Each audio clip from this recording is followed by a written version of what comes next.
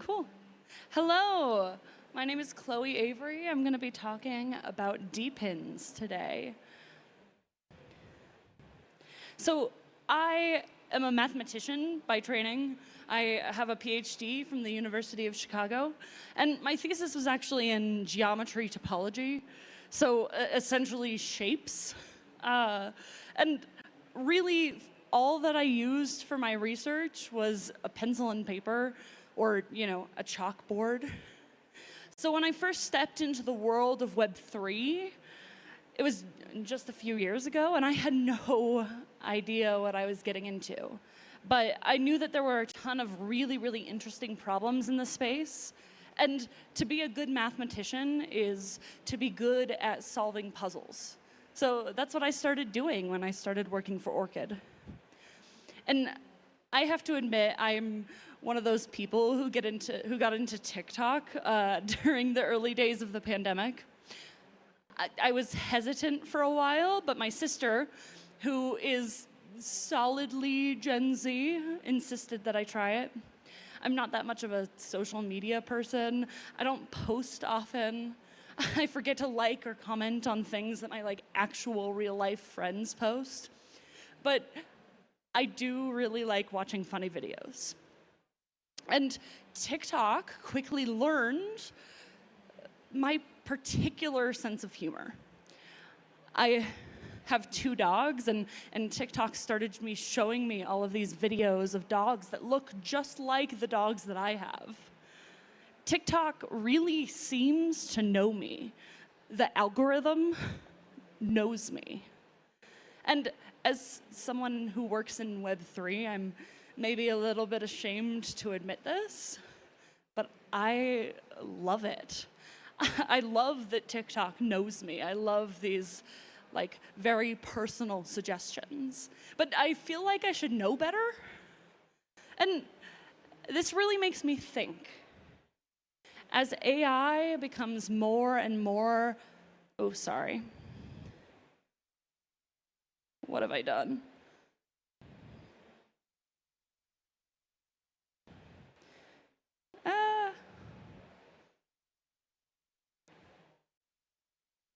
I am so sorry. Hold on.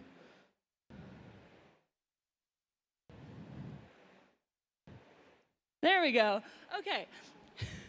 As AI becomes more and more a part of our daily lives, AI is also going to know me. And probably even better than something like TikTok knows me.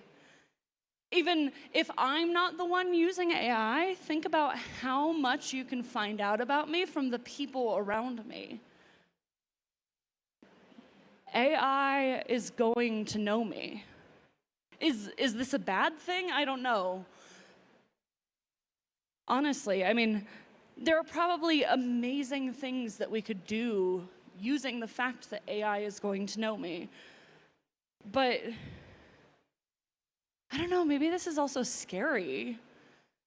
If this gets in the hand of one person, that is a lot of information that they are going to have about me. And information is power.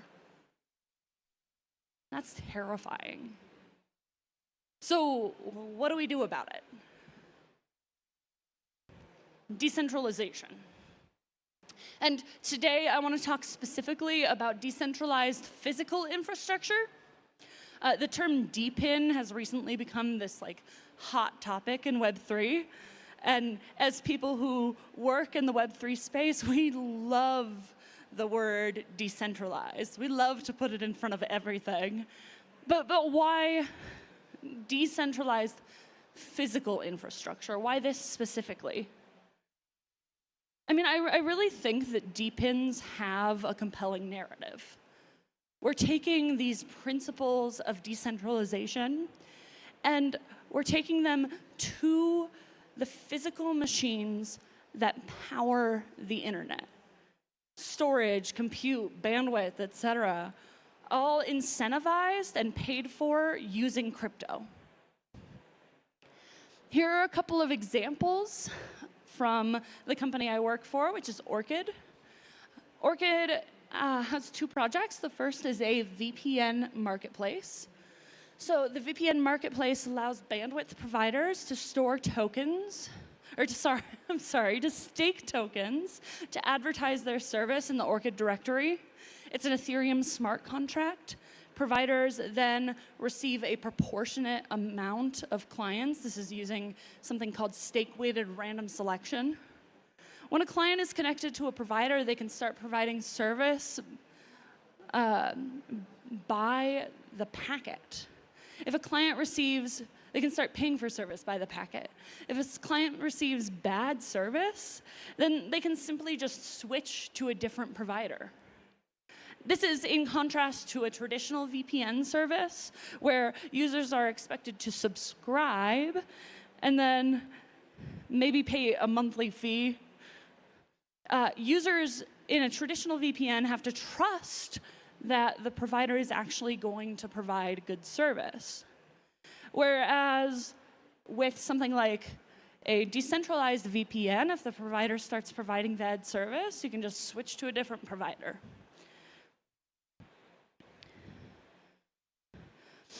And actually, the ability for a user to switch to a different provider incentivizes the provider to provide good service. The other project that we have is StoreKit, so storage ORCID, StoreKit. This is decentralized data storage, and actually we're currently building this. If you're interested in thinking about this kind of stuff, please come talk to me. I'd be happy to. So the idea for this is rather than store your data with a single company, that's a single point of failure, and you're putting trust in this company. The idea here is instead of that, you could break up your file into a bunch of different pieces and send each of those pieces to a different storage provider. When you break it up, you do this in sort of a redundant fashion, so that if you lose one or more of the pieces, you're still going to be fine. Actually, I mentioned that I'm a mathematician. There's a lot of really cool math that goes into exactly how you break up the files. If you want to learn more about that, please come talk to me. I love talking about cool math things. Yeah, so you break up these files, and if you lose one, we're able to repair that storage provider. The other providers in the cohort can pick a new provider for you. They can send them the data that they need. So this is the idea of decentralized data storage. These are a couple of examples of this decentralized physical infrastructure. And one of the technologies that both of these use is something called nanopayments. So I mentioned before the idea of trust. If you're using these decentralized physical infrastructures, you don't want to have to trust providers. These are maybe random people. So suppose that you're a provider that I do not trust, and I want to pay you for a service. Say maybe it's bandwidth. Well, I certainly don't trust you with $10. I probably don't even trust you with $1.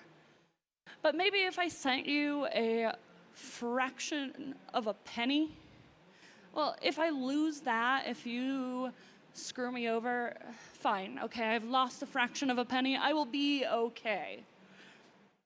So how do I send you these like tiny, tiny amounts of money? Because if you think about traditional payment systems, there's usually a minimum amount that you have to send and some sort of transaction fee.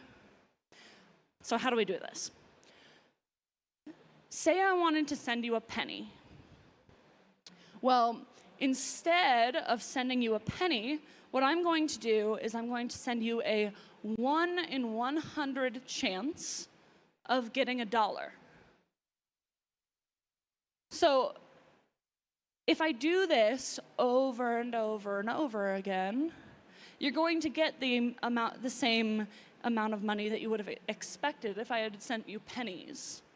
And like I said, you can do this with fractions of pennies. You can do this with tiny, tiny amounts of money. And the main principle that makes this work is something called the law of large numbers. It says that if you repeat a probability theorem enough times, a large number of times, that you're going to get the expected value. So I guess why NanoPay for decentralized physical infrastructure? That idea really goes back to trust. Yeah, I mentioned this before, but you don't want to trust these people that you're just randomly finding on the internet. So there's actually one more really interesting example that I want to talk about for NanoPay, which is using nanopayments to pay for generative AI. There's this little demo that somebody else from Orchid, Dan Montgomery, has been working on. So the idea is that rather than pay for a subscription, say something like ChatGPT, I don't actually know how much it is a month. I think it's like, I don't know, it's quite expensive. So rather than paying for something like that, you could pay, just buy the question you ask ChatGPT. You could pay these tiny, tiny amounts of money, and you can use NanoPay for it. So this is just another interesting example of how we could use nanopayments. If you're interested in this, here's the link right here.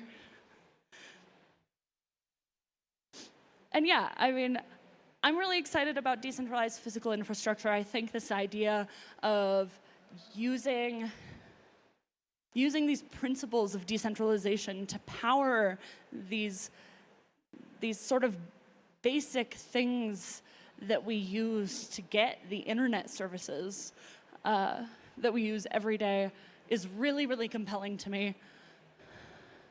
If you want to learn more about any of this, please do come talk to me. If you want to talk about the cool math, please come talk to me. That QR code is the link to our website. There's my info. Thank you so much.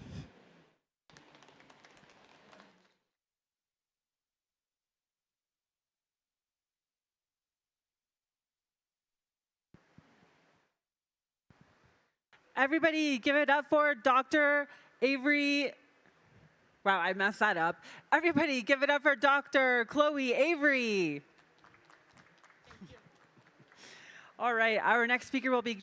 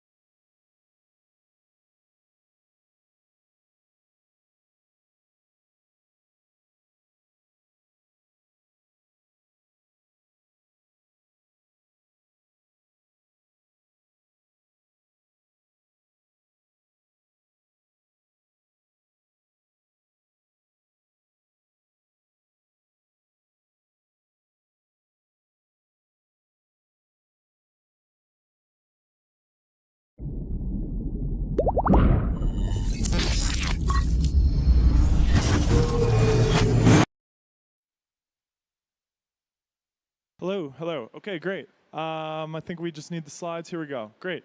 Hey, everybody. I'm Will. I lead investing for Galaxy Digital. We are a New York-based financial services firm in the crypto space. We invest and trade all across the industry, but I co-lead the venture efforts at Galaxy. This is a thread of research that I've been pursuing and continually analyzing for the past 9 months or so. Today I'll do a bit of a presentation that I've given previously, and then a little bit of additional work on MEV. And we'll broadly talk about block space as a business model, where consumers are purchasing block space, if you think about it as a product, the cost to serve that product of block space, and then the impact of MEV, which is kind of an endogenous transaction type inside of this block space economy. And I want to maybe frame it from a lens that I work out of. New technology paradigms fundamentally create new business models. And this is, as an investor, one of the things that I have to be keenly aware of. So there's a firm that some of you may be familiar with called Insight Partners. Insight Partners was formed in the mid-90s when the PC boom was basically halfway up its S-curve, right? PCs were getting shipped to every home computer, and to every home. And Insight Partners identified that SaaS as a business model had a high propensity for recurring revenue, high gross margins, and basically costs in R&D that scaled logarithmically with the revenue. So you could really gain as you scale over time. And they identified that this is a business model that was really an elite business model. They built a firm around it, and they were absolutely right. I think that that is something we are ultimately at Galaxy want to focus on in crypto. What are the new business models enabled by the technology? So I see 4 business models in our industry today which have a recurring sort of robust product market fit. The first is software businesses. So these are the SaaS businesses that I just talked about. This isn't a new business model per se, but certainly businesses like Fireblocks, Alchemy, and others have sort of repeatable, robust product market fit. The second is exchanges, the propensity to trade assets of all types, whether that's cryptocurrencies or NFTs, and over time, we believe at Galaxy, broad financial assets. There's a clear desire to do that in crypto, and exchanges generate robust, sort of repeatable product market fit. The third is stablecoins and lending businesses, what some people call net interest margin businesses, which you could think across a whole spectrum there. There's probably a whole other presentation to be done on that business model in the industry. The fourth is block space, which is the area I've been focusing on and the area ultimately that I find most interesting. Block space, it's a product that blockchains sell to consumers, right? Consumers who are transacting on a chain buy block space from a blockchain which produces it. What is block space at the core? It's a set of operations on a global state machine where there's sort of global consensus over over those state changes. And it's priced on a per operation basis at a virtual machine level.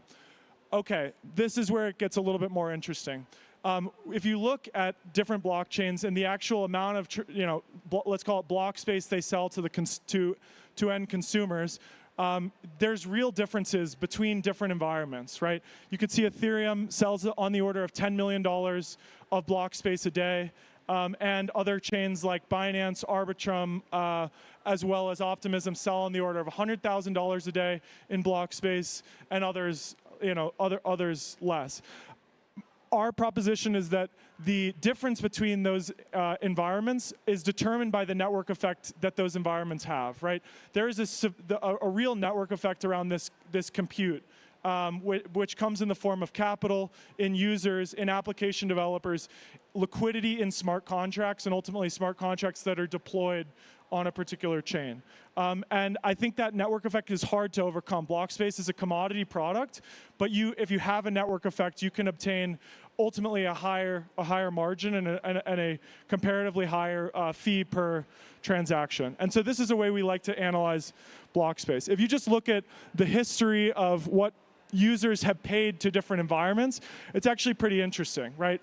This is through 2023. These are actualized numbers. So in 2021, consumers paid $10.9 billion to use block space across these 6 chains: Ethereum, Binance, Polygon, Avalanche, Arbitrum, and Optimism. There's others I would probably add here. Solana would be great. Solana is a fairly difficult chain to get to produce data on because they have so many transactions.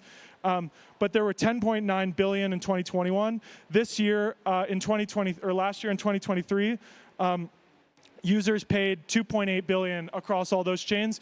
2.4 of that is for Ethereum specifically. The other things I would highlight on this sheet are, you could see in 2022, if people remember in the market, the alt L1 rotation. So that's users moving into Polygon and Avalanche. You can see an uptick in transaction fee volume paid in those environments, where you have Avalanche and Polygon growing 130 or 100% year over year from the prior year. And then in 2023, you can clearly see an L2 rotation, where you have Optimism and Arbitrum growing their fee revenue by 100% year over year. The other thing I like to think about and pay attention to are what is the market paying per dollar of block space revenue. You could see this is a chart of, it's a bit of a confusing chart, but it's the multiple paid on the annualized transaction fees of the last 30 days. So at the bottom here, you can see Ethereum, which the market pays about 100 times the annualized transaction fees for Ethereum. And then you could see on the top here, Avalanche, where the market's willing to pay up to, at times, 500 plus times multiple, which is quite interesting. You also have Arbitrum and Optimism kind of on the lower end of that. So you can ultimately create, what people who are traditionally look at this stuff as known as an income statement. Where, let me just walk through some of the key metrics here. The 2.4 billion number is what I previously showed on the screen. The COGS is in some ways what ends up as being interesting. This is the cost for a blockchain to actually produce that block space for the consumer. And Ethereum ultimately has to pay an end user or a service provider to provide that bandwidth, storage, compute, and memory to the network to run the service, right? And so Ethereum ultimately pays out 1.75 billion of the 2.4 billion that they earn out to the service providers, which is both the token holders as well as the validators themselves. So this first line here is the EIP 1559 tip that goes directly to the validators, and then the rest is a validator compensation as well. So that is, and the other thing, if you can look at the gross margin, so this is a fairly low gross margin business in aggregate, which is a metric that obviously investors pay a lot of attention to. September and October, you could see those are actually negative gross margin months, where because the fee revenue in September and October on Ethereum was low, and they were paying out a recurring sort of block reward, they ultimately had negative gross margins there. But in aggregate, Ethereum kind of averages around 30% gross margins on a monthly basis, which is comparatively low. If you contrast that with Arbitrum and with other L2s, Arbitrum made 63 million in 2023 in transaction fee revenue. They paid out 45 million or 46 million in call data costs down to Ethereum. So Ethereum, this 45 million goes into Ethereum's top line transaction fee revenue number, right? And that averages around, again, 25-30% gross margin. That is something that we'll talk about here in a second. So what are these systems actually doing, and how much data are they processing, and what are consumer, or what are the L2 consumers paying for L1 block space? So they're paying for Ethereum block space somewhere in between $1,000 to $2,000 a megabyte to access Ethereum block space. And in high in high months, Arbitrum is processing about 2.2 kilobytes per second onto base layer L1. And in kind of a stabilized time period, May of 2023 was a comparatively high month in terms of transaction fee usage. And then in August, it's kind of more a normalized number at 1.2. That's kind of where it hangs out, about 1 kilobyte per second. Ethereum as a system today processes about 14 or 15 kilobytes per second in data throughput. After EIP 4844, you're going to add another 20 to 25 kilobytes per second in blob space, which will be priced actually differently than base L1. And so you're going to be expanding that capacity, and then obviously the long-term target for Ethereum is about 83 kilobytes per second. So you could think of that as having basically capacity for 83 arbitrums at kind of fully baked. And then pricing congestion based on users' demand for that. So just to highlight, and then I'm going to go into a little bit on MEV because I think that stuff is quite important to the study of block space as well. But if you look at just how Celestia has performed in terms of transaction fee costs and so on, Celestia transactions are running about $4 to $5 a megabyte. So you could say even from the low end of Ethereum call data, it's about 20x cheaper than Ethereum call data. So if you go back to this Arbitrum income statement, you're looking at this 45 million number divided by 20, and then basically take that $2.5 million as COGS on the Arbitrum income statement. It completely changes the business model of L2s to have cheap data availability. That will also be true post EIP 4844, where they're expanding blob space obviously to 375 kilobytes per block. So to go into the MEV side a little bit, because as I thought about the market for block space, MEV is a huge part of that. MEV is a huge consumer of block space, and it's a really interesting market to analyze as a consumer of this product and this business model. So I would argue we have two transactions on blockchains. The first is we have users who exogenously have demand for to complete a transaction. That they might want to lend in Compound and borrow against a particular asset. That the second type is MEV transactions, where there's an endogenous demand from a riskless arbitrage that a user can extract from the system. I believe these are two different classes of transactions that are fundamentally different. So one of the key questions I want to understand in analyzing block space is how much does type 2 account for? My expectation was actually higher than it ended up being. So in 2023, across the entire MEV supply chain, the sort of aggregate dollars earned by the searchers, the miners from the priority fee, as well as the ETH burned as part of that process, was 344 million across the supply chain. Searchers made 17% of that. And then the network validators plus ETH holders made 83% of that. Validators themselves earned an additional 235 million just from MEV transactions in 2023. So this number was a little bit lower. Here's the MEV transaction volume on a per week basis paid to the chain. So you can see there's two spikes. The first is the FTX collapse in November of 2022. And then the second is the SVB crisis. This makes sense. MEV transactions are saturating a larger percentage of the overall transaction fee, transactional usage of the Ethereum blockchain at that time. On average, we hang around about MEV being 10% of the total transaction fees of the system. So it's a slightly smaller amount than I ultimately expected. If you break it down by category, in terms of the types of MEV transactions that are happening, liquidations in aggregate in 2023 were accounted for about 7 million of Ethereum revenues. Arbitrage accounted for 125 million of the sort of MEV supply chain. Sandwich transactions accounted for 210 million. And Searcher Builder, this is actually, there's not great public data on this. This is internal Galaxy data and doesn't represent the complete market share of Searcher Builder arbitrage, but this is transactions priced both based on the Binance and market price at the time, as well as the transactions that actually got executed on chain.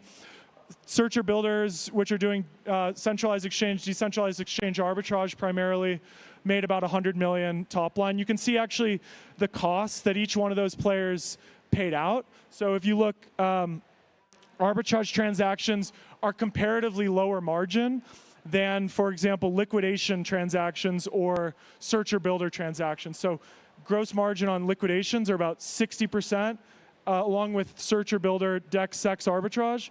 And then on arbitrage, just normal atomic on-chain arbitrage, the margins for searcher is about 18 and 14%. So you can see where, what it would signify is liquidations or sandwiching and arbitrage are more competitive on chain versus searcher builder kind of arbitrage opportunities as well as liquidations.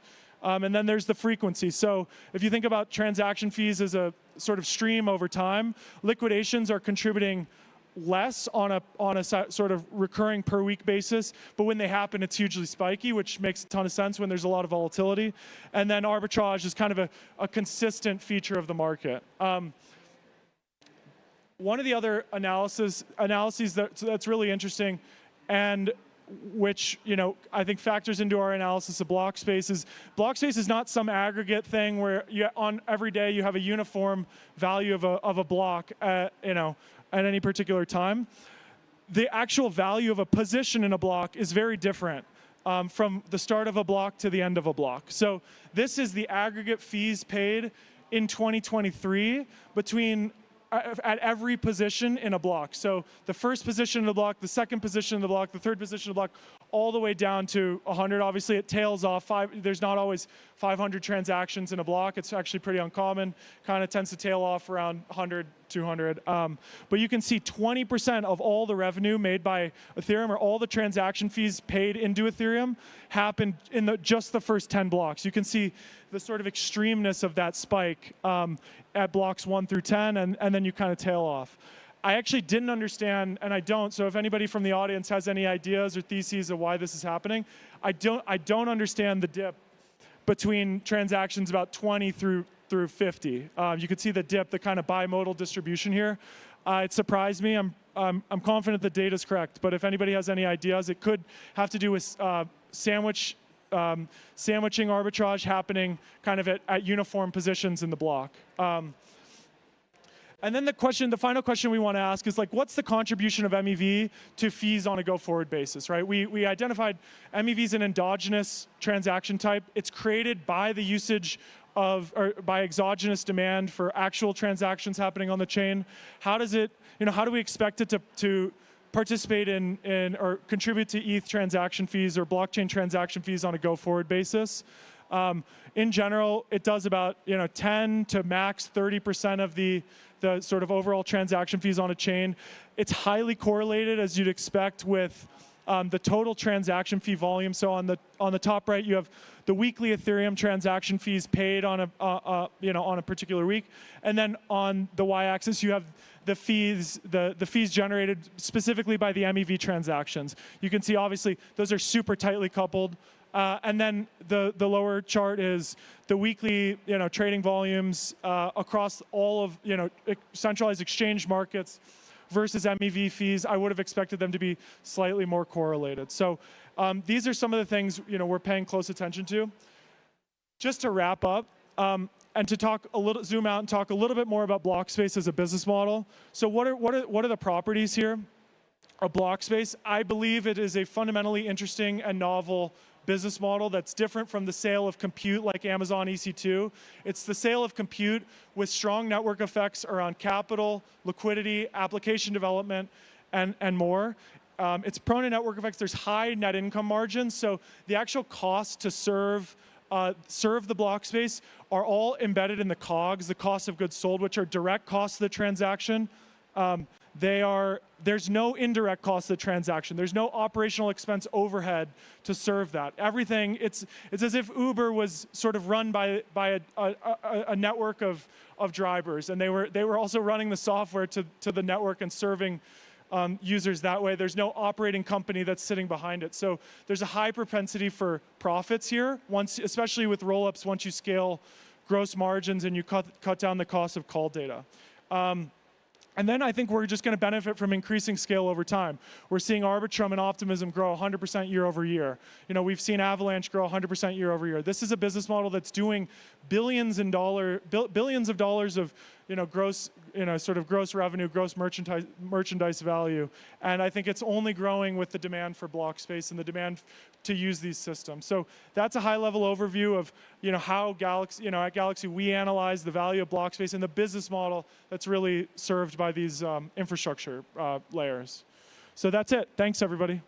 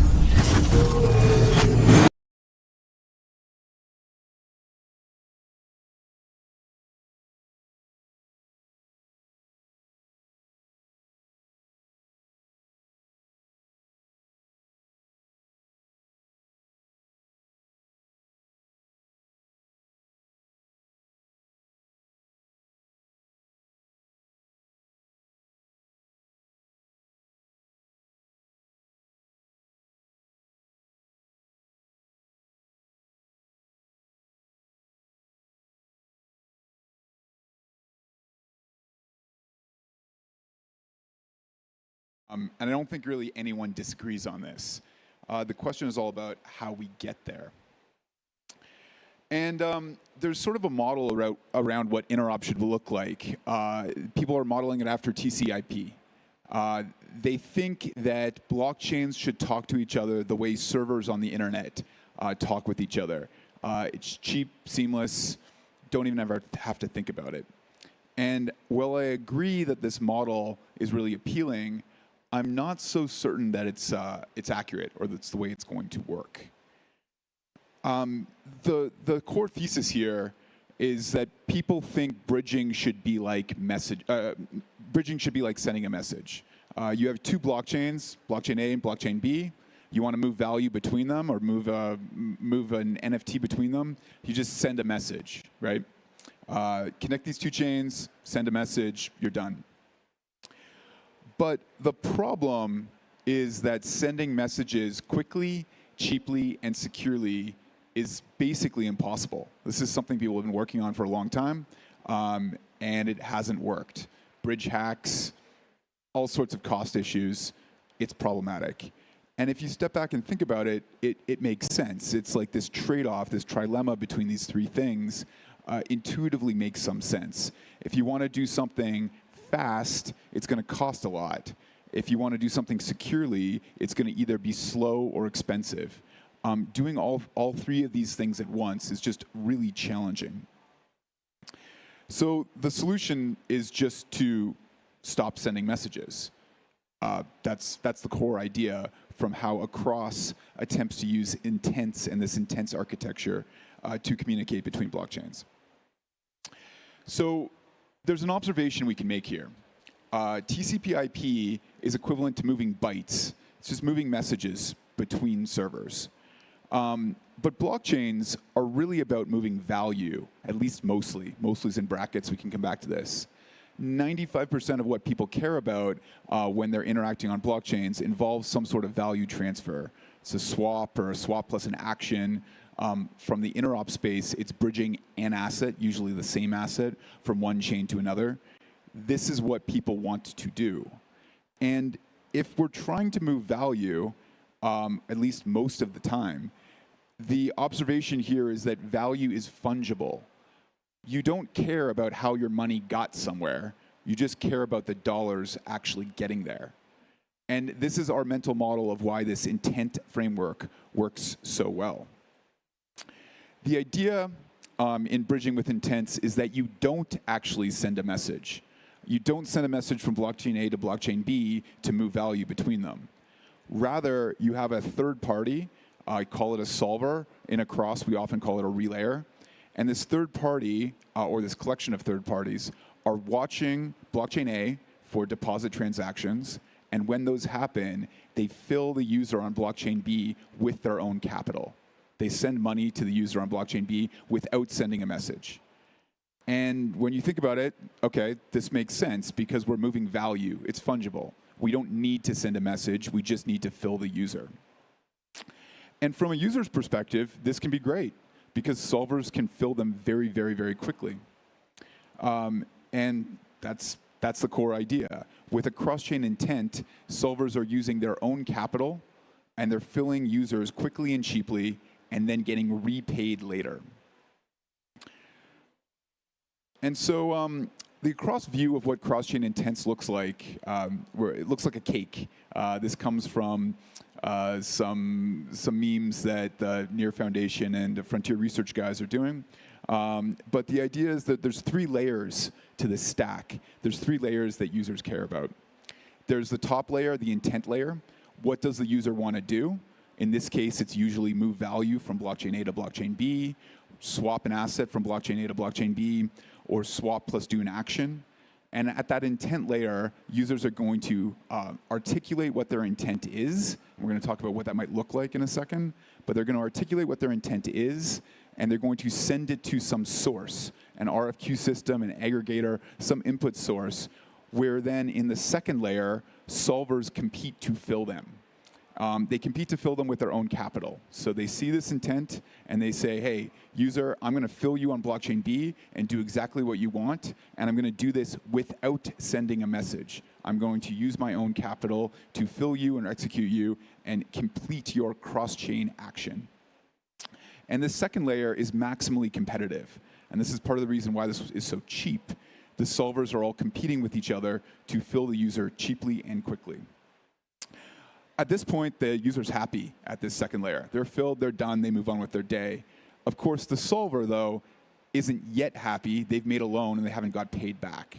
And that's the third layer, what we're calling the settlement layer, where the user funds on the origin chain are escrowed, and they're held there until we verify that the intent was fulfilled. And at that point in time, we repay the user, repay the solver and send them back their money. So it's worth going through why this intents framework works so well. Intents can be really, really fast. And according to our data, the across-bridge average fill time is 1 to 3 orders of magnitude faster than message-based bridging systems. In this chart, I think you guys can see this. I'm looking at the median L2 to L2 fill times of across, Stargate, and CCTP. Across's median fill time is about 7 seconds, and there's room for this to get a lot faster still. And we are just so much faster than message-based systems because solvers are able to take on finality risk. They can fill a user as quickly as they see the deposit transaction, and they do not need to wait for the origin chain finality. Unlike a message-based protocol, which simply cannot send a message between chains until we have some origin chain finality. So this intent framework allows solvers to compete on speed and actually assume some finality risk, allowing for users to get much, much faster fill times. The second advantage is related to security. So this slide's a little text-heavy. But the important concepts here is that in this framework where solvers are filling users with their own capital and getting repaid later, what we've essentially done is we've separated the architecture in 2 parts. There's the urgent part of getting the user their fast fill, and then there's the complex part of doing the cross-chain messaging or figuring out if that fill actually happened. And by separating these 2 parts into the urgent part and the complex part, we're able to take our time and kind of expand the design space of how we do the hard part, how we do the complex part.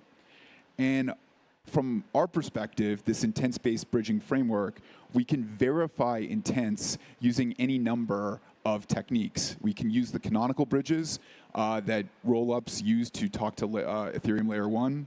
We could use ZK proofs, which are expensive and take time to generate, but it doesn't matter if we have time to waste.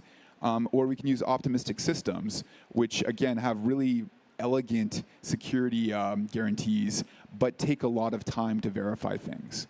And so the argument here is this intent framework can allow us to maximize security by separating this complex part from the urgent part. And the third advantage here is intents can be really, really cheap.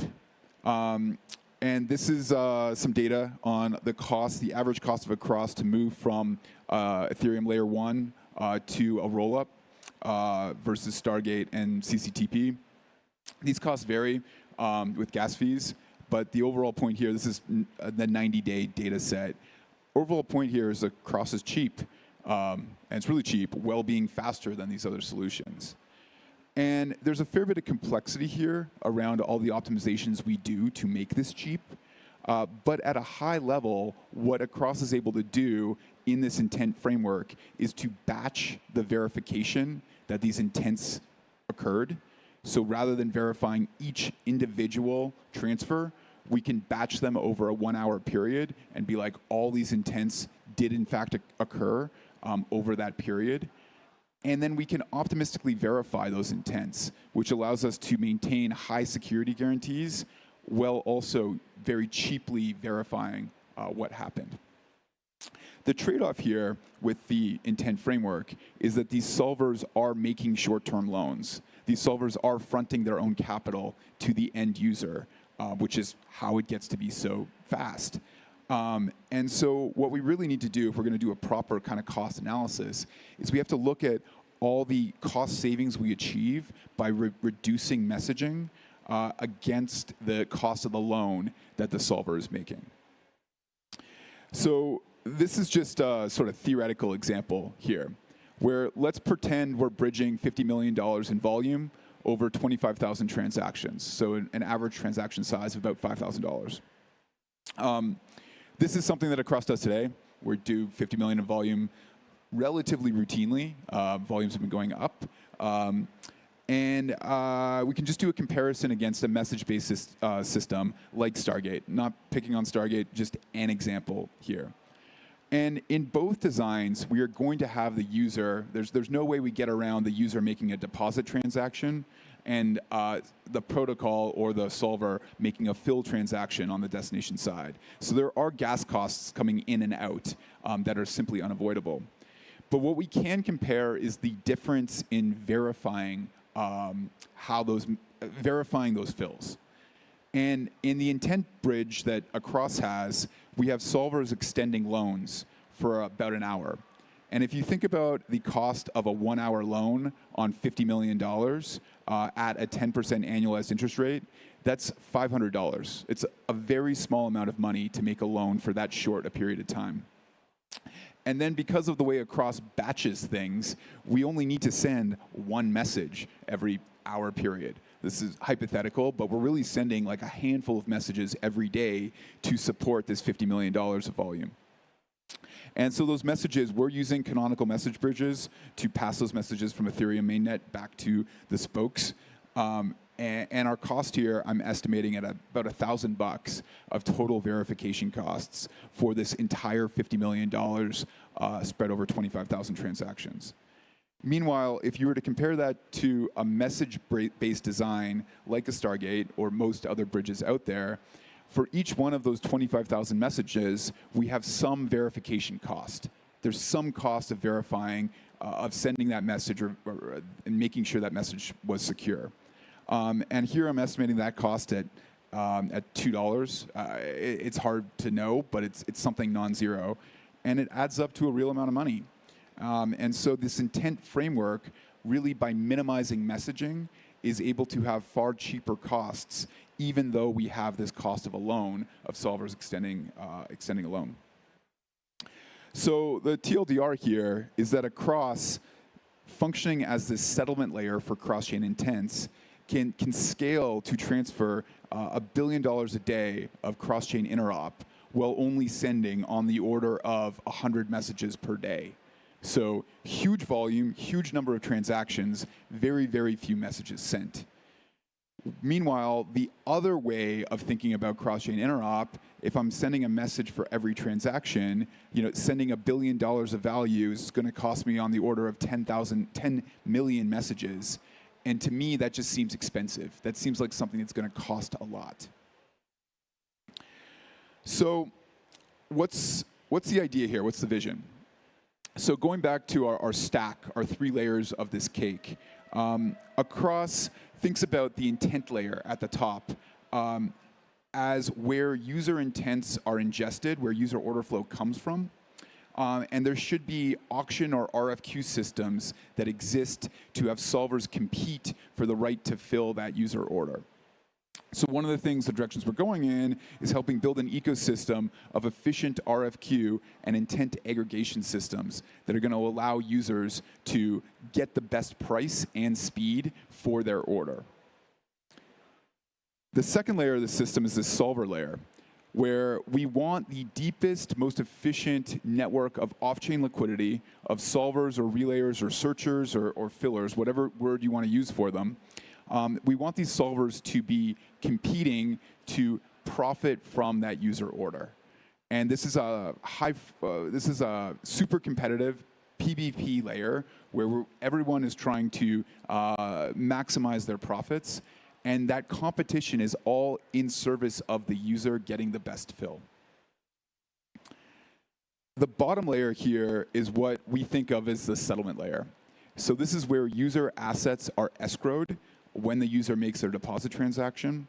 and they're only released back to the solver after we verified their intent was fulfilled.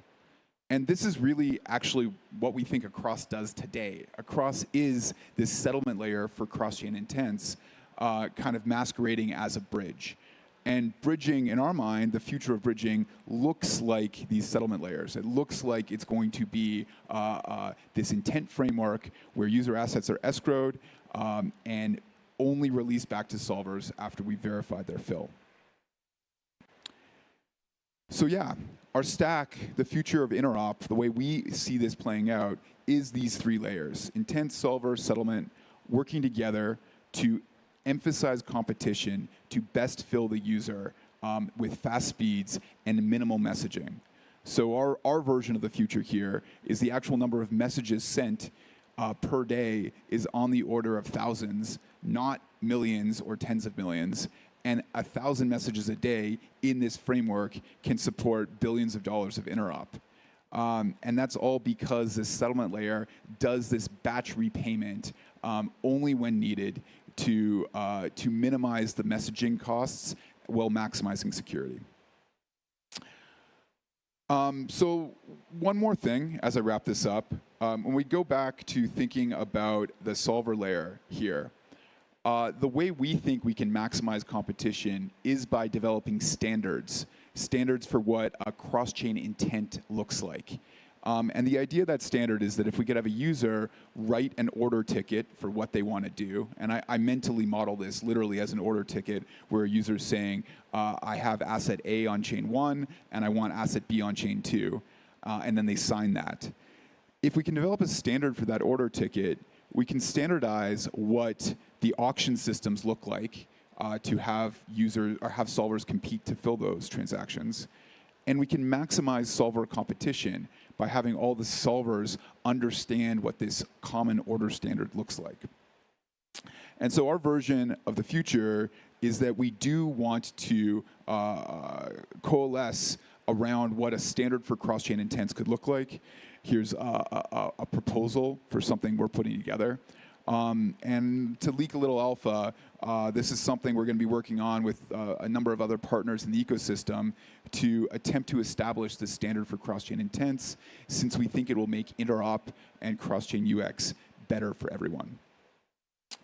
And so, guys, that's my presentation. You can follow me on Twitter at Hal2001, also on Farcaster, trying to do a little bit more there, at Heart. And follow along with the Cross protocol. We are currently the fastest, cheapest, and most secure bridge in the EVM space. And we're looking to push further into this intent-based bridging framework. Thank you very much.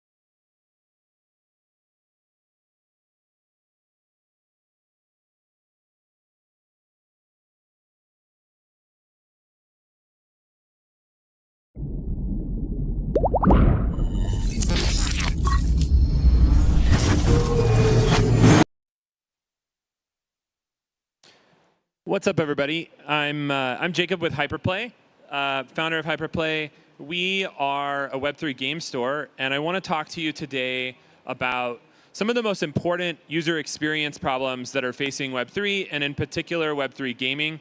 I want to talk about the freedom to game and the role that Web2 has played in preventing great Web3 user experiences.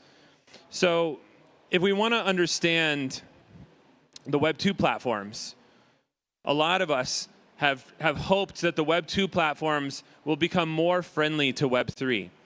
And a lot of the criticism that we've heard of the Web2 platforms, like the Apple App Store or Steam or Google Play, is they have these crazy high transaction fees. And that's a big part of the problem with those platforms. They have a very parasitic relationship to developers. They derive huge amounts of revenue from the transactions that happen in the games or in the apps that are inside of their platforms. But the problem isn't actually just those transaction fees. It's that their business model fundamentally prevents the composability of blockchains from taking place inside the apps which are in their stores. They don't want to allow smart contract interactions. They don't want to allow your wallet to interact with whatever dApp that you want to interact with. They want you stuck in a walled garden. They want you stuck in a world routing all of your transactions through the centralized banking system that they are allied with, so that they can extract fees from you as a game developer, and so that they can extract fees from your users. So if we really want to build Web3, and we really want to create great user experiences for gaming or for Web3 in general, we have to first start by understanding what has happened to the interactions between the wallet and the game, which has been forced by these Web2 platforms. Today, before Hyperplay existed, essentially every single interaction that would happen between the wallet and the game would have to accept one of these three compromises. The game would either be built as a browser game so that it could have permissionless access to the wallet. This was great for not being censored, but we know that browser games, they have to accept a lot of performance compromises. Many players aren't going to see them as real games. We also see the other types of compromises where game developers build native games. They release them through these app stores and through these monopolies. And those app stores don't allow you to have any sort of a transaction in the game. All of the Web3 components are moved into a separate website where you have to leave the game and do transactions on a separate website. This is hurting the protocol revenue of the game developer. It's a super annoying user experience for the player. And we also see this third model where games have adopted embedded wallets within their games.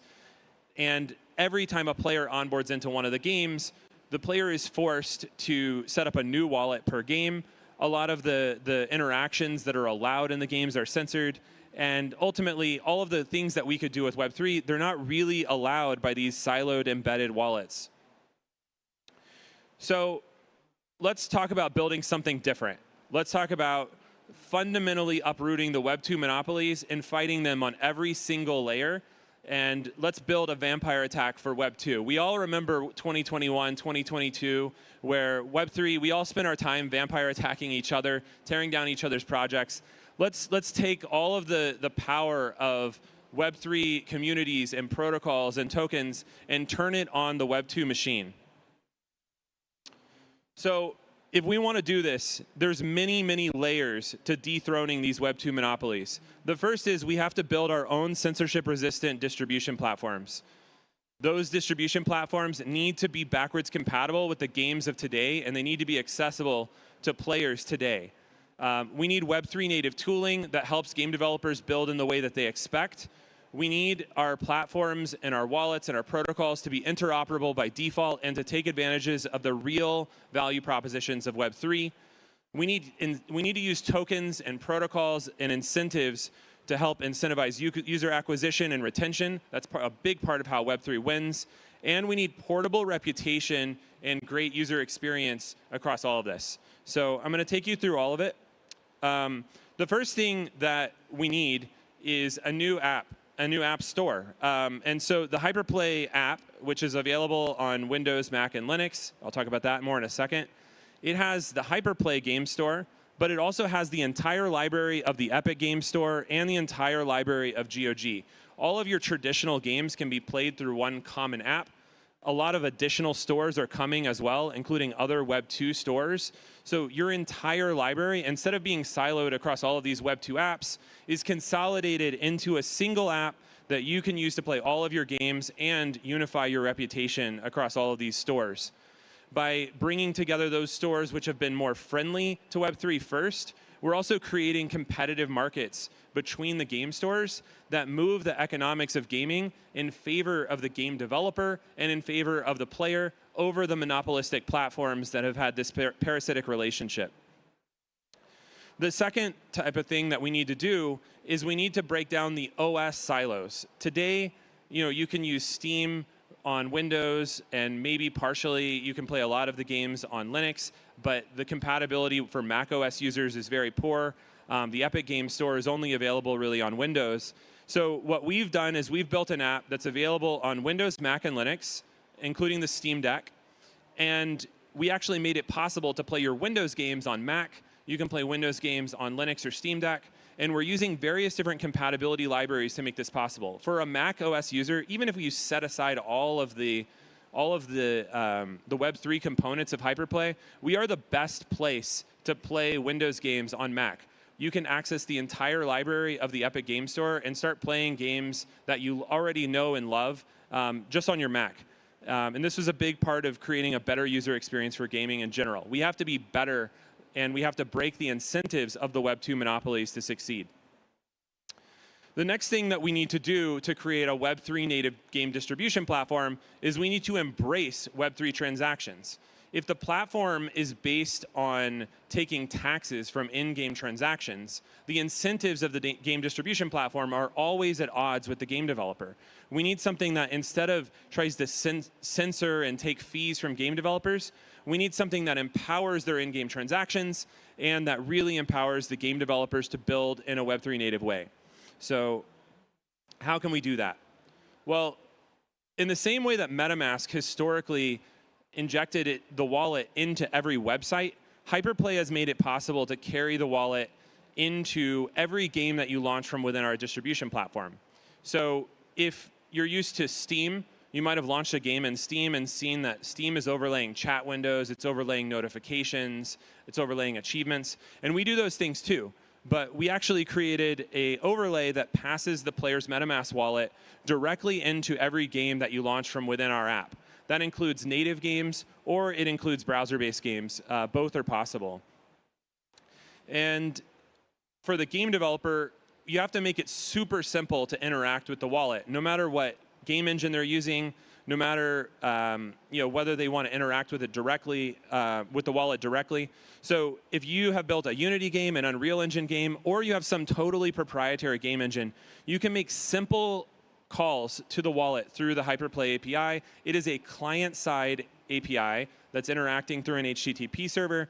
And these, whatever wallet method the player has selected in the app, those calls are going to relay to the player's connected wallet. It is not any more difficult to connect to our API than it is to use window.ethereum in a website dApp. It's almost identical. But if you don't want to code and you don't want to make calls to a window.ethereum like API, well, you can also use a no-code, out-of-the-box SDK on the Unreal Engine called web3.unreal. And on Unity, we support Third Web as well. So what do the wallet-to-game interactions look like in a world of a native game distribution platform? Well, the player can actually select what kind of wallet method they want to use. In this example, the player is choosing MetaMask Mobile through the MetaMask SDK. In the Hyperplay app, it pops up with a QR code. The player scans it with their mobile app. And then as soon as they have a transaction in the game, we're using that overlay tech to overlay these notifications that you see in the bottom right-hand corner. Those notifications are going to tell the user to approve the transaction on their phone. It's a secure connection where the keys are kept off of the device and all the transactions are relaying to the player's mobile device. But what about players that want to just click confirm directly in the game? They already are onboarded into the MetaMask browser extension. They want a super simple way to do it. Well, the Hyperplay app actually detects and can connect to any of your existing MetaMask browser extension installs. We detect those. It's in a single click. You can connect to your existing MetaMask extension install. And then we can actually overlay the MetaMask browser extension on top of native games, not just browser-based games. No matter whether the game is browser or native, we're using that overlay tech to allow the user to confirm transactions directly inside the game. OK, but you might ask, what about those users that don't already have a wallet? And we want to help onboard people who are coming from Web 2, who have never interacted with any of this crazy Web 3 stuff. Well, the first time that your game calls a transaction to the Hyperplay API, if the player does not already have a MetaMask wallet, the Hyperplay API will detect that there's no connected wallet. We overlay this notification box on top of the game, and we help the player set up a MetaMask wallet directly inside of the game without ever leaving the context of the game. Today, this uses MetaMask Mobile, but there's some really, really incredible, sick things coming as well that we're working on with the MetaMask team. I can't say anything more at this moment, but there's going to be some really awesome things around this user experience. The next thing is, if we want to defeat the Web 2 platforms, we have to use the incentives and the powers of tokens to really break the moats and the monopolies that those Web 2 platforms have. So very soon, we'll be announcing something that I'm going to be a little bit vague about today, but the game developer can start by going to our developer portal. They can create quests, and they can find games that are similar to their own Web 3 game in Web 2. They can define the eligibility requirements and apply Sybil-resistant filters to players, and reward players who have certain reputations to come and try the game of the game developer. This is a great way to identify real players, to incentivize them to come and play the game. And let's move the economics of tokens and communities in favor of real players over airdrop farmers and that sort of a world. On the player side, we can also do some pretty incredible stuff. The player can claim quests, rewards directly inside of the games themselves, no matter whether those games are native or browser-based. We use the Hyperplay overlay to make it possible for the player to make those claims. Next, I want to just say a little bit about our platform and protocol. If you're interested in building with Hyperplay as a developer, there's a few things you should know. One is we've built the most developer-loyal game distribution platform that exists. We're never going to censor game developers and force them to use specific wallet APIs. We're not going to try to tax the in-game transactions with transaction fees and listing fees. We want to have a fundamentally different business model than these Web 2 monopolies have had. We want to empower game developers and players. And so we built a business model. It's very similar to what you would get with MetaMask. MetaMask doesn't charge you to use dApps. Instead, they offer convenience features that help improve the user experience inside the wallet for those who want them. That's our business model too. We have a primarily open source desktop app. There are a few proprietary things that are part of our ecosystem, but open source is part of our DNA and our values. And we do support native or browser-based games. If you're building a browser-based game already, and that browser-based game supports Window.Ethereum, your browser-based game already works perfectly with our wallet features. You don't have to make any changes. You just need to list in Hyperplay. And for your players, when you launch a browser-based game in Hyperplay, it opens in a full-screen window with WebGPU, which means that your game is actually getting graphics card acceleration. Your browser game suddenly feels like a native game. It performs better than when the player plays in whatever web browser, and you'll really up the user experience game.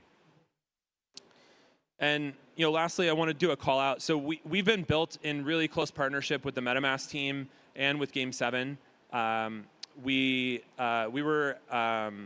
a longtime partner of the MetaMask team. We're working on some really incredible things together, and we've worked to bring MetaMask into the world of gaming in the same way that MetaMask has been available in website-based apps.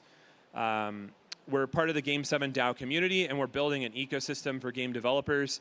Our lead investors are Griffin Gaming Partners and Bitcraft, which are the two largest Web3 gaming funds. And we've got over 65 games in the Hyperplay store. Those are some of them on the right-hand side. And we also have the entire library of the Epic Game Store, the entire library of GOG. Any of these games that you want to play in Hyperplay, you can come and play today. That's it for the presentation. We've got about 5 more minutes, so I'd love to take any questions if anyone has any, or otherwise we can meet afterwards to the side. I hear there's no mic, so you have to be willing to shout really loud. Yeah, anybody have a question?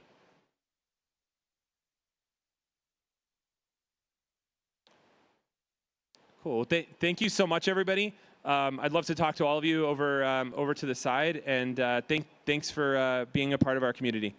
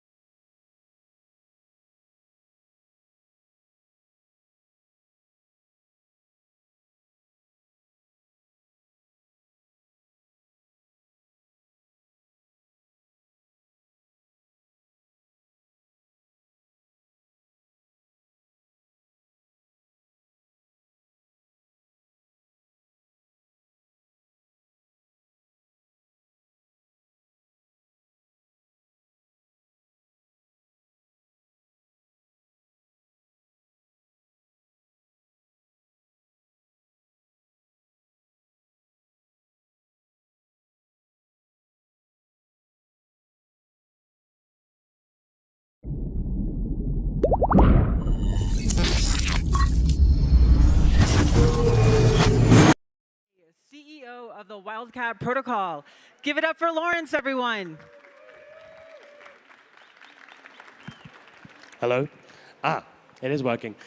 I'd like to start by registering a protest at making Europeans come to a city which is this high and I lose my voice. It should be a crime. So if I do crack my voice, please laugh. That's absolutely fine. So I am going to be talking to you about credit, as was just suggested. We've gone through this in a couple of cycles in the past, the way it was done, how we're looking at it now. Is it a good idea? Where are the problems? So, yeah. Normally, I go on a full-blown rant for about an hour when someone says a word that's associated with this. The Matrix is attacking me and constraining me to 15 minutes, so I may cut a bunch of things out. Please tap me on the shoulder. I will talk to you until you are sick of me at the end, if you want to chat about it. So, look around you, right? Here we are in this wonderful stadium.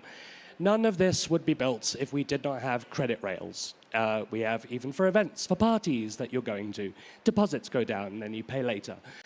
Anyone who's suggesting that like the fate of a blockchain-based economy is that everything should be paid for in credit in full is delusional. It's an engine for growth. It's weird. My take on DeFi has always been that we should be taking the bits that work in the traditional financial system and replicating them on chain. And the most powerful engine that the traditional markets have for growth is fractional reserve banking, which you could consider credit to be. I do think that we need credit mechanisms and base level privacy as the things that we really do need to solve for in the next couple of years if we are going to be taken seriously at all and not just a niche little project. Wind back 2 years when all of us had money, although actually, if you look at prices, things still were doing pretty well. Celsius, BlockFi, Genesis, they were all around. They were doing absolute gangbusters. Celsius, 25 billion, 10 billion in BlockFi. And they were lending stuff out. You're getting 8% and what have you. And the desire was strong. People were pouring in to deposit, right? That's where the lender side of things comes from. It's the desire to seek risky capital. They will perform their risk-reward analysis and go, here you go, fine. In DeFi, we've been inculcated to believe, well, not believe, to follow the, everything needs to be over-collateralized, don't trust, verify. But we have Aave, we have Euler, we have Compound, wonderful, wonderful protocols that allow us to perform these things, but they're not lending, they're margin platforms. And yet, DeFi did so well 2 years ago because it's easier for people to use usernames and passwords for things instead of, having to have responsibility for the EOAs or safes that they're performing things in. The trusted platform pitch worked really well. People, liked the charismatic posts, bullish posts of like Alex Mashinsky and so on. And then we got to the middle of last year and the Widowmaker ARB closed, 3AC didn't meet its margin calls, and everyone pulled out of CDFi and went, right, where should we put our money? Here you go, Mr. Bankman-Fried. And lo and behold, $35 to $45 billion of lender credit evaporated. This is the only meme I have in here. I'm assembling a team, right? The defaulting pages of all of those platforms. In the past, these protocols still exist. There are protocols that will support and enable under-collateralized credit already. There's Maple, there's Clearpool, there's Solve, there's others like Atlantis, Ribbon Finance, and what have you. The model that they generally use is that they will collect willing capital, that capital that's willing to be deployed off-chain or perhaps for market making or trading or what have you, and then put delegates in the middle of it. Who will perform a risk analysis that will look for long-tail risk or something in the documentation or in the financials that suggests this is what they should be getting or what have you. And they will generally dictate, you should borrow at this capacity at these rates, and that's what they'll allow. Over 3 years, we saw $5 billion being extended in credit that way, which is a lot of money. But when you consider the size of the global credit markets, is but a drop in the pond. Again, like I just said, that's 20% of what Celsius had at any one time in user deposits. And my thesis, and the reason that I'm wearing this hoodie and this shirt, and I'm tired all the time, is because I believe that these existing platforms made it difficult to become a borrower. So people who did want to borrow money, like USDC or wrapped ETH or whatever, were forced to paper it up off-chain so that they would sign an agreement, it would get papered away, and no one would really know about them until something went wrong, until a margin call went wrong or something unraveled. I do believe that the promise of DeFi is visibility into things. You know, we have June dashboards. We have a series of people who will do nothing but post about any slight deviation from expected behavior. I think the way that you treat credit mechanisms and their visibility on chain, it's a really good way of seeing, are we overheated in terms of leverage? How is the general health of a market? If people are starting to default on things, this is fine. If my prop shop melts, I'm not important. The only people that are angry at me are my LPs.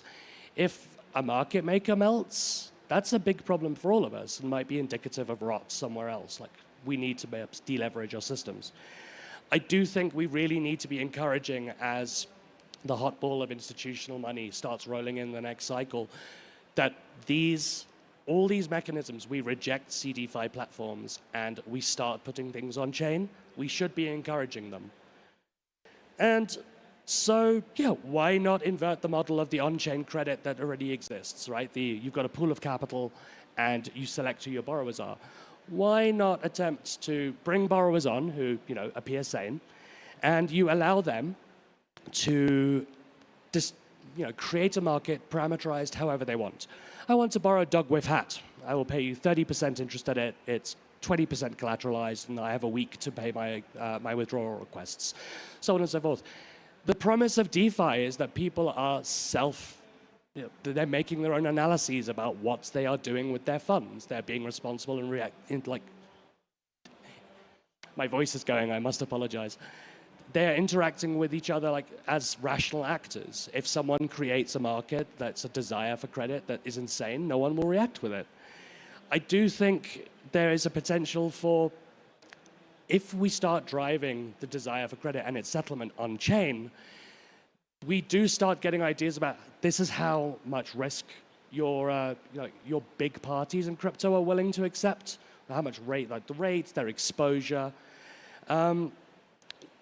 It's straight. We do have some existing stuff that accepts permissionless deposits. I do think the future of credit, just because of the nature of the trusted bulk of the relationship, should be institutional.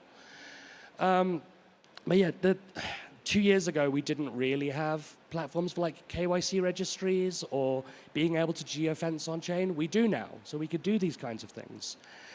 For every market maker, every trading firm, some real world companies, they want to borrow uncollateralized. Why would they not? Presuming that they believe that they're able to meet their obligations.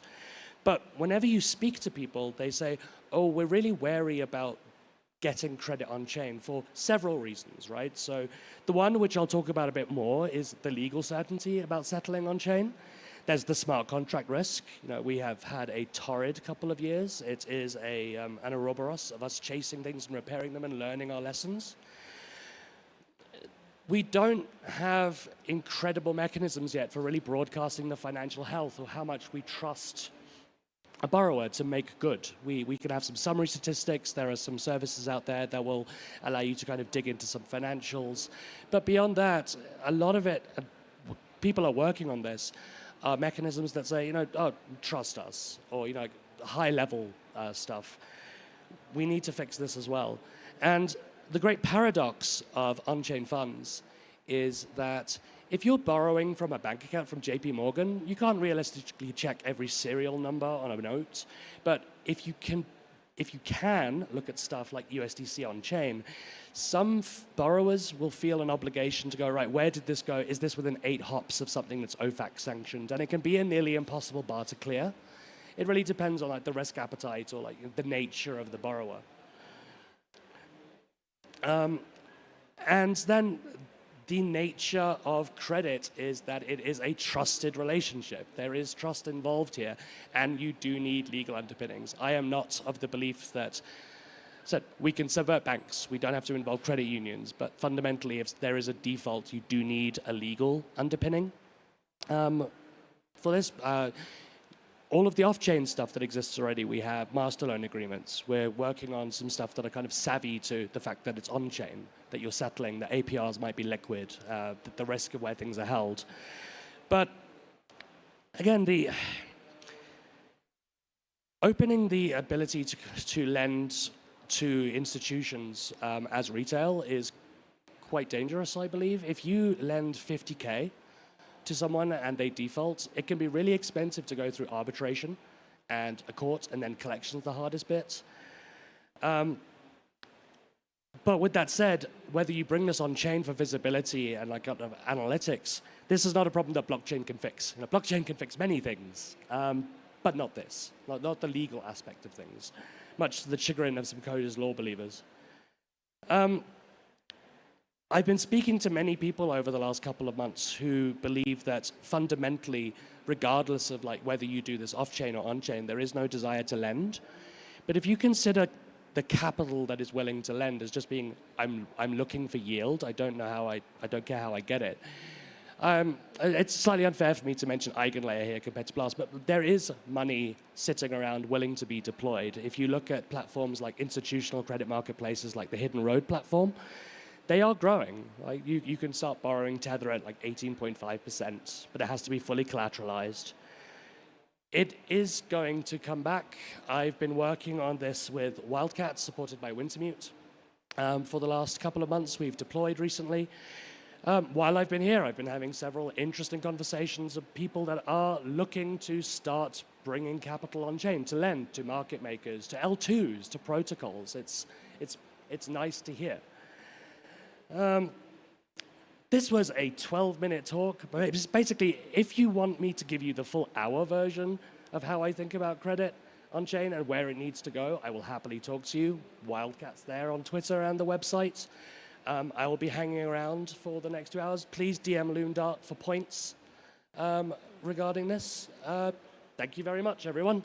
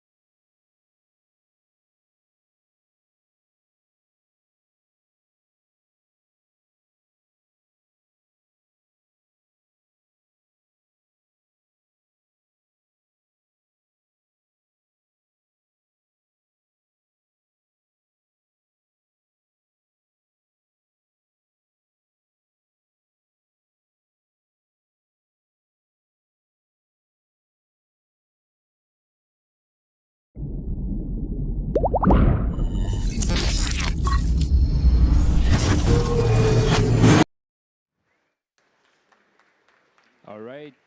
Thank you, everyone. So today is going to be the most amount of negative alpha you'll see at ETH Denver. My thesis is that unless you really think about it and design a token with some purpose, it's going to go to zero. The pressures, the long time longevity is actually hard to get, and it's not something you copy off someone else. You have to be very, very purposeful. So yes, negative alpha on how tokenomics work. And this kind of all started, way back when, but I read a book by Stephanie Kelton called The Deficit Myth. And in the book, to kind of paint an image of the US economy going down a drain, they actually use the analogy of a drain to model the US economy. The key point is that flows from the faucet are money printing, government printing money through bonds, issuance, quantitative easing, and the drain at the bottom is taxes you pay. You get rid of the taxes, that lowers the amount of floating money. You open the faucet, open the floodgates, more money into the system. And if you look at this view, you don't have to believe it, or this is just kind of a cool analogy. You have some level of interaction between citizens, the executive branch, the Federal Reserve. Turns out if you make the switch that paying taxes burns your funds, a little bit like EIP 1559, you get to a very, very interesting setup. And if you look at this closely and for a long time, you can actually get to a point where you can look at the US government's tokenomics for the dollar. It's actually kind of similar to the tokenomics for ETH and how Ethereum handles supply of the ETH token. And again, one question, burning question, I know you'll want to know the answer. I'll give you the answer at the end of the talk. One of these two systems is highly inflationary and prone to manipulation. Don't shout it. Don't tell the answer. I'll give it to you at the end of the talk. But yes, why can a token go to zero? What's the driving force? Not necessarily the US dollar, but any currencies can either go through bouts of inflation. Argentina, for the past decade, they've seen more than, yes, some Argentinian, 50% inflation per year for 10 years. This year you hit 200, that's great. But that's value of your currency going down with respect to gold, Bitcoin, US dollars. You inflate the supply, the net buying power goes to zero. If it's a stock like WeWork, 99.8% decrease over 4 short years, it's also value of a company, whatever its asset, goes to zero. And it's actually quite striking. Now it's bankrupt. Another thing, FTX, the FTX token, maybe it has some value, but the event of a collapse of an exchange means that no one wants to be associated with that token, that entity, sell it immediately, dumps to zero. So whenever there's these interesting dynamics happening, people respond. They try to fix it. And again, the person from Argentina can tell me if it's a good or bad decision. But one way to solve this is to hire a new politician with wild ideas that may work and fix the system. In the case of WeWork, you can bring back the same asshole that led the token to go to zero. Or in the case of FTX, you can hire some good-looking version of FDF and have him restart FTX. So again, response to the change in value of currencies, stocks, or token typically is dealt with in the meat space world. You change who's at the head, you change how it's controlled, and you hopefully get to a better stage. But when it's tokens, there's no governing body. It's actually decentralized. Whatever decision process needs to happen takes months and is happening over forums. Most of these tokenomics that started in a bad spot will keep going down that slope, and many will go to zero, unfortunately. And when you deal with a token that goes to zero, there's no point in buying. And if you don't have the asset yourself, you cannot do anything. So you just watch it go down. If you're a bag holder, you should get rid of it. If you're just an observer, there's nothing you can do. My pitch, and then that's the only place I'm going to talk about my own protocol, is that you can profit in bear markets using options. I'm the CEO of an options protocol called Panoptic. And if you have a bearish view on tokens, could be ETH, could be any asset, there's a wide variety of strategy that allows you to get that negative alpha. You know it's going to go down, you sell calls, go short perps, buy puts. The options world open up a lot of different strategies that will, if you think that a token will go to zero, will allow you to profit in a way, as opposed to just watch it fall down the cliff. So that's my protocol will allow you to short all of these tokens. The rest of the talk is just going to be about why a lot of these tokens will go to zero. So one place where it can go wrong is, and there's going to be one slide with some math, depending on the background. Hopefully you won't get, it's going to be too overwhelming. But one place it can go wrong is the supply control. Argentina printed a lot of money. This is the issuance component to it. You issue a lot of tokens, the balance goes up. There's also a burn or removal from the economy. In the case of the US dollars, maybe in Argentina as well, paying taxes removes funds, depositing into bonds or treasuries removes funds from the circulation. So typically balance issuance, and in the case of many tokens, the burn rate. And as long as the equation doesn't go too wild, you should keep a token supply that's bounded. If the parameters are a bit out of whack, you can go unbounded supply, which is infinite growth and no way to stop it. Or you can go deflationary supply, where the token itself, the issuance will go down, too much burn, too much removed from circulation. It's going to become useless or kind of ossified in that stage. What you want to be in this bounded supply is where you know from a mathematical standpoint that you're not going to explode or go to zero, which is two of those are very, very unfortunate endpoints. Supply is one way to control this. Another place which is very important is how resilient that supply control is. Again, I'm a physicist by training. You can think in terms of a ball on top of different surfaces. But the key point, you want the whole system to be stable to perturbations. We know crypto is volatile, lots of different factors at play. But if it's in a stable equilibrium, it's going to return to its initial state. If you perturb it, if you increase the gas, if you print tokens, you want to be in this stable equilibrium. You want to avoid being in this unstable equilibrium where a single perturbation pushes you out down the cliff to the path of explosive growth or going to zero. You can be neutral, and that's where you have when there's no real dynamism. It's very, very stale, and overall, it's okay. Not as bad as unstable, but typically you want to be stable to perturbations. And again, another math, it's a dynamical system. You can solve a matrix. The eigenvalues, not eigenlayer, the eigenvalues of that matrix tells you about the type of equilibrium.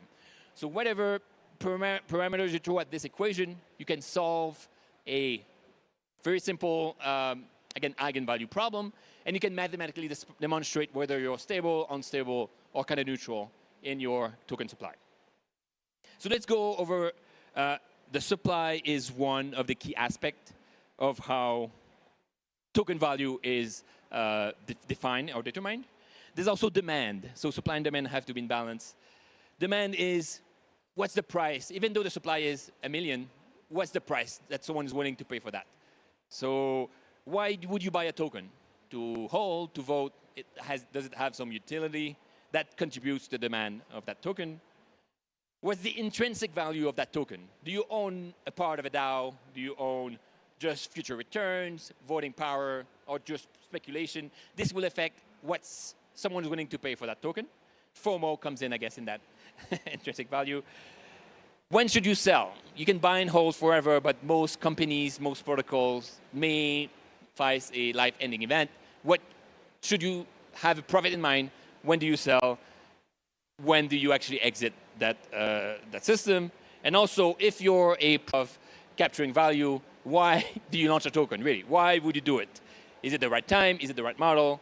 That's something that is extremely important if you want to be surviving, I guess, for a long period of time. So let's do a few case studies, and we'll go over some of the math, but then I'll give you a maybe qualitative picture of these token systems. The first one is the Bitcoin network.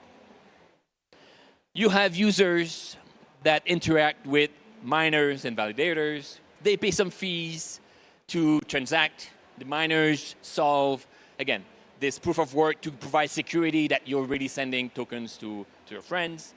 The way that the miners are rewarded is that their block reward is printed out of thin air, and that's kind of securing all the money spent on validating is rewarded by this reward. So it's a very simple system. Users on one side gain security, pay some fees.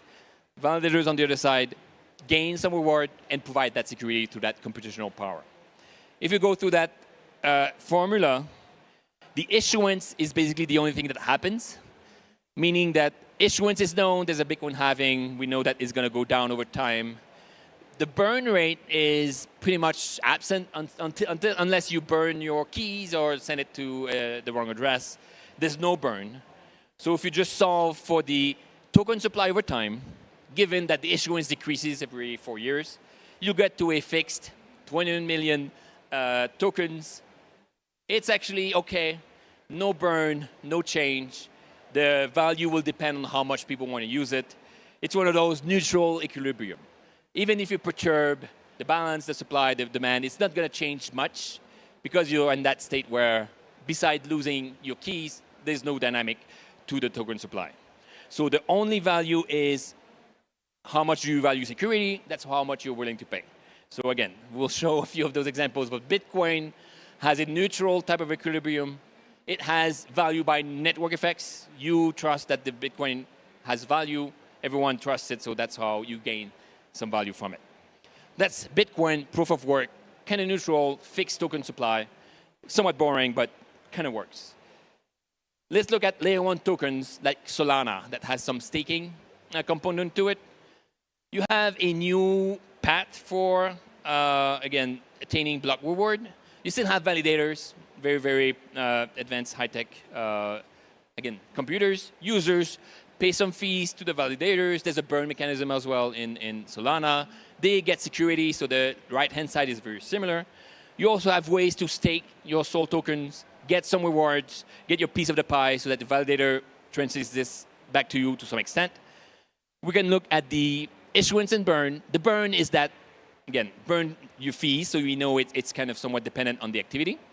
And the issuance, I didn't know too much, but the schedule is that it's going to stabilize to a fixed inflation rate of 1.5% for Solana SOL tokens. So it starts fairly high now, it's going to go down over time, and eventually it's going to be fixed. So the issuance is going to be constant over time, and that burn will vary with network activity. And that is, again, what makes it a tiny bit unstable. You can stake as well, and currently a lot of the stake tokens, a lot of the balance of the supply is staked, so you have an incentive to stake and get passive returns, and you have a natural removal of tokens from circulation. So the more you wait, the less supply is there. It may not compensate for the inflation. And at the same time, the burn rate can vary somewhat wildly. And you think about the end state in 25 years, most of the burn will be extremely volatile, extremely high. Most of the tokens will be in that staked system. You go through the math, it's somewhat unstable. So I don't want to offend anyone from Solana, but the key point is that the actual long-term, 10 years plus in the future, given externalities, is giving some instability in the price. You could go to a point where everything is staked and the token price goes very, very high and no one can use it, or the burn rate is way, way too high. It doesn't compensate for the 1.5% issuance. Solana, of course, has a lot of value itself. You burn the token, so it has some intrinsic value. You have some rewards, but it's a little bit unstable. Let's go to 2 more examples and go back to the US government, of course. DAOs, again, I try to use these interaction. Users interact with smart contracts. They provide some activity, get some benefits. A DAO controls the smart contract. The issuance and burn could be defined by voting. They change depending on the voting mechanisms. If no one votes, it's very stale. If everybody votes, it can be taken over. Depending on how you do it, there could be a burn that happens in waves, or there could be no burn and fixed supply. All of this is managed by DAOs, humans, various individuals. Could go wrong without saying it's certain, but it could go wrong. So that means inherently it's unstable because all of these parameters, if they could be changed, they could be taken over. If they don't change, you get to a stale state. Most of the time it's unstable, so the token supply could either go to 0, infinity, print, no one really knows. One key thing, and that's a very recent development, I think Uniswap, of course, but a lot of protocols are realizing this, that the token itself has some value. What they are enshrining is the fees now will be collected from the smart contracts. It's going to the DAO-controlled, again, staker. The fees flow back to the users that participate in voting or delegation. Now you get some Uni token, you delegate, you have a direct connection between who you delegate to and how much fees you collect. So there's a natural feedback. And the active delegation and fee means that now it's actually kind of a bit better. You get rid of some of the instabilities.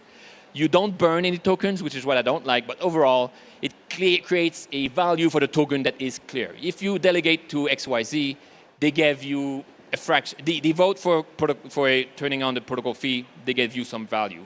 So in that case, Uniswap is stable or unstable, but rather the value of the token now has a clear meaning. It's not just voting for XYZ, but it's voting for you, the delegator, getting more revenue. The last one is Ethereum, the granddaddy of all token systems, getting a little bit more complex, getting still able to analyze this using the parameters. There is burn, EIP 1559. This is very important. You burn some tokens, you spend it to gain economic activity. As a user, you don't mind because you may make 10x that in an NFT trade or a Uniswap trade. So that's good, lots of burn. The other thing is the issuance. Again, square root of the number of tokens staked dictates how much you issue over time. So this is Vitalik had a post about this, like not linear, not square, let's do square root, who cares? But at the end, that creates a very, very interesting dynamics. If everyone stakes, it's square root of the number of tokens, so the diminishing returns you get from adding all your tokens to the staking pool. If no one stakes, then you can get more proportionally. So square root creates very interesting dynamics. You have the balance of the two means that, again, ultrasound money, you have changing supply, can go up, can go down. In the times when it goes down, it's because there's a lot of burn.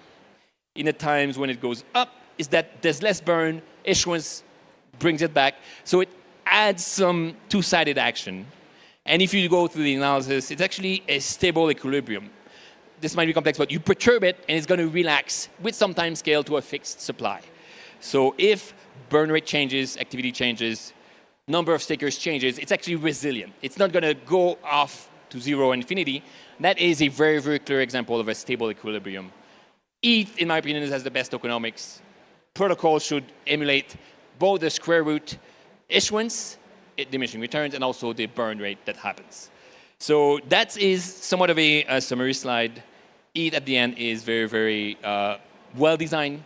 Whether they intended it or not, it gives this stable equilibrium, which is kind of unseen in most protocols.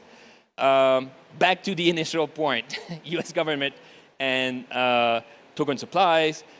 There's some, again, if you squint, there's the user-citizen analogy, there's the execution layer, executive branch analogy, consensus layer, Federal Reserve. That's as far as going to push this, but there's also some interactivity between the different components. Burn in EIP 1559 Ethereum is clear. You spend your tokens to get reward. This is also a different way of looking at it, but if you pay taxes, those taxes don't go and fund roads. They print new money for roads. They take your money and burn it. You pay taxes so that you stay in the system. They take your money, it's gone. They print out of thin air what they need. But similar to EIP 1559, you can issue more tokens. So very quickly, that means that it's going up to the right, burning the taxes issuance very, very uncorrelated. However, it's stable in its explosivity. It's going to go up forever. Regardless of how many taxes you pay, how many issuance you do, it's always going to go up. This is a stable, exploding type of system. So I'll end it here. And that's the takeaway. ETH has a good supply because it's stable. USD has a stable supply, but it's always exponentially increasing. Go and do what to do with this. But they also figured out a stable way. It's not going to change if the end of the world happens. It's always going to explode. So thanks to everyone.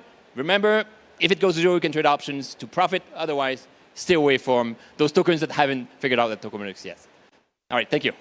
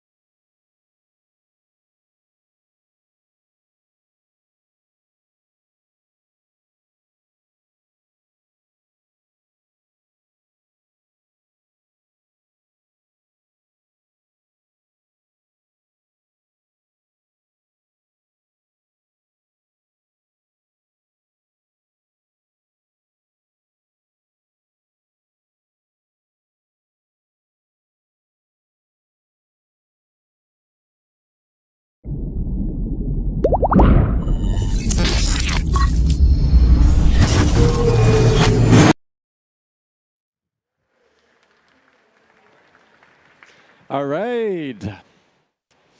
Yes, exactly.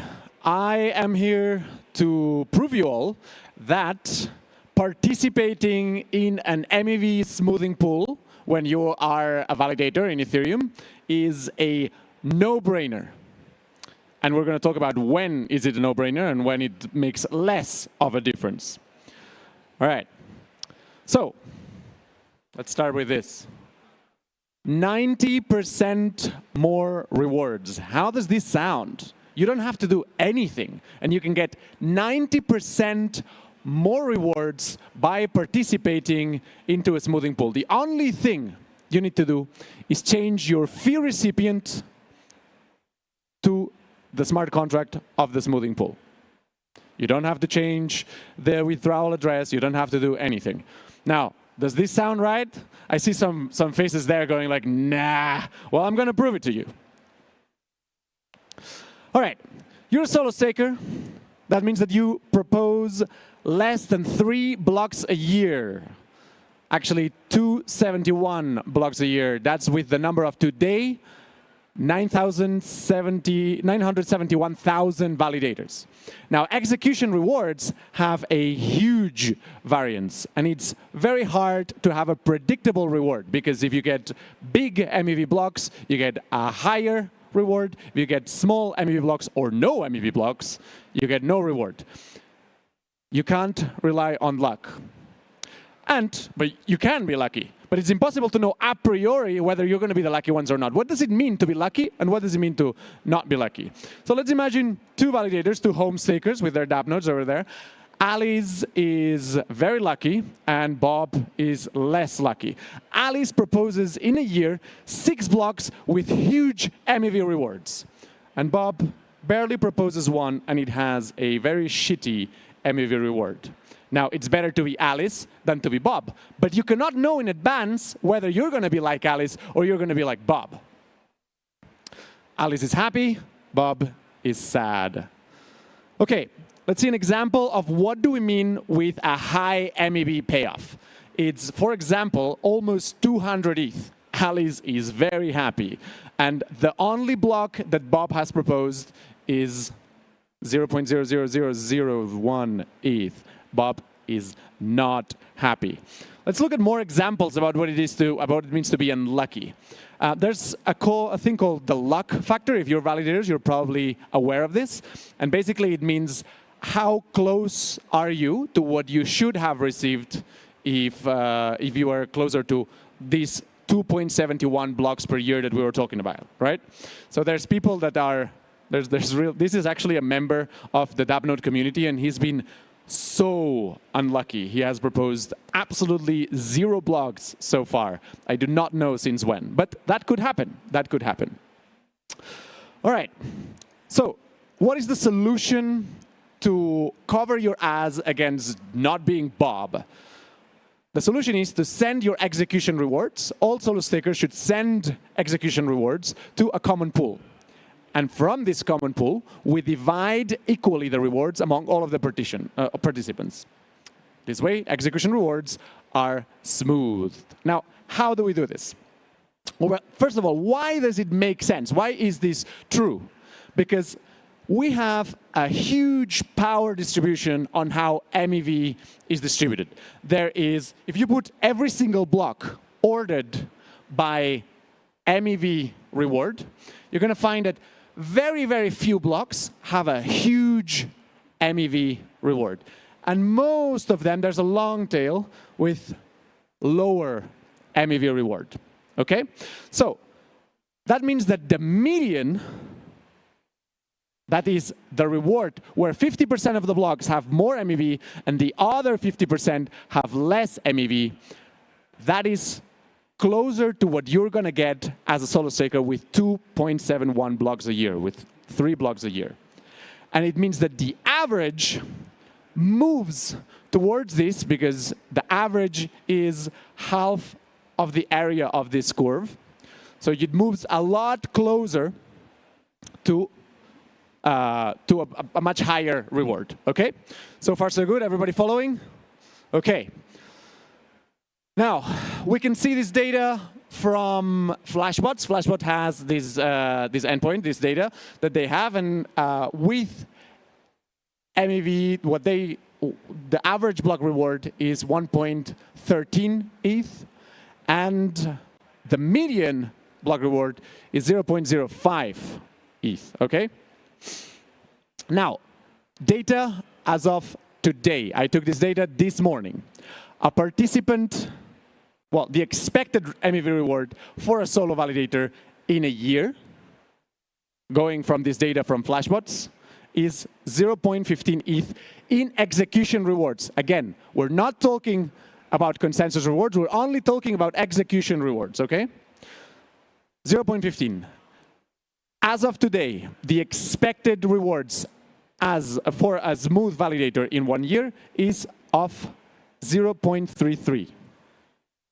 Okay? That is 120% more rewards. Now, I'm cheating because the smoothing pool has a function that is a donation function. And you can donate to the smoothing pool, and every single validator, the donation will be distributed equally among all the participants in the smoothing pool. Now, we put 5 ETH dApp node to incentivize people to participate in the smoothing pool. Now, if you take this 5 ETH out, you still get 90% more rewards as a participant in the smoothing pool than not being in a smoothing pool, just because of this effect of moving from the median towards the average. Okay? And that is after subtracting a 7% fee that is in the smoothing pool. 90% more rewards if there were no donations, which there's no reason to think that there's going to be no more donations. We're going to talk about this later. All right, so how does the MEV smoothing pool works? It has 3 parts: an oracle, a contract, a smart contract, and a front end.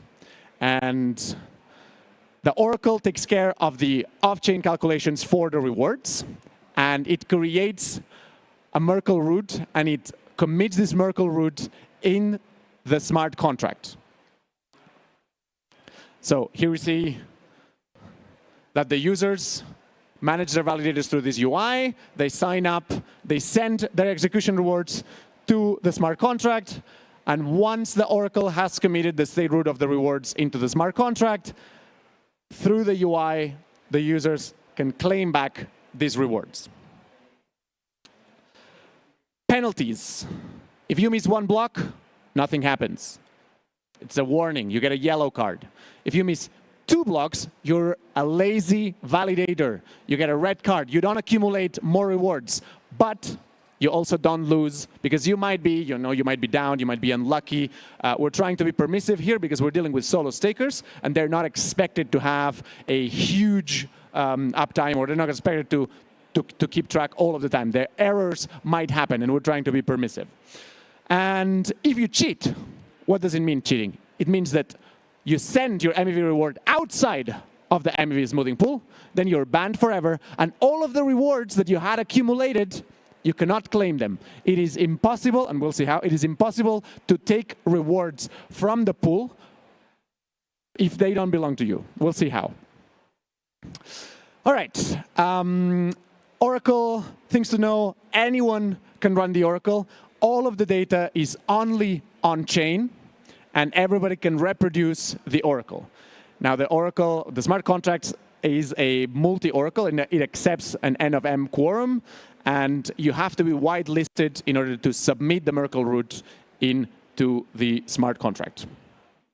Now, speaking of the smart contract is a pool. So basically, that's where you send all of your rewards, and when you're allowed to claim, you can claim your rewards from there. It also tracks the subscriptions and unsubscriptions. We're going to talk about the types of subscriptions in a minute.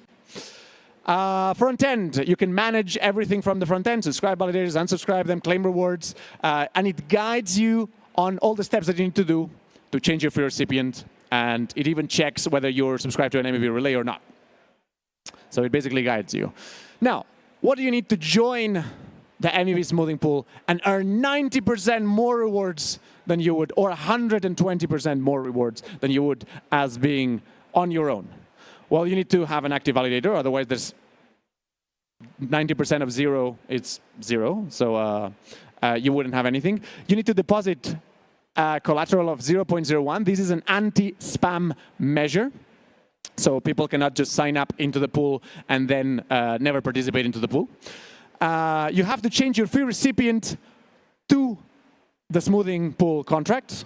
And you have to have a withdrawal address because you manage your validators, you manage everything from your withdrawal address.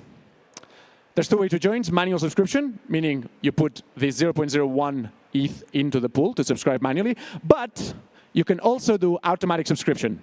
Automatic subscription is you change your fee recipient to the smoothing pool.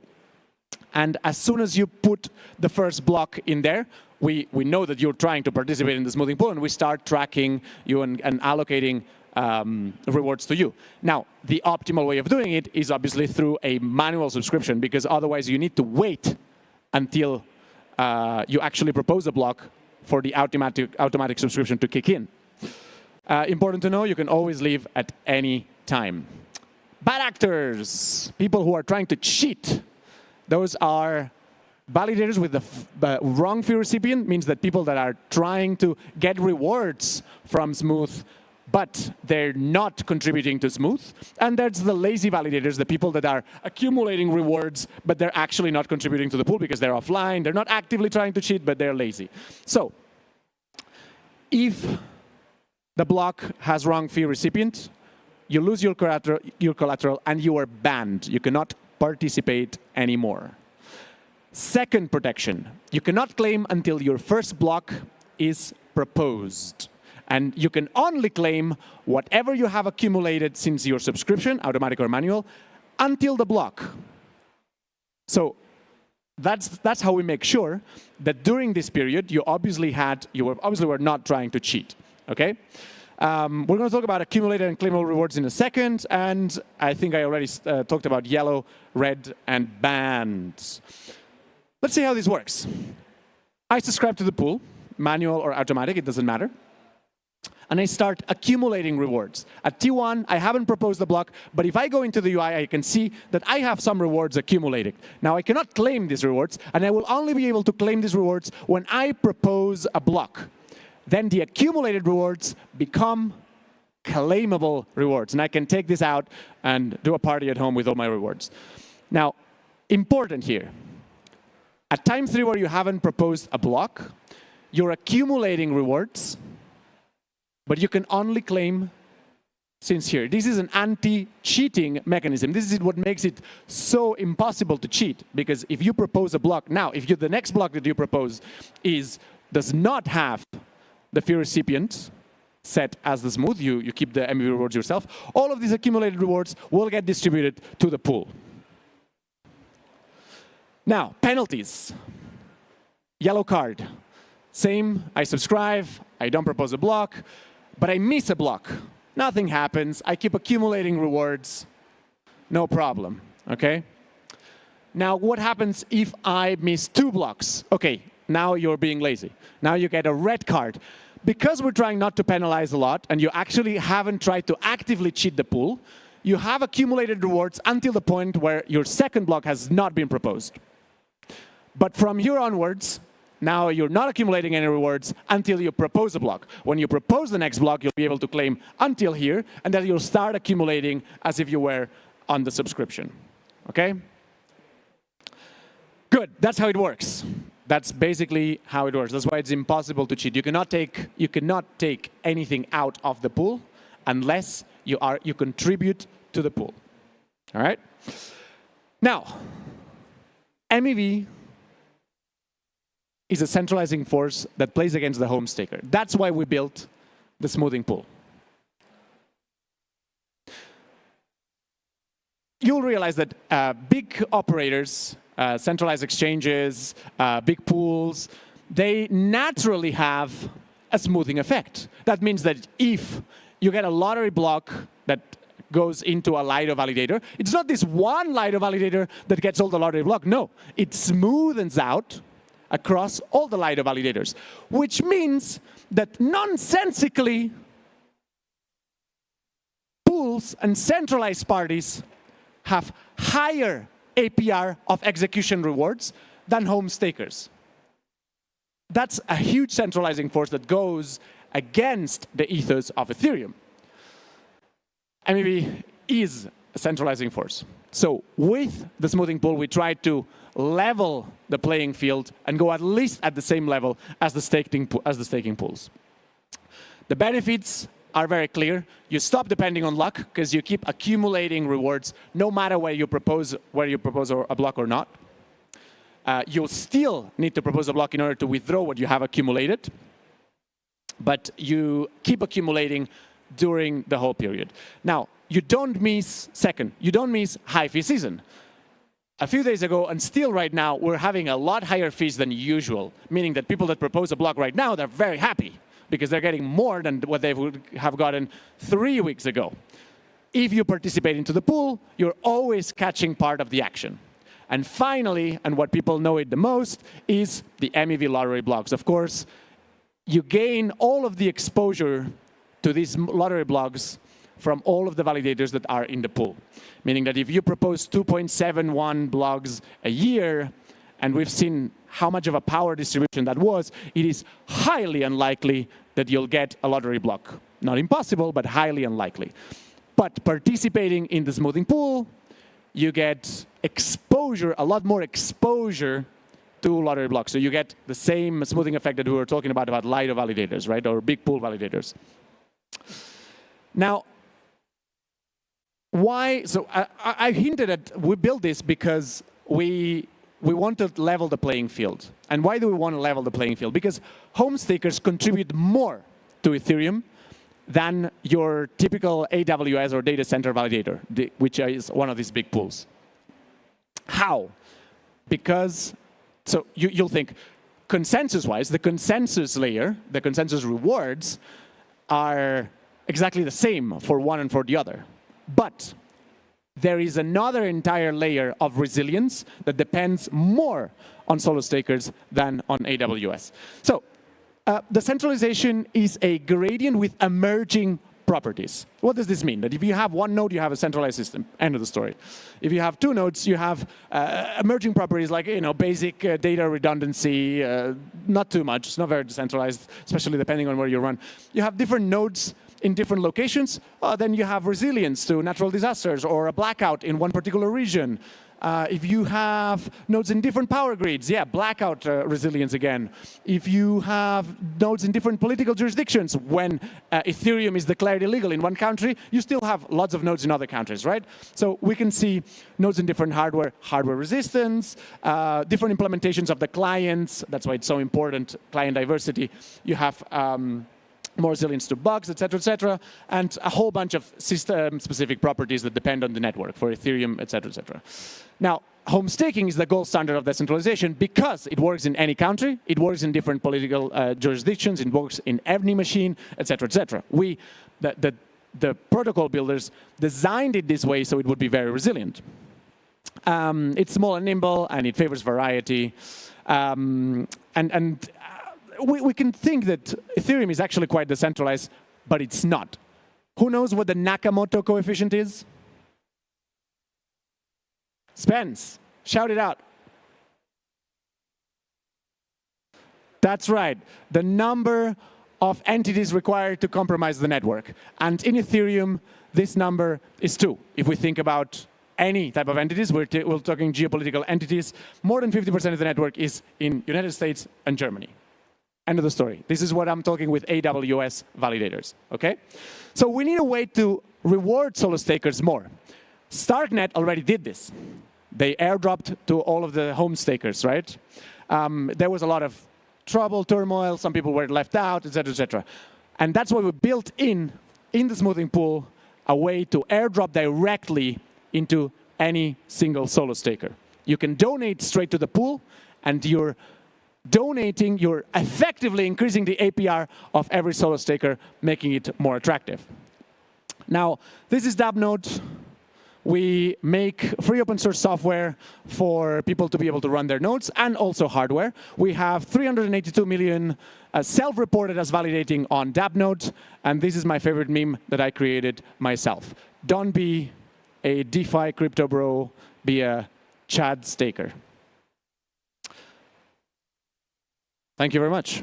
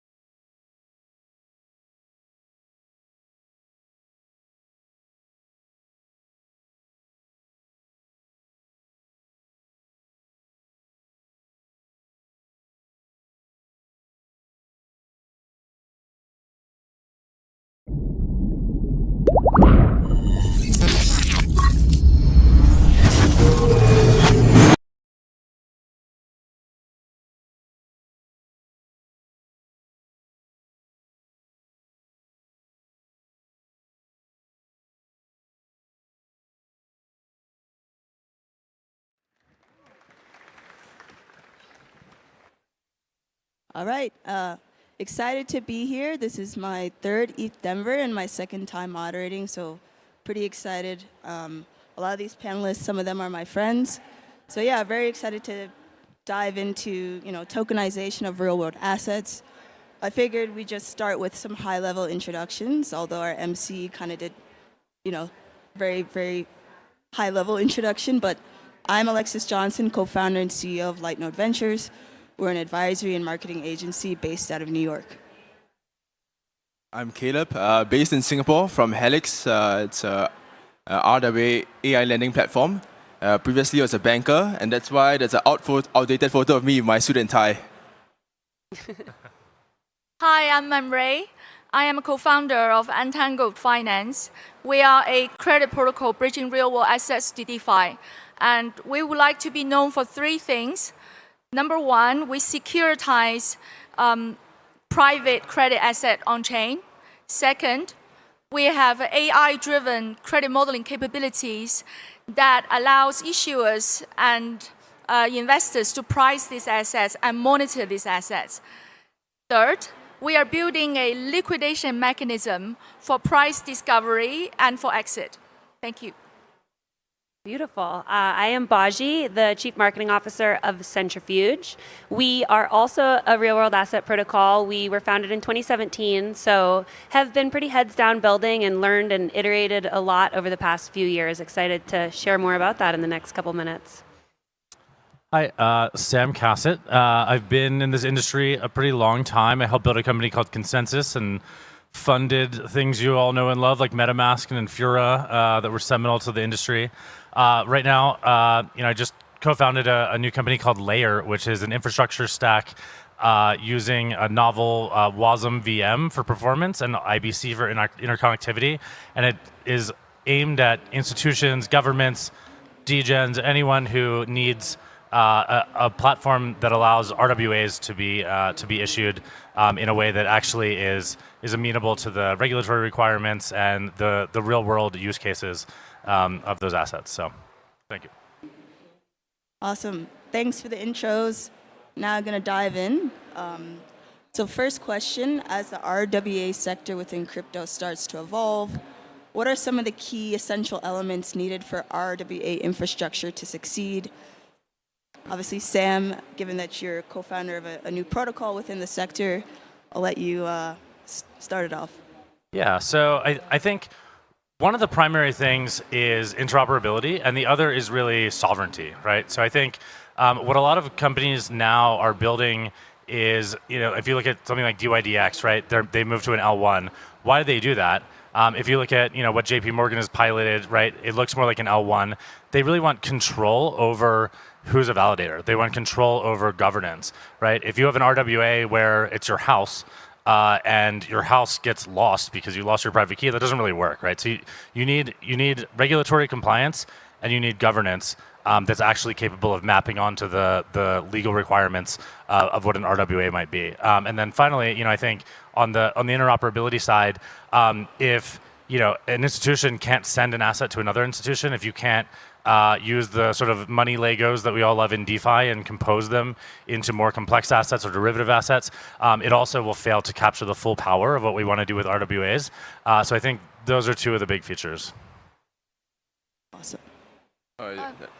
Yeah, I've got something to add. I think for real-world asset in terms of infrastructure, you're also talking about on and off ramp. I think even though it's getting better, it's still very difficult for an ordinary investor to get onto USDC, get hold of USDT or USDC, or vice versa.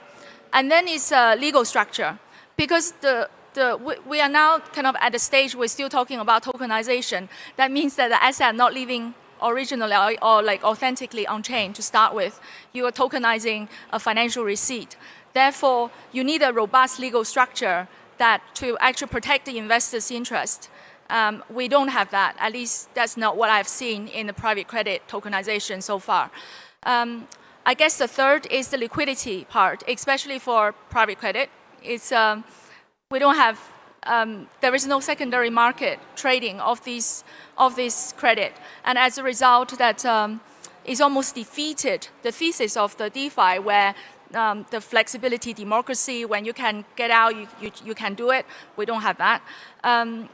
Yeah, and lastly is the pricing oracles for real-world asset. All these 4 items, in addition to the infrastructure, are also part of the infrastructure that for DeFi RWA to succeed, in my view.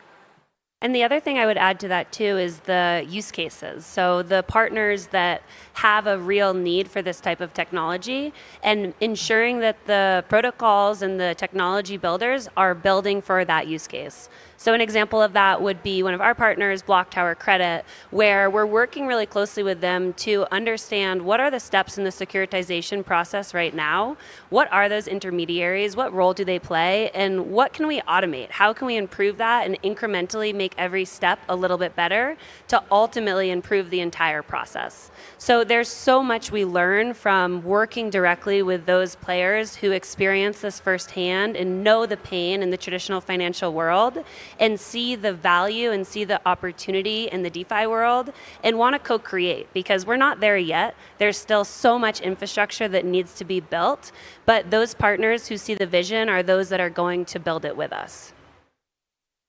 Yeah, just to add on, I think everyone has brought up a lot of points. So I'm trying to figure out where I can add. So just to add on with regards to data security, I think if you're facing an institutional client, there's a need to ensure compliance with KYC, AML, also need to maintain compliance with data protection laws, right? So how do you do that? I think I do see that there is a need for ZK proofs, like ZK Sync, fully homomorphic encryption, secure MPC, just to maintain secure private transactions, while also giving some necessary oversight. Another thing that I can also include would be in terms of AI. I know right now AI is one of the biggest driving factor for crypto as well. And I do see that in RWA there is a need to catch up. So I myself, because we are building an RWA AI platform just like her, so AI actually helps to streamline the risk assessment process to give you better and faster data-driven decisions that could be used for equities, bonds, or even commodities. Yeah, I think that's all for me. Awesome. Next question is more geared towards both Helix and Untangled Finance. How are companies taking advantage of tokenized credit? Okay, so we didn't introduce much earlier. So previously I was the ex-interim head of Hopi Ventures before Justin Sun took over. And we actually run a Web2 business for the past 6 years called Helicap. It's based in Southeast Asia. It has a perfect track record of 0 defaults thus far since inception. And to be honest, when we actually look at this industry at Helicap's standpoint, we realized there was a need for stable, uncorrelated use to crypto, and also not only that, also a reliable borrower pipeline. So eventually, because of Helicap's track record and consistent use, we decided that building Helix would be an ideal fit to tap onto this liquidity. So in terms of taking advantages, I would say it comes in 4 points. First thing, it allows us to go beyond Southeast Asia, tapping on through blockchain, being able to go global. That's number one. Second thing, an on-chain reputation for borrowers, because a lot of our Southeast Asian borrowers can't tap onto banks because they're too small or they lack the reputation. Number 3 is in terms of liquidity. I think like what people has mentioned here as well, you're able to tap onto the global crypto liquidity. And last but not least, you get diversified across numerous lenders, not just TradFi lenders, but also crypto lenders as well. Yep. Here, I take companies as our customers. Like one part of our customers basically are the borrowers, are the originators, are the fintech lenders.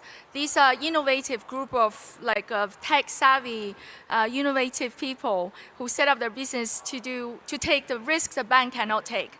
And these people are hungry. All they want is to diversify their funding base. They honestly don't care whether it is on-chain or off-chain. And DeFi is a different financial rail to traditional financial market. Here, you not only help them to diversify their funding base, you kind of help them to do it in a different rail. And they love that because they don't want to be dependent on one single funding source, and that is the killer. because we have worked with one of the European originator, fintech lender, because they were funded majoritarily by Greensill. And after it collapsed, their book basically have to shrink down to a quarter of what it was before.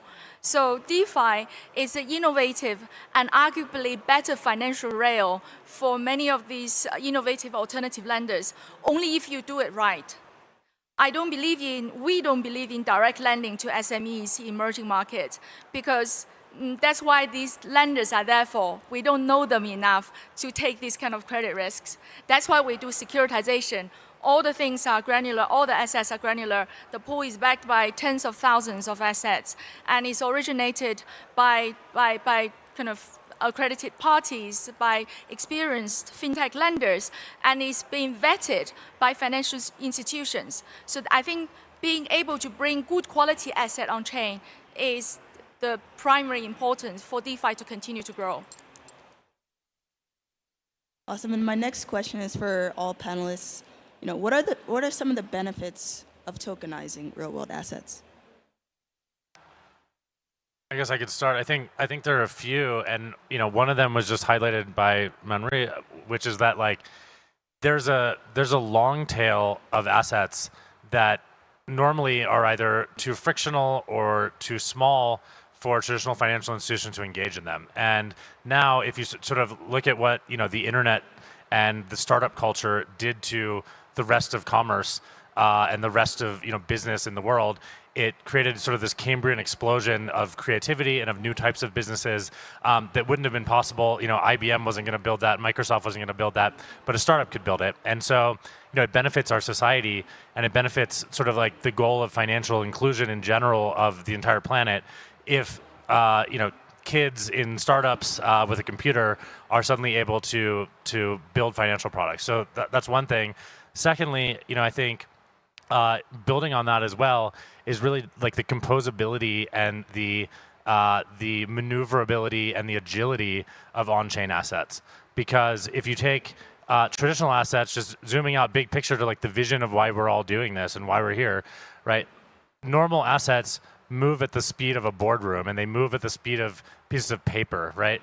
And if you have a 100-page legal document and lawyers reviewing it and boards approving it or whatever, committee approving it, that's a lot different than some people being able to code something up, verify it against an Oracle or verify it against an on-chain reputation, credit score, whatever, and then just issue these assets and compose them into new assets. So I think, in general, we're opening up a new phase of accelerated growth, accelerated innovation that comes much more cheaply and is more accessible to everyone on the planet.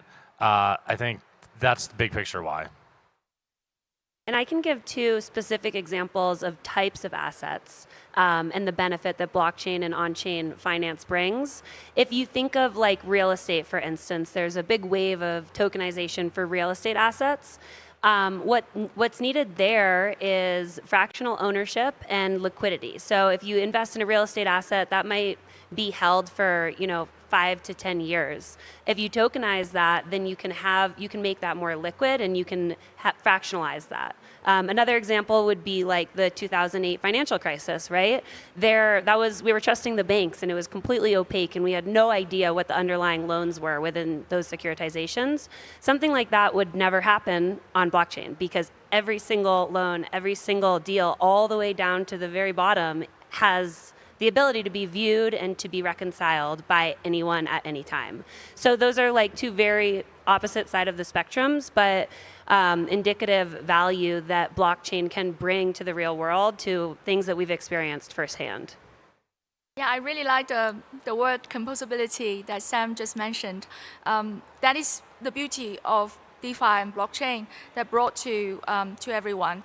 It is just so easy to move values around, and that's great in the case of financial product, creating access. But I also want to kind of come from a DeFi perspective. Now, if you look at DeFi, we're talking about in billions, and majority of that is crypto assets. In order for DeFi to grow, you really need to tap into the $trillion of real-world finance market, don't you? And it is also a way where you really kind of show DeFi's value to the regulators, to the governments, that you're actually funding the real world economy and having a way for government to actually apply tax on you. Yeah, I think that's also one of the benefits. And from a crypto investment perspective, you know, all these real world assets, they have intrinsic value. They're based on contract already performed, goods already delivered. So therefore, they have intrinsic value that is not subject to crypto up and down. I know we're in another bull run, so it might be the bear market for real world asset. But you know, this is the most sustainable type of returns, regardless whether it's rainy days or sunny days in DeFi. And I think the interesting thing is it doesn't all have to be that. There can just be a diversified portfolio where you can do some speculative, fun crypto trading, but then you've got a part of your portfolio that's stable yield, that's in T-bills or in structured credit, and you think of a more like treasury management approach to managing your on-chain capital and growing that. Yes, I think everyone brought up good points again, so I'm left with a few. So I think the first thing that came to mind when she mentioned composability and interoperability, I think that struck a chord in me because imagine being able to use OUSG from Ondo as a collateral to borrow against other assets. So I think that's something interesting. It hasn't been implemented, but there is one instance by Hashnote and Noble. They are coming up with a stablecoin called USCY, and it's actually backed by treasuries. And you can use it as a collateral across the Cosmos ecosystem. So I think that's one very good use case. I think maybe that's on that side. Besides that, I think on the borrower side itself, on the RWA issuer itself, right? How it benefits is in terms of 24/7 settlement. Like I think previously with bonds, you got T+3, T+5. Those are hella long, man. I mean, now with blockchain, it's instantaneous settlement, 24/7 settlement, and you get access to global crypto capital. Yeah, I think that's all for me. Although I have to disagree on that, because this 24/7 settlement is a little bit deceiving at the moment because the assets are not living organically on chain. So we are basically doing a lot of things to wrap a real-world asset in a real-world financial receipt form into a token. So you still kind of have to follow a bit of the real-world practice in terms of timing, how interest rates are calculated and reconciliation. But I do believe in a world that hopefully soon, that with the legal framework, with the AML compliance, with all the things getting ready, that we have loans that originated on chain, like invoice issued on chain.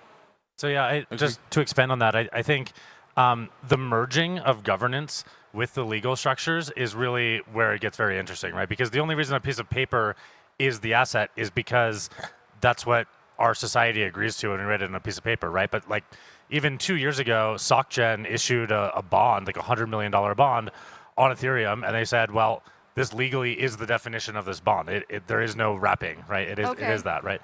And so I think as those structures mature, then we will have that. And I don't, I think bear market or not, trillions of dollars into TVL of any platform that's doing real business and providing a real service is a beautiful, wonderful thing. Probably not that bearish. Bullish, I like it. Yeah, and so next question you guys touched on before high level, but which sectors within the economy are most likely to embrace tokenization first?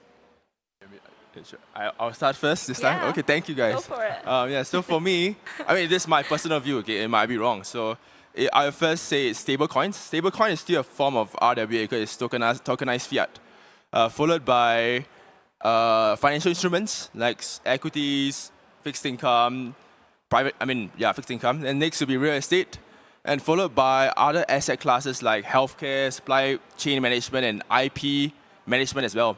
I think the reason behind all of this is because for stablecoin, it mirrors what you see with fiat, right? And there's stability. So it's very, very easy to actually integrate stablecoins into financial systems. And I think for me in Singapore, MAS has already started regulating stablecoins. So given that, I do see that stablecoin will be the forefront in terms of mainstream adoption for RWA.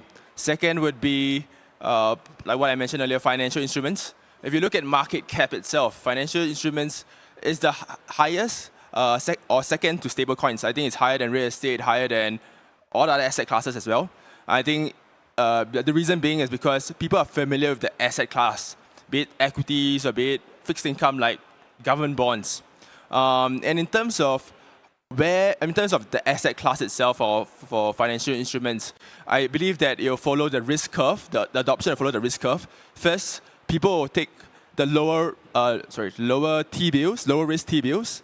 Subsequently, then expanding into private credit, bonds, and also receivables. That's on the again the financial instrument side. The third one is the real estate. Real estate is second. I mean, is second to financial instruments, and the reason being is because it's tangible. So when it's tangible, you got again like very complicated local regulations that are governing these properties. It could be in the form of taxes or property management, and also in the form of. And the second thing is properties itself is tangible, so there will be property maintenance and insurance as well. So there's a lot of considerations. And last but not least would be the asset class for supply chain, IP management, and healthcare. Yeah. So in that aspect, again, there is complex regulatory frameworks that need to be resolved. Second thing with regards to there needs to be tailored blockchain solutions for some of these products like IP management as well. So in that order, I do believe that will follow the trend for RWA. Yep. For me, I'm probably biased. I believe it's private credit for a few reasons. First of all, it offers a very good risk-adjusted returns. I know that it's not going to be like the 10x, 5x, 100x that crypto investors are looking for. However, these are very good double-digit returns if you do it correctly and with the right partners. And then these private credit these lenders are often lending to the real-world economy to give access to finance to SMEs. So from that perspective, it's really open up the access as well. And private credit opportunities in the real world is very not accessible at the moment by ordinary investors. Whilst it's very easy to get access to treasury products, regardless whether you're on-chain or off-chain, but it's not the same for private credit. It is traditionally only available for financial institutions, but we can use DeFi to open up this access. We love private credit too, and that's part of some of the value of securitization because it's so much more powerful with blockchain. We also like to just kind of think about like longer term, some more speculative use cases and asset classes. You touched on it a little bit, but supply chain finance is a good example.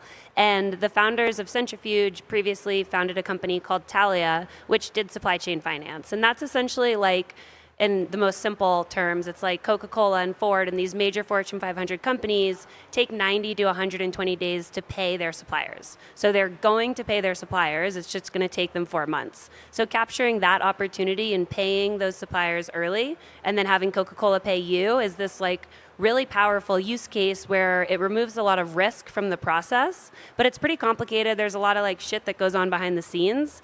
And that's another really cool potential application of blockchain. So ultimately, like we build for what the investors are demanding right now, and that's a lot of the lower risk stuff. That's a lot of T-bills, that's definitely structured credit, but we still have these visions of like music royalties, emerging markets, supply chain finance, just like carbon credits, everything could come on chain. Yeah, I think those are all great answers. I guess I just really want to offer the observation that it seems like access and like sort of stability are things that we're sort of moving down the curve of, right? So we already have USD representations, right? Everyone in the world wants to use USD. It can be frictional, and that's why we have so much of it. And some of the best real business models in blockchain are just moving USD around in various forms. And then you go down the curve, and you have things like T-bills, right? People want access to them. It's not necessarily easy in an emerging market, for instance, to get access to T-bills. Even if if you have good banking relationships, you can, but a lot of people don't. But suddenly on chain, you have access to those things. So I think if you look at what do people want the most and the scale of what they want the most, like those are the things that are already on chain, and we're seeing it first. So just making that observation that we're moving down that curve as this progresses. Yes, and so my next question is for panelists. how will tokenizing real-world assets help developing countries? so, so that's sort of what I was just saying, right? People, the U.S. dollar is the gold standard of how to transact, and now people can have U.S. dollars. We can also have UST bills. I think also infrastructure, the way we build it, is actually a lot cheaper, right? So, for instance, I remember sitting with a friend of mine he was the Prime Minister of Haiti, and they literally had during a hurricane, the building that had all the land records washed into the ocean, and they were like, well, guess we don't have all the land titles anymore. What do we do now, right? So I think there are systems that can kind of be leapfrogged because of the way that titling and RWA assets and the sort of legal and governance link, because you get a lot of that for free, or you get a lot of that in a way that's scalable. Emerging markets can take advantage of things that would normally require a very expensive set of governance and set of institutions in order to administrate. So that's an obvious one. And people sometimes just forget the simple store of value use case of stablecoins. In emerging markets, you don't always have the confidence that your money in the bank account is safe. So that's you see a lot of more utility in just the pure stablecoin use case. Yeah, I really echo Sam's view on this leapfrogging. Developing countries, their financial market are less developed in the sense that they develop later, and that gives them a perfect opportunity to leapfrog and utilizing all these new technologies that we currently have.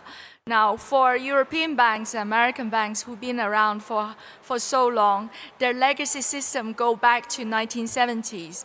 It is so hard for them to adapt anything new, and we had live experience on that. We helped Nigerian banks to help their SMEs to access to finance via Nigerian banks through the model that Baji, you just described, that supply chain finance. Basically, we have deals with very big companies in Nigeria, and it takes them 180 days, by the way, sometimes, to pay their suppliers. And then we kind of using to get the credibility of these large companies, and then the bank would advance to the SMEs using the blockchain tokenization. That's back in 2018. Yeah, so that's one of the ways that emerging market can take advantage.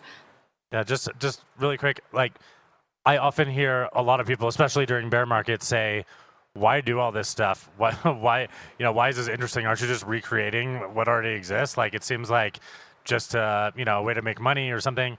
But tell that to someone who literally doesn't have a credit system or doesn't have a land titling system, or their currency is hyperinflating right now. There's a huge use for everything we're doing. Totally. Also, in those markets, for example, the farmers or the smaller businesses, they are very much agriculture based. So they have inventories, but these inventories are dead at the moment. They're illiquid. When you tokenize, become a warehouse receipt, they become liquid. Then they can move around. That is extremely helpful for those countries.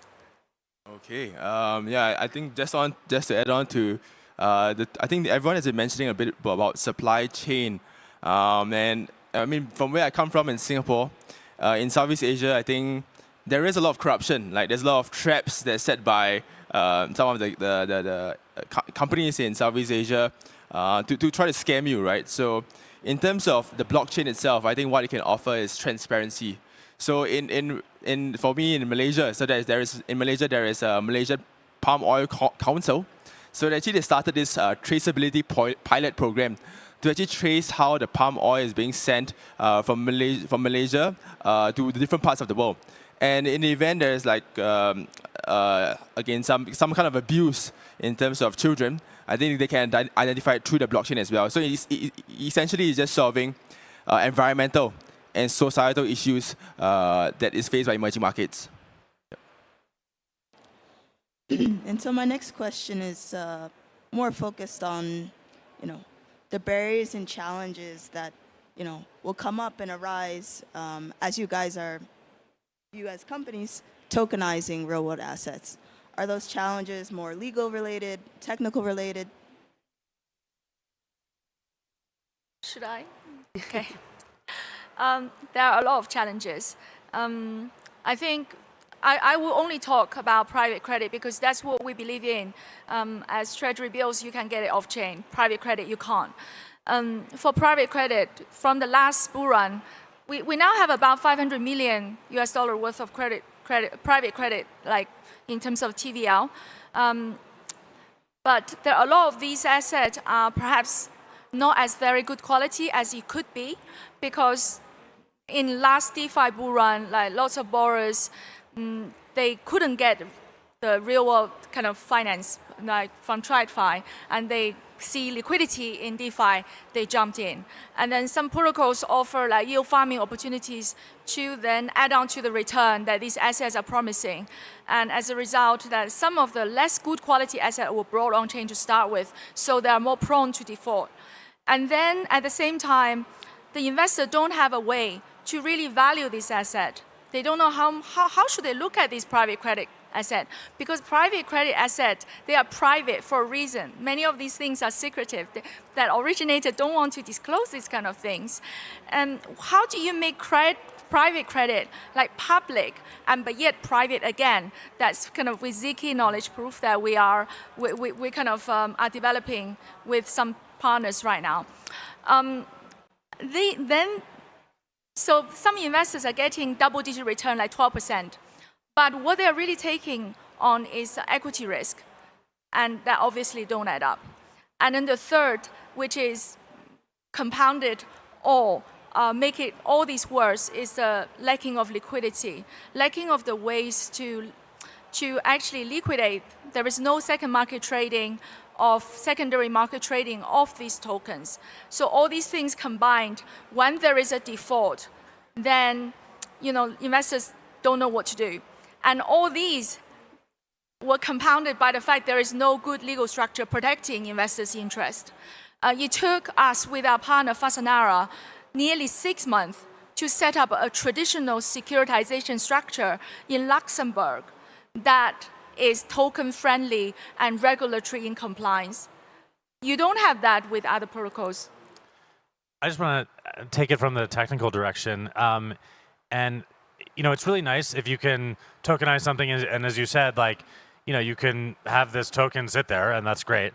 But if you actually want to realize the vision of DeFi, and it's not interoperable, you can put it on some ATS, and each ATS can integrate some kind of specialized API call into your specialized chain that doesn't talk to any other chain.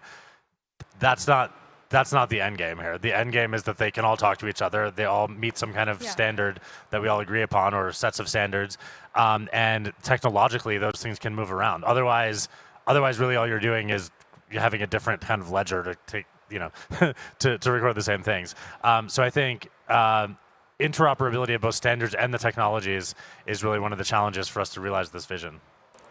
And another challenge we've seen is that, like, the reality of it is we are still so new. And back to the infrastructure question, there is still so much that needs to be built. So it's still the kind of early adopter visionaries who might need to run parallel systems and run everything off-chain and ensure that we're kind of crossing all the T's and dotting all the I's. So they aren't necessarily saving the full potential yet, but they believe that they will in the future. So it's still early in so many ways, and there's still so much infrastructure that needs to be developed. But that's why these conversations are important, and that there's this kind of call to action for these builders and for these new players to come in and start to fill some of those gaps. Just to add on, I think we've got 1 minute left. So, so with regards to the points, I think some of them mentioned, I think there's a need for a secondary marketplace, right? So currently, I mean, private credit, I'm also doing private credit. So the deals are, it's large, and it's like it doesn't happen like every few seconds, right? It's not AMM model. But what happens if you bring it to the secondary loan marketplace? Currently, what we are doing actually is we're already doing some OTC transactions with our Web2 business. But if you bring on-chain and transactions happen too quickly, I mean, the gas fees will be high, right? And as of now, as you know, Ethereum gas fees are crazy, right? And it's probably more expensive than your old school banking transfers. So I think what we need is probably scalability infrastructure, like be it rollups, ZK Sync, Optimism, that will help a lot with RWA as well. Or layer. Yes, outlayer, yes, sir. Yes. There you go. Nice plug. Awesome. Unfortunately, we're out of time, but I'd like to thank everybody for tuning in and the panelists for their contribution. Thank you. I love that we've got the strategist, the operator, the salesperson, the marketing person. We're like the founding team.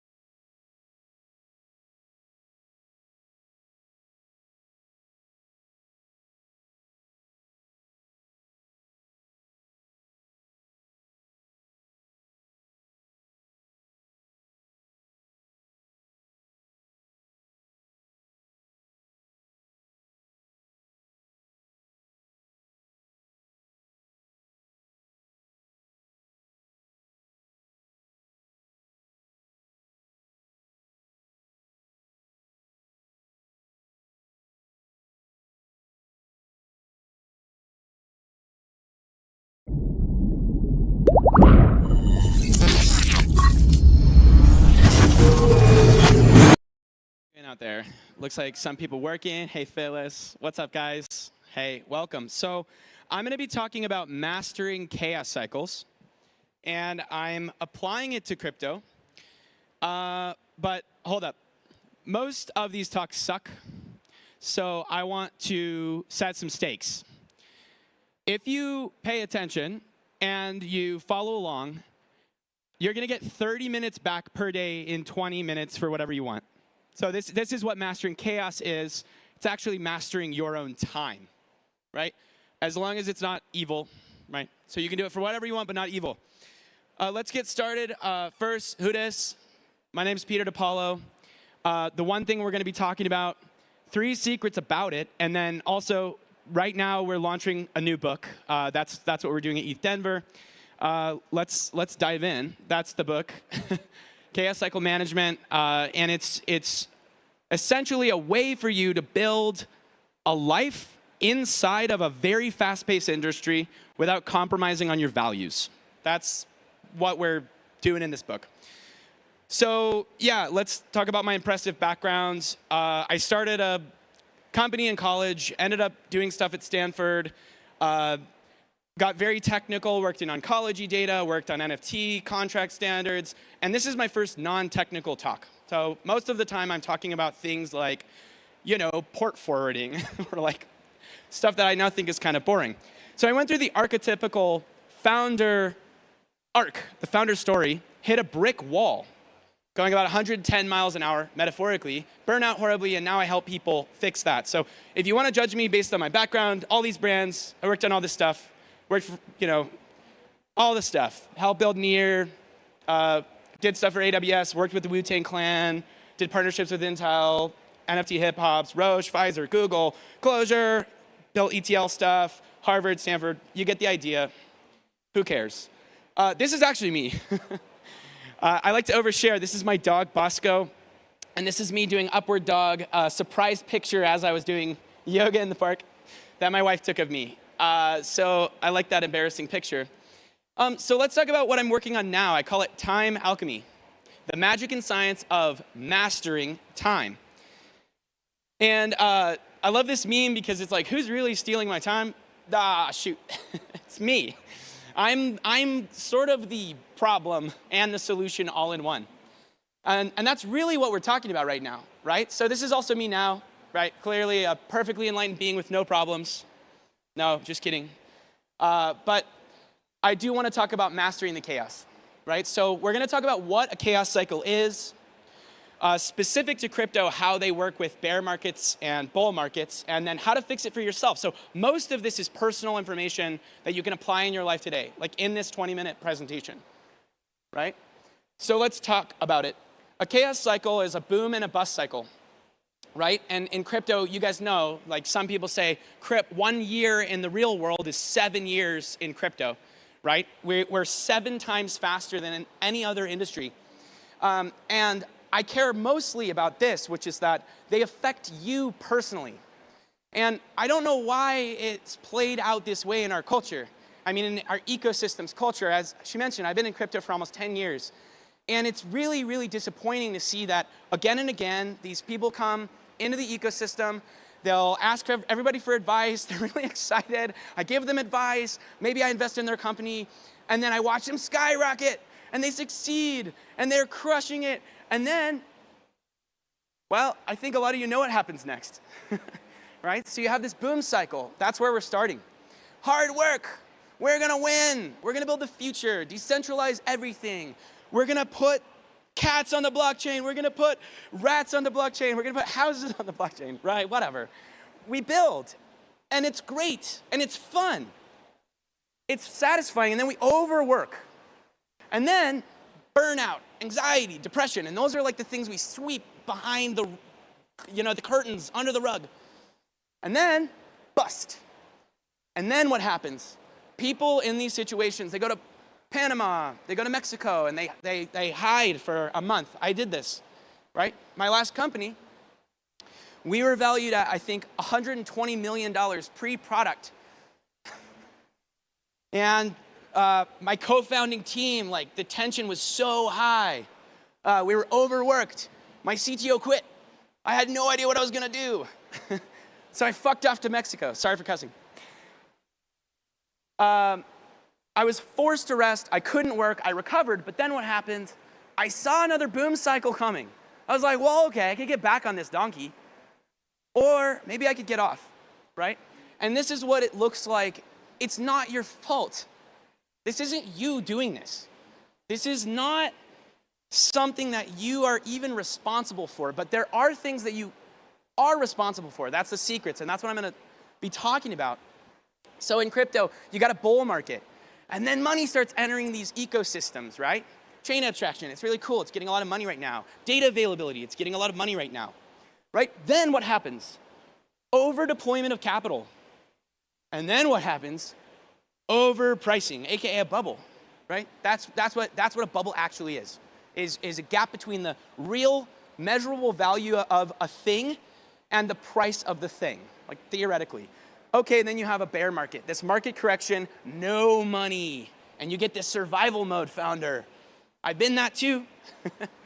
The survival mode founder is probably my favorite because they're the ones who build the bull market, right?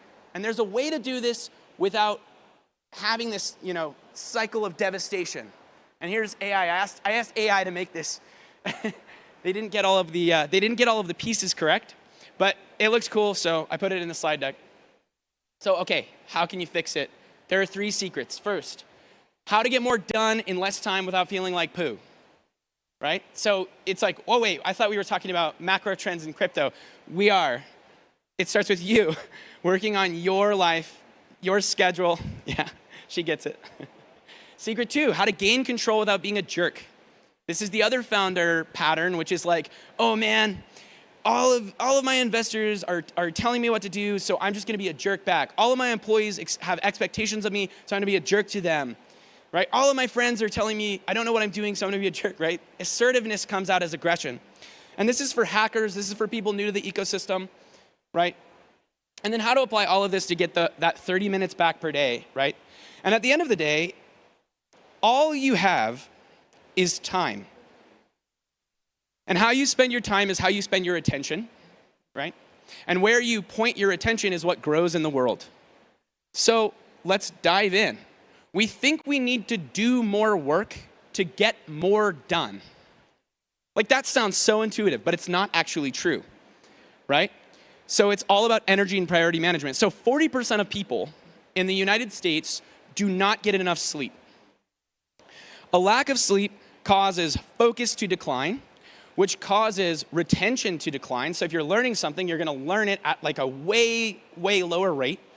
If you're trying to accomplish tasks and you have lower focus, it's going to be hard to context switch. So the average context switch penalty, meaning the time to get back on task, is 23 minutes if you get distracted. And guess what the average number of distractions per minute is in the United States? The average rate of distractions. It's once every 3 minutes. So like putting this math together, you have 60% of people, 40% of all people in the workforce are not sleeping enough, they're under-focused, they're getting distracted every 3 minutes, and every distraction costs 23 minutes on average. How does that even, like I looked at this math, this is from, mostly from Bain, this research, and I was like, how is this even possible? Is anyone getting anything done? So it feels like we need to work more, right? We're constantly battling to stay focused, our energy is diffused, and we have bad sleep. But what I've learned is focus on your priorities and values. Like really, this is like the keystone thing right here. Write them down, what you actually really, really care about, right? And the subtitle of this is finding your place in the crypto ecosystem. Well, in order to find your place, you need to find yourself, your values, your priorities, right? And so this is the first exercise, is write down your 3 to 5 priorities. And by the way, I tell founders in my portfolio, I tell startups I have advised, I tell software engineers that I have mentored to do this. And the rate is like maybe 1 in 4 actually does. And I can tell you from firsthand experience over the last 10 years, I mean, and I've been in tech for even longer than that, that the people that do this have a tendency, at least correlatively, to succeed at what they're trying to do because they know what they're trying to accomplish. So That's secret number one, right? Here's the core strategy. For a given priority, set a very easy goal. I want to read the original Bitcoin white paper. Strictly define success. I'm going to read 3 pages of the white paper by next week. Be flexible in the execution. I'm going to read 3 pages of the Bitcoin white paper by next week, but I don't care when I do it. You could read the 3 pages today. You've accomplished the goal. These goals, this iterator, this core strategy, builds on itself. Focusing on your priorities and momentum ends up leading to a mountain of work done in less time per day. So make it easy. Strictly define success and flexecute. Be flexible in the execution. I have a couple other tools too. So secret number 2, we think things outside of us control our times and our lives, right? This is that graph, the boom and bust cycle. Do they? This is called the internal locus of control versus the external locus of control. So this is from psychology, and usually the psychology of neurosis. People with an external locus of control believe that the world is happening to them. Sometimes it's called a victim mentality. It sounds a little judgmental, so maybe you are a victim, okay? But you can change your mind. How do you do it? This is how. This is from Balaji's brother, by the way, for you Twitter addicts. List, rank, iterate. So if you don't know what's within your control, start writing it down. Write down a list of things within your control. Oh my gosh, my portfolio's down 80%. What do you have control over? You could go outside. You could write an email. You could post a Twitter post, right? You just start listing them, then you rank them. Well, okay, going outside will calm me down. Writing that Twitter post and sending it to all my friends will get more attention. Maybe I can pump the token. And then you do each of the things after they are ranked. Are you seeing a theme? Values. Right? And number 3, we think we don't have enough time for all of the things that we want to do. So I want to give you a very concrete tool. If you want to follow along, you can scan this. We call it 96 blocks. This is taking a 24-hour day with 4 columns and breaking it into 15 minutes. Your entire day can be broken into 15 minutes, okay? And you can get these links from me afterwards if you don't want to do it now. It's a spreadsheet template. Surprise, it's not some crazy roll-up layer link. I'm used to linking things that people are going to go, sign. The way this works is all of your activities form a legend. Those little boxes show each 15-minute block, right? So this is someone I actually worked with, right? A demigod, but I'm not going to say who because of confidentiality, right? This is their life. They actually don't work as much as they tell other people. They really value spending time with their newborn child. So that's the purple time. And then they noticed that they weren't spending very much time eating. It's just these 15-minute and half an hour blocks. And so what do? We just looked at this. That's most of the work, right? You write the categories. This is the paper tool, so you can use this as well. You can do it on a piece of paper, just draw it out. Same exercise. Categories of time, blocks of time, writing the letter in each of those 15-minute blocks, and what hour you wake up is a great place to start. This is in the book, by the way. So you write out the categories, you create a list of every hour, you break each hour of the day into 15 minutes, and you fill in the cells with the corresponding key to the category. And then what do? You go, oh no. Oh, sorry, it's supposed to be secret too. Oh no, this is how I'm actually spending my time. That's what every one of my clients says to me now. Oh no, every one of my founders in my portfolio, every one of the people that I've coached, everyone that I've worked with, oh no is the next thing after they do this exercise. Oh no, what have I done? What have I done? So this is how you weave all of these things together, right? You figure out your priorities. You write them down. You rank them, and then you iterate through them, right? Any kind of gaps you have in your priorities, when you look at your life as 96 blocks of time, you can negotiate with, right? And by the way, that's how you can look at your internal locus of control. Your time is entirely in your hands.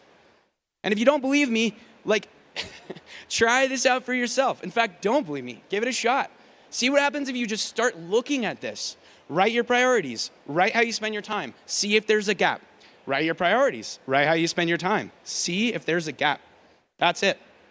You can use this core strategy to make sure you attain the goal. And the core strategy is make it easy, strictly define success, Stay flexible in execution and make it sassy. That's for ETH Denver. So if you take this pattern on a week iterator for your life, it will, I promise, completely change your perception of this chaos cycle that I was talking about. All of a sudden, you're going to find that you have much more time for things that you love to do. All of a sudden, you're going to realize that that other thing that your boss put on your plate, or your investor put on your plate, or your co-founder put on your plate, actually, it's not that important for your team. So you can tell them no, and you'll have evidence for why, right?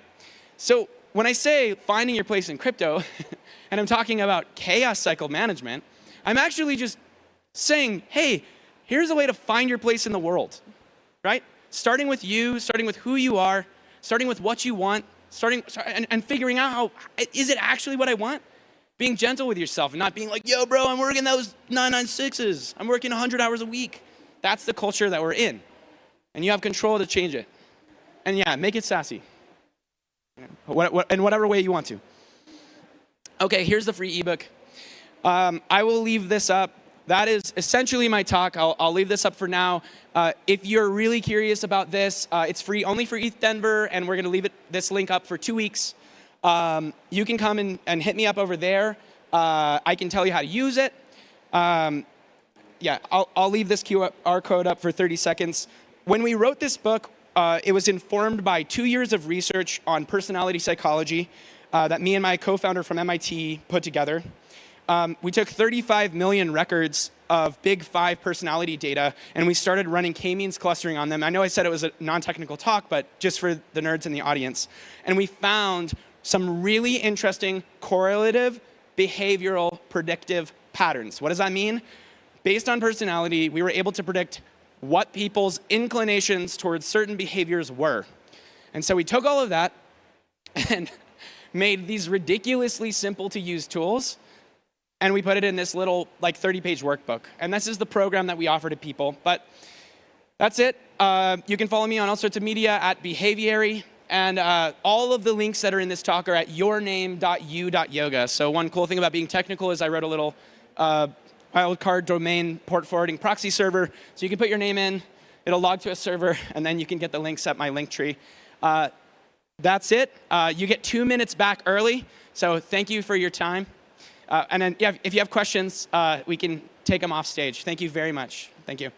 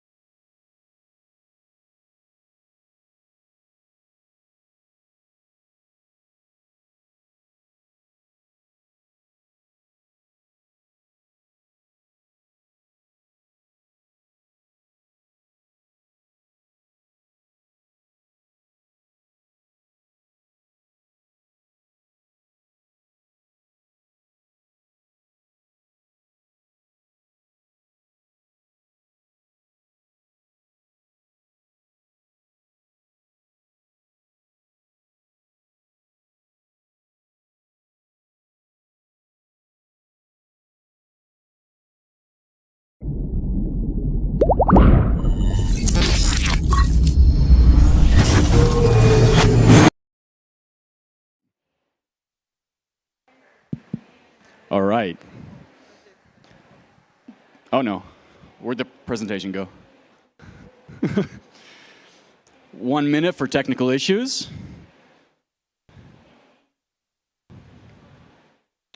Let's try this again.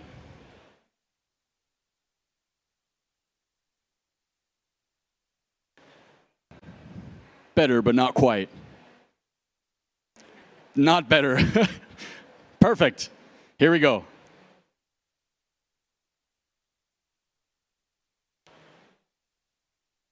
All right, let's do this. Hey, everyone. Thank you very, very much for being here today. Thank you to the organizers for having me. I am Cheeky, and I'm here to talk about the Protocol Guild.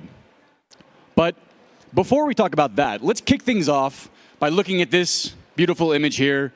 I got it from the ethereum.org website. It's very pretty, right? Do you think that it represents Ethereum well?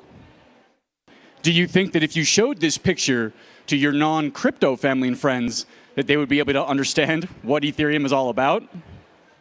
Probably not, right? But I bet that if I were to ask 10 of you what Ethereum is, I would get at least 5 different answers. Don't worry, I'm not actually going to ask you. But I bet that some of you might describe it as an infinite garden. Others might call it ultrasound money.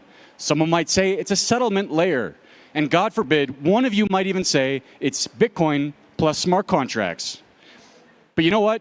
You wouldn't even be wrong. And that kind of raises the question, is it really possible for Ethereum to be all those things at the same time? I would say yes. It's absolutely possible for it to be all those things at the same time. Ethereum can be described in so many different ways because it can be used in so many different ways. And to that extent, we can kind of think of Ethereum as a commons, like forests or fisheries. What is a commons? It's a shared resource, an area that is accessible to and used by the public. To quote Trent Van Epps, Ethereum as a commons is such a useful frame. Anyone can contribute. Anyone can see the constraints directing labor. Anyone can use or produce the shared resources. Unfortunately, as with all commons, this resource can be abused. And of course, I'm talking about the tragedy of the commons. And so that's why I got a picture of Moloch here, the god of sacrifice. There he is, sacrificing some children. We like to use Moloch to represent coordination failures, of which, of course, the tragedy of the commons is one. Now, in Ethereum's case, the tragedy that we have is that there's a relatively small set of core protocol contributors who are relatively underpaid, yet they're responsible for securing billions in values via the infrastructure that they maintain. And that's exactly what Amin is tweeting about here when he says that one of the most important coordination problems facing Ethereum today is the tragedy of the commons that exists around funding core protocol development. Said another way, existing funding mechanisms for Ethereum's core protocol development only provide a fraction of the financial incentives that are otherwise available in the ecosystem for similar work. And to visualize this, we have this beautiful chart here. You can see Ethereum's core protocol development at the bottom left, low risk, low reward. But perhaps more importantly, you can see how by just moving a little bit up the risk spectrum, you can dramatically increase your rewards. For example, by working for a large crypto project like an exchange or a layer 2.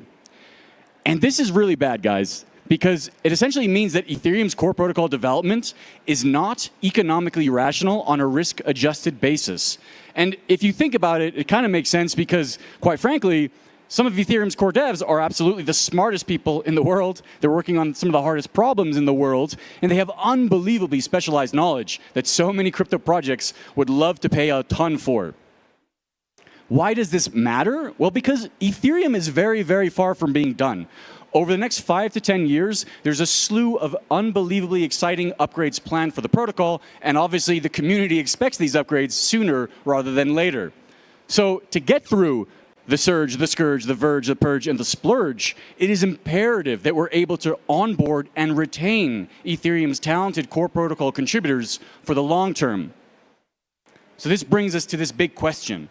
How can we rebalance financial incentives to make Ethereum's core protocol work economically rational on a risk-adjusted basis? So let's brainstorm. What about relying on altruism, people donating out of the goodness of their hearts? And sure, there's a lot of examples of that in Ethereum. If you follow Vitalik on Twitter, you may know that up until recently, his Twitter bio used to say, "I will not send you ETH." But that did not always used to be the case. Here's a tweet thread from back in 2018 where Preston Van Loon of the prison client team is bemoaning the lack of funding for his client. Vitalik replied, "YOLO," and sent him 1,000 ETH, which at the time was worth $100,000. Today it's worth like $3 million or more, 3.5. Who's keeping track? But of course, can we rely on that? Absolutely not. It is not sustainable over the long term. We also don't know if we can trust all these donors. They might have ulterior motives, might ask for something in return. And of course, it's also very narrowly targeted. Not all core contributors are on Twitter bemoaning the lack of funding, so it's hard for donors to surface that need. Okay, what about making Ethereum's holders pay for Ethereum's core protocol development? Well, that was actually proposed. This EIP from 2020 to give a portion of block rewards to these core protocol developers.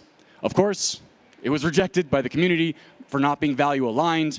Ethereum is about giving power back to the people. It is not about core devs inserting a paycheck for themselves into every single block.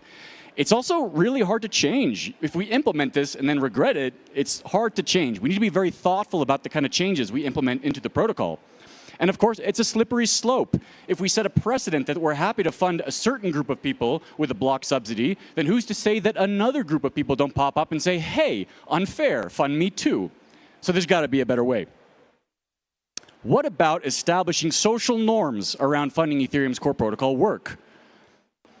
Here we have a tweet from Danny Ryan back in October of 2021, and he called to make it a social norm for all DAOs and other network tokens building on Ethereum to allocate 1.5% of their tokens to the individuals building and designing the L1 infrastructure they rely on. Now, this is a great idea for many reasons. First of all, it gives exposure to the individuals, not to teams. It gives those individuals access to the ecosystem upside. I'm talking about the financials, of course. It has a relatively low risk of capture, assuming that this really is a social norm that's adopted by the ecosystem. Similarly, it can thus be sustainable. It would be a cost borne by projects, not the holders or the users. And depending on how it's distributed, it could be credibly neutral. But of course, we're missing a piece of the puzzle. How would you distribute that funding?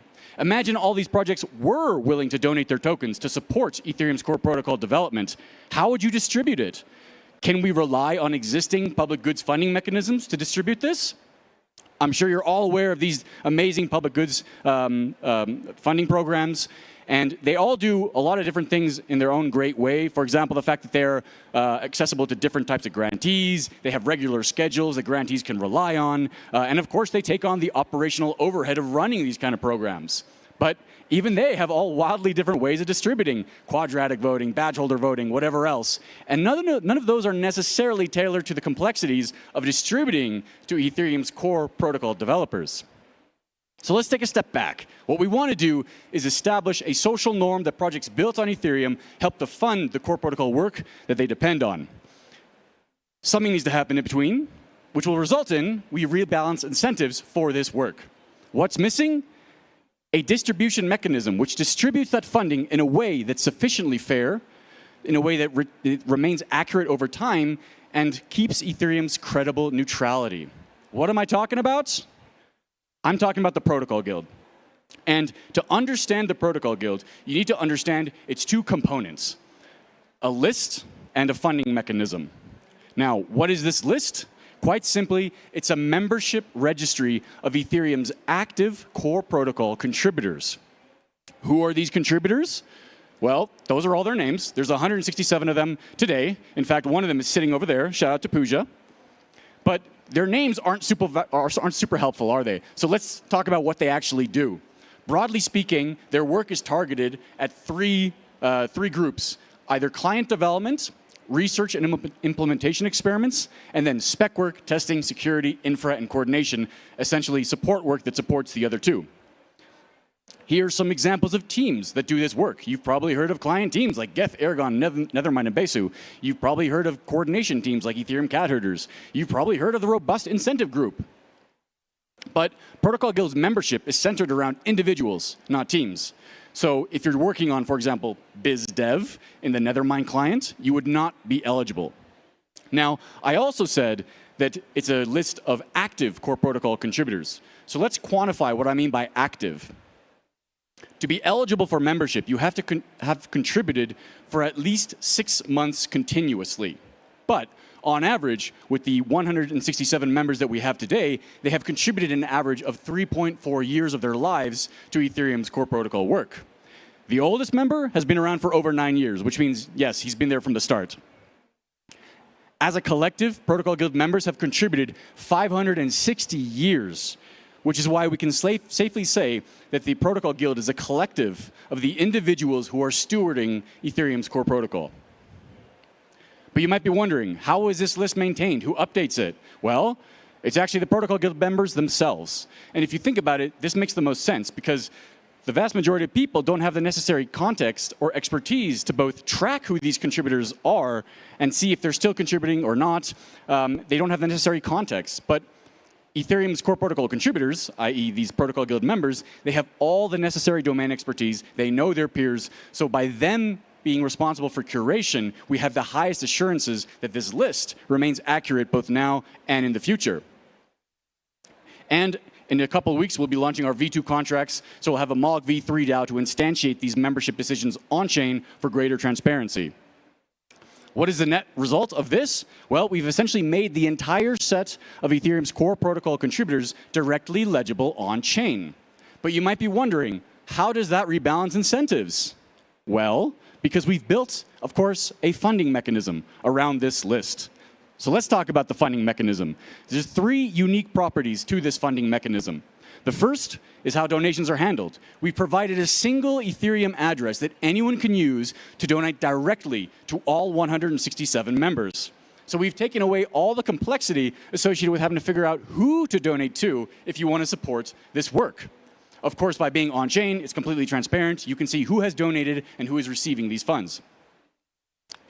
But what happens to funds that are donated? Well, the donation address is actually an immutable vesting contract that trustlessly vests funds over 4 years by default. Why 4 years? It obviously provides long-term incentives to keep these contributors hanging around. Why did I say 4 years by default? Well, if you want to make a sizable donation and you think it should vest for longer than 4 years, go ahead. Deploy a 10-year vesting contract and have it point the vested funds to this membership registry. But that brings us to how these funds are actually distributed. Does every Protocol Guild member get an equal share? No. We thought long and hard about this. How can we distribute it in the most neutral way? And we ultimately landed on time. Time as the measurement of impact. And so, broadly speaking, the longer you've been contributing, the higher your share of donated funds. This mechanism is also neutral because whatever tokens are donated, they are vested and distributed in kind. They are never swapped to ETH or stables or anything else. So for all these different reasons, we think it's fair to say that the Protocol Guild's funding mechanism is simple and transparent while creating strong incentives to onboard and retain these contributors over the long term, and thus enables Ethereum's ecosystem to fund its dependencies. And that last part is really important because it brings us to the Protocol Guild Pledge. Has anyone heard about the Protocol Guild Pledge? I expect to see more hands next year. But it's okay. This was announced very recently. Here is Tim Bako announcing the Protocol Guild Pledge. I highly suggest you check out his Mirror post for all the juicy details that I will not have time to cover. But very high level, the Protocol Guild is a commitment by projects building on Ethereum to donate 1% of their native tokens to the Protocol Guild. Now, you might have some questions. Why native tokens? Why 1%? Why take the pledge at all? So let's run through it. Why native tokens? Well, because we want to give these core protocol contributors a basket that represents the diversified exposure to the value being created in Ethereum's ecosystem that is supported by the infrastructure that they're building. Of course, some of these tokens also grant rights such as governance, so it's potentially a good way to get these contributors involved in your project. But of course, please don't expect anything in return when you donate to the Protocol Guild. Why 1%? Well, because not everyone can make a $10 million donation, right? Small projects cannot, maybe. But they can make a 1% donation. It's also very easy to pledge. You don't need to know what your market cap is, what the value of your token is. You can make this pledge before you even have a token. It abstracts volatility. If you were to make a donation in a bull market, it's probably going to be worth less in a bear market, but a 1% donation is always worth 1%. And perhaps most importantly, we believe that 1% is more or less sufficient if we can get approximately 1/3 to 2/3 of the projects building on Ethereum to take the pledge. But why would they take the pledge? Well, number one, to fund their dependency. If you are building on Ethereum in any way, you have a dependency on it. It might be for data availability, it might be for uptime, whatever else. By taking the Protocol Guild pledge, you are helping to rebalance incentives to ensure that these talented core protocol contributors stick around to keep maintaining and upgrading the protocol that you depend on. It's also a great way to make Ethereum more resilient by providing another diversified funding stream that is more capture resistant. And of course, it also scales Ethereum's values. Public goods are good. We love public goods in Ethereum. Taking the Protocol Guild pledge is a great way to embody that. Remember this graph here? Not super nice when it's not economically rational. Obviously, we believe that if we can get projects building in Ethereum to take the pledge, that we can change that and make Ethereum's core protocol development economically rational, and thus slaying Moloch in the process. And would you believe it, we've already had some projects that have taken the pledge. Shout out to EtherFi, PwnDAO, Tycho, Credit Guild, and Member for being the first 5 people or 5 projects to take the pledge. How did they take the pledge? It was very simple. They tweeted about it. Also Farcaster. Here are some examples of their tweets and casts. But of course, giving credit to these projects is really important. So that's why we've updated the Protocol Guild's June dashboard to track these pledge takers, and we plan on releasing an NFT that we can give to projects who have donated 1% of their token supply. What if you don't have a token? What if you're not a project? Well, not a problem, because if you're not aware, the Protocol Guild has actually been around for 2 years already. And the Protocol Guild pledge has only been around for like 3 weeks. And so in the last 2 years, we've actually received almost 5,000 donations, totaling $14 million in value, which is actually worth around $30 million today. And so on the left, you can see our donor leaderboard. It's composed of an amazing array of different projects in the ecosystem. And you can see how the bottom half of that table is actually projects and individuals donating ETH because they don't have a token. And yes, individuals. There's 2 individuals on this list. Shout out to Tetranode and Anthony Sassano for being unbelievable supporters of Ethereum's core protocol development. And if you're wondering, where is Optimism on this list? Wasn't the Protocol Guild the top recipient in the last 2 RPGF rounds? Yes, we were. We haven't finished KYCing yet, so we haven't gotten those funds yet. The last thing on this slide, as you can see there, to date, in the last 2 years, because of all the fundraising, we have been able to distribute approximately $115,000 on average to every single Protocol Guild member. Now, that's an unbelievable start. It's a fantastic proof of concept, but it's clearly not enough to rebalance financial incentives. And that's exactly why we've launched the Protocol Guild Pledge, to encourage projects building on Ethereum to take the pledge to help make Ethereum's core protocol work economically rational on a risk-adjusted basis, and thus help secure the future of Ethereum's core protocol development. Thank you very much.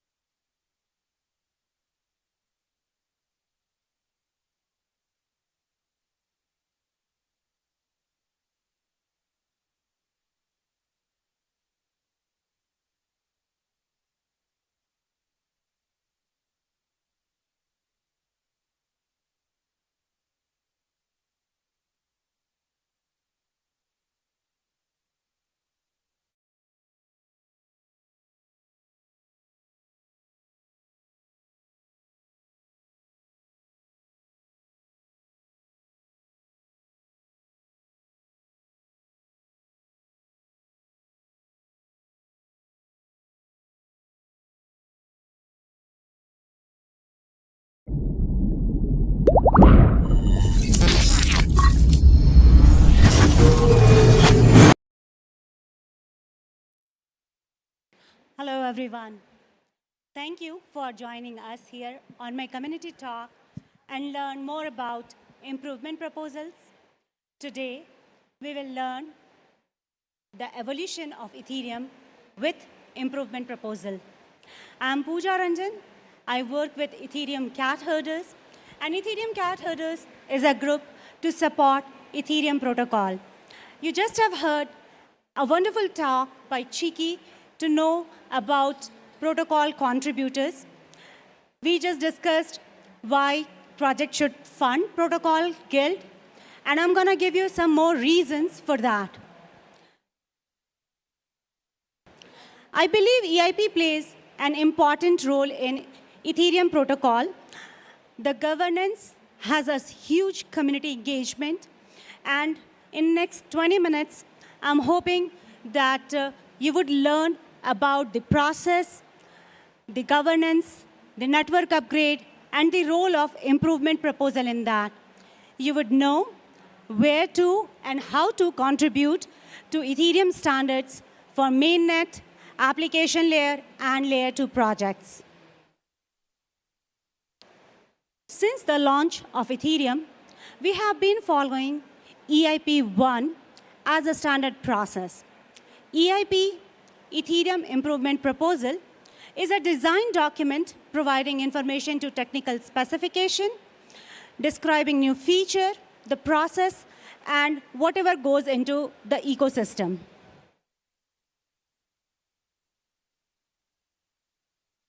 Some of you may already know about the structure, the type, and the category of improvement proposal.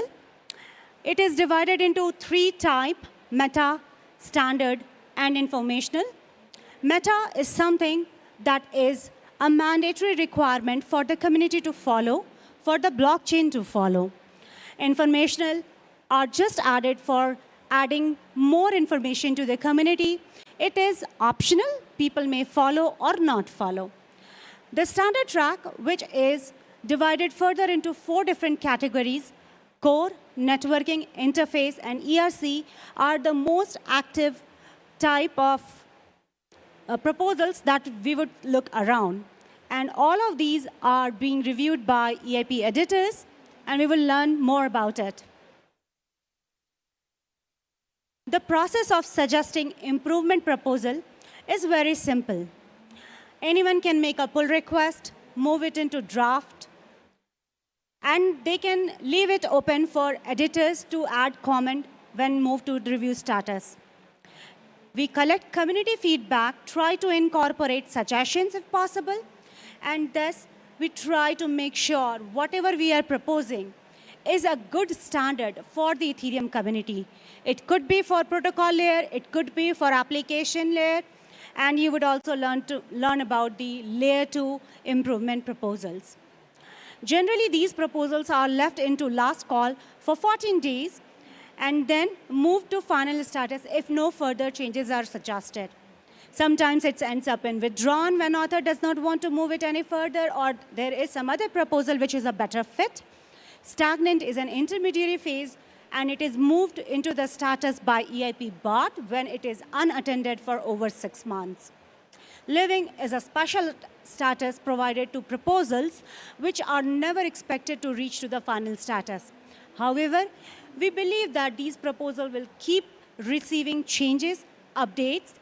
EIP1 is one of the living status proposal, and we have only 2. The community was small, and the process was simple. We were doing well, but as Ethereum grew, as blockchain ecosystem evolved, the need of managing community increased. We wanted to have proposals which are efficient, which are well-maintained, and it should be properly reviewed. For that, there was a need of repository split. Proposal 7329, ERC EIP repository split, talks about that. Last year, in summer of 2023, authors like Client and Dano Foreign documented this proposal to explain what is there with this repository split. So our current GitHub repository looks something like this. So now we have Ethereum/EIPs for EIP, which are non-application based, and for application-based proposals, we have Ethereum/ERCs. You may notice that interface is common on both the sides. That's because we also need interface proposal for client coordination, client interoperation, as well as for application layer connection. And now we have two different sets of EIP editors and ERC editors to make sure all these proposals are well-maintained, well-reviewed. The process did not change much. It is the same, except we added a little bit more information for the core proposals. So core proposals are proposals which are considered for Ethereum network upgrade that gets into the blockchain. Here we have defined the timeline when they can move these proposals from one status to another. Obviously, the first one is moving into the draft, and it can be opening a simple pull request.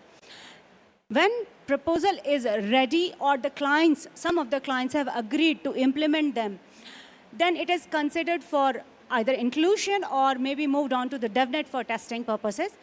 That is the point when proposal can be moved to review status.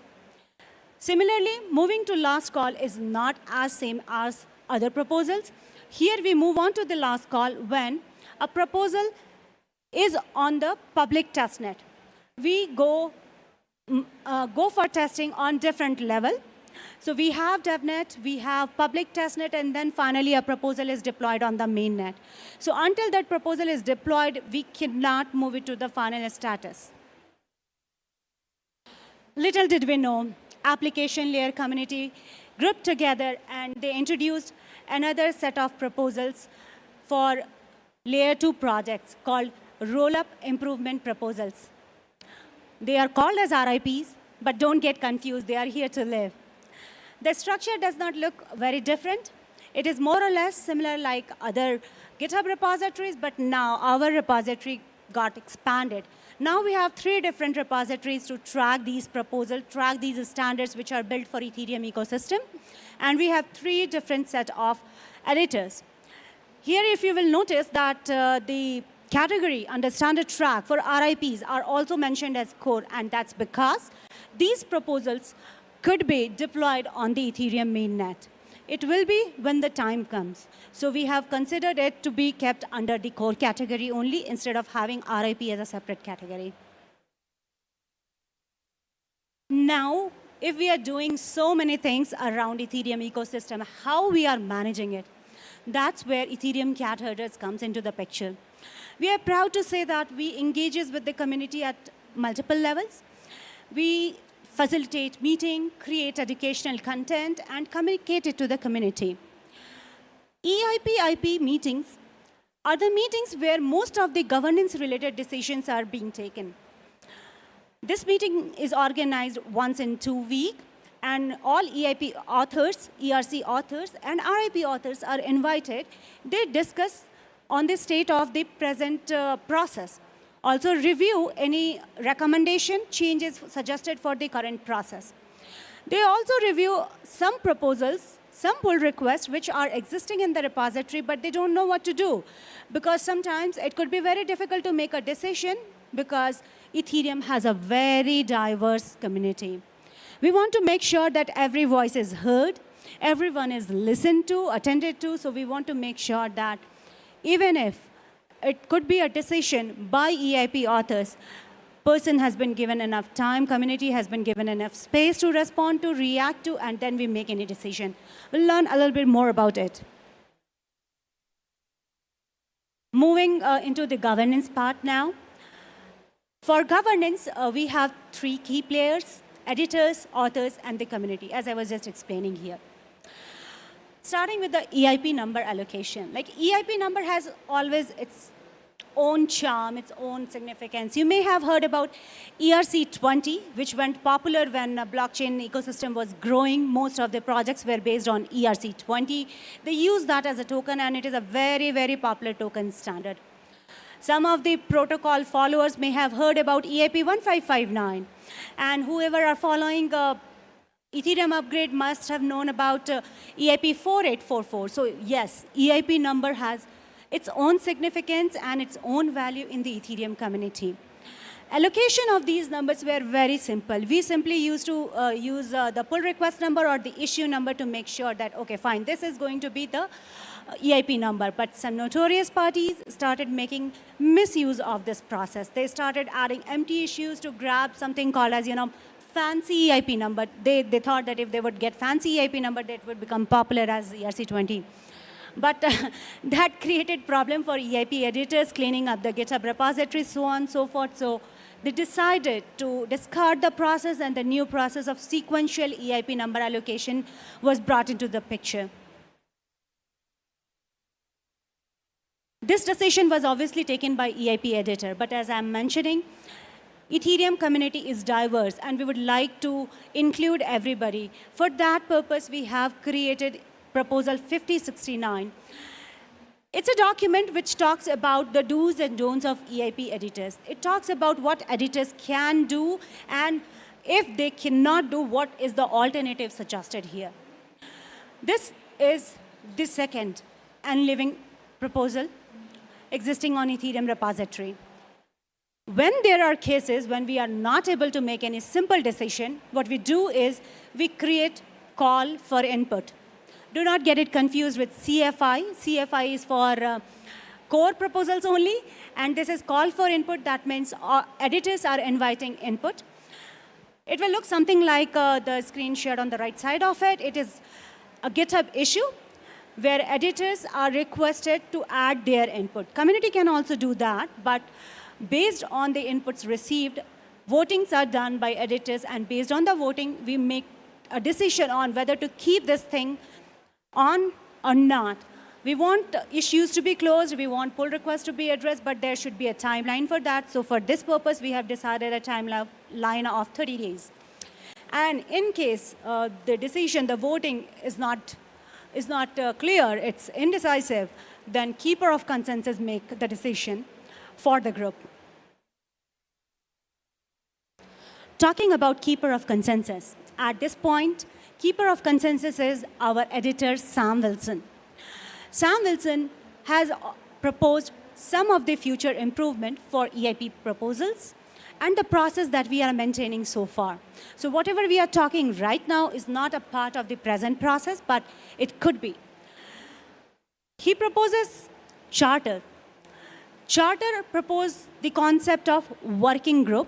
That means providing some autonomy to the group, to the repository, and to the people for whom these standards are being built. They can publish their proposal, they can facilitate discussion, and they can uphold the quality, which so far is a responsibility of EIP editor. These could be semi-autonomous bodies, and they can have their own governance. EIP editors can be a member of them, but most of the responsibility will be on shoulders of working group. So now, how would it look like? Well, we have already seen the 3 GitHub repository, and it is my representation of working group here. So if we are going by the repositories, I can imagine for core proposals, because we have 2 different sets of layers here, we could have 2 different working groups. Similarly, for application side, we have ERC dev meeting, so that could be ERC working group and wallet working group. For rollups, we have just 1 as of now. All these things, all these proposals will lead us toward network upgrade, especially the core one. Some of you may have heard about the Dencun upgrade, which we are expecting next week. And it will be followed by Prague Electra and Osaka F-Star. The name is not decided yet. This is my speculation of timeline. It's not official yet. Deneb or Cancun, which is also known as Dencun, is going to be our next hard fork, which we are expecting on March 13th at 13:55 UTC. Ethereum cat herders would be live streaming them in association with the Ethereum Foundation, ETH Stakers, Anthony Sisal.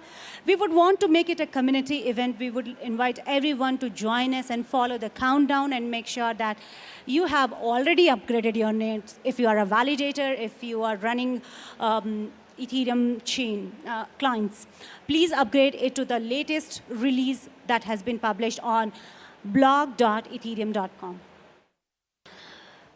This upgrade has already been tested on Gorley, Sepolia, and Halsky. And just we are counting down. It's almost ready. And we are so excited to have this thing. This upgrade includes 9 proposals. 9 proposals to make some changes to the Ethereum blockchain. What could be those changes? If this is a question, the answer is the PEEP and EEP series. This series, we organize this podcast to invite all EIP authors to talk about these proposals which goes into the hard fork. They talk about the utility, the specification, the implementation, and why they want to have this on Ethereum chain. This could be a little technical, but it is a very good overview of proposals that get into Ethereum blockchain. Let's talk a little bit about hard fork meta EEP. Hard fork meta EEP basically describes what is getting into an upgrade. If you take a look here, Proposal 606 has documented the first upgrade on Ethereum blockchain ever, which is called Homestead. We used to maintain this hard fork meta EEP, but that was discontinued after Muir Glacier that happened in January 2020, if I have not mistaken.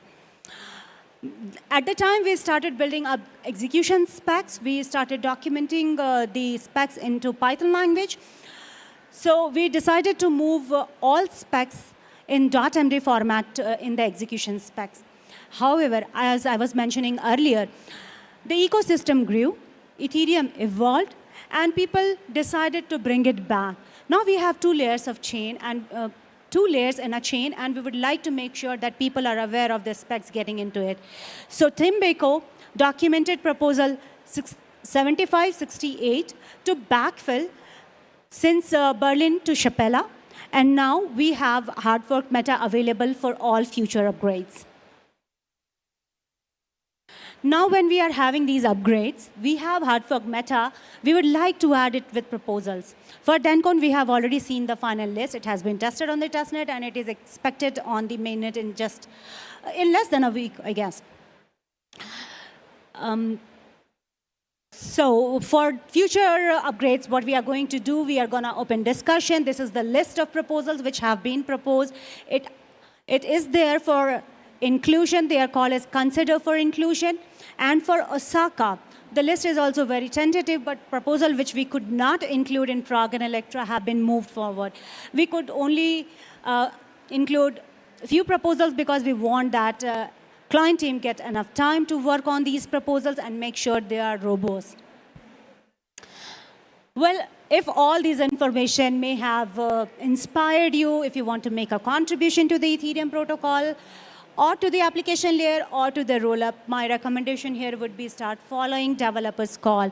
These are all public call available on ETH protocol YouTube, so you can follow all CodeDevs meetings. You can also join ETH R&D Discord. You will be flooded with a lot of channels on your left side of the screen, but that is there to help you out only. Like you will find your area of interest and you can go ask questions that you would like to. It could be overwhelming, but when you get into it, people would be around to support you to answer your questions.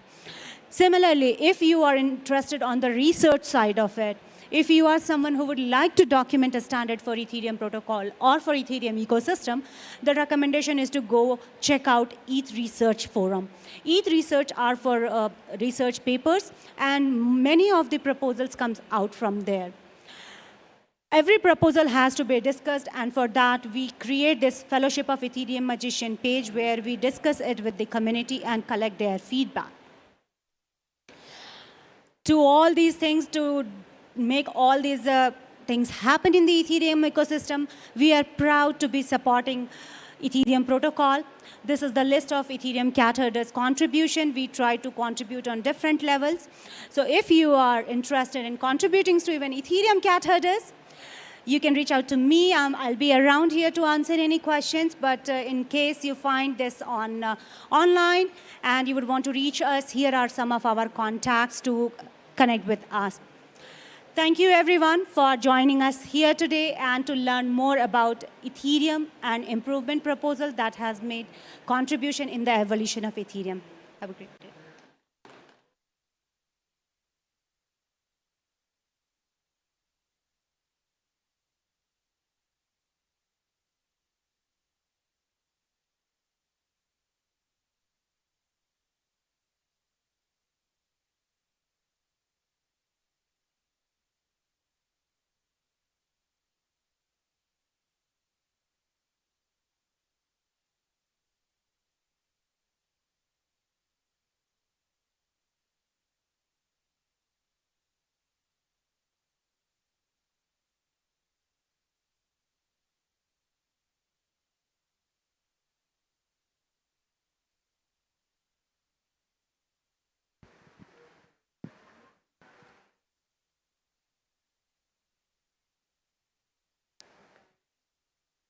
So guys, we will have a 20 minutes break and we will be back at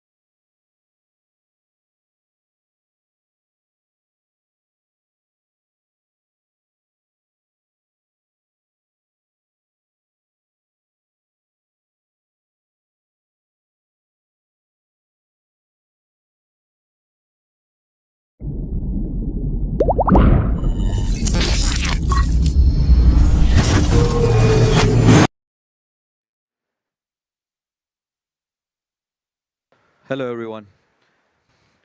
Good afternoon. Thanks a lot for coming here and listening to us. Today, I'm going to talk about real-world use cases and how DeFi can help real-world application and what has been changed after the DeFi evolution.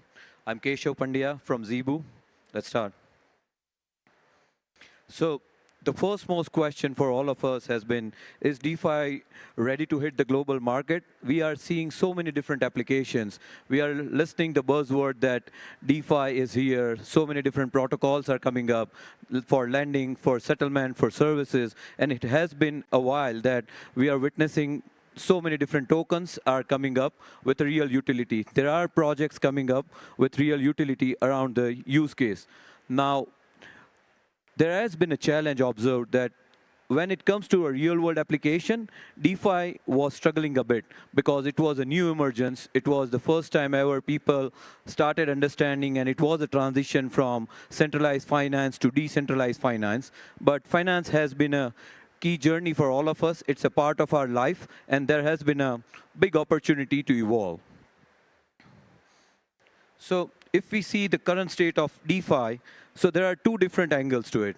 On the right side, you are seeing that there are lack of crossover with the TradFi, low capital injection, and high transaction fees. That's the one side of it. On the other side, we are seeing that there are lockups and restrictions. There are lack of clarity when it comes to the adoption.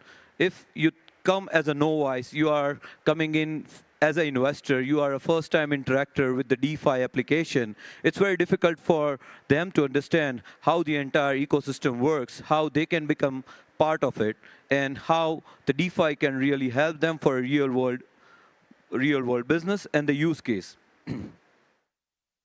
So it looks like similar.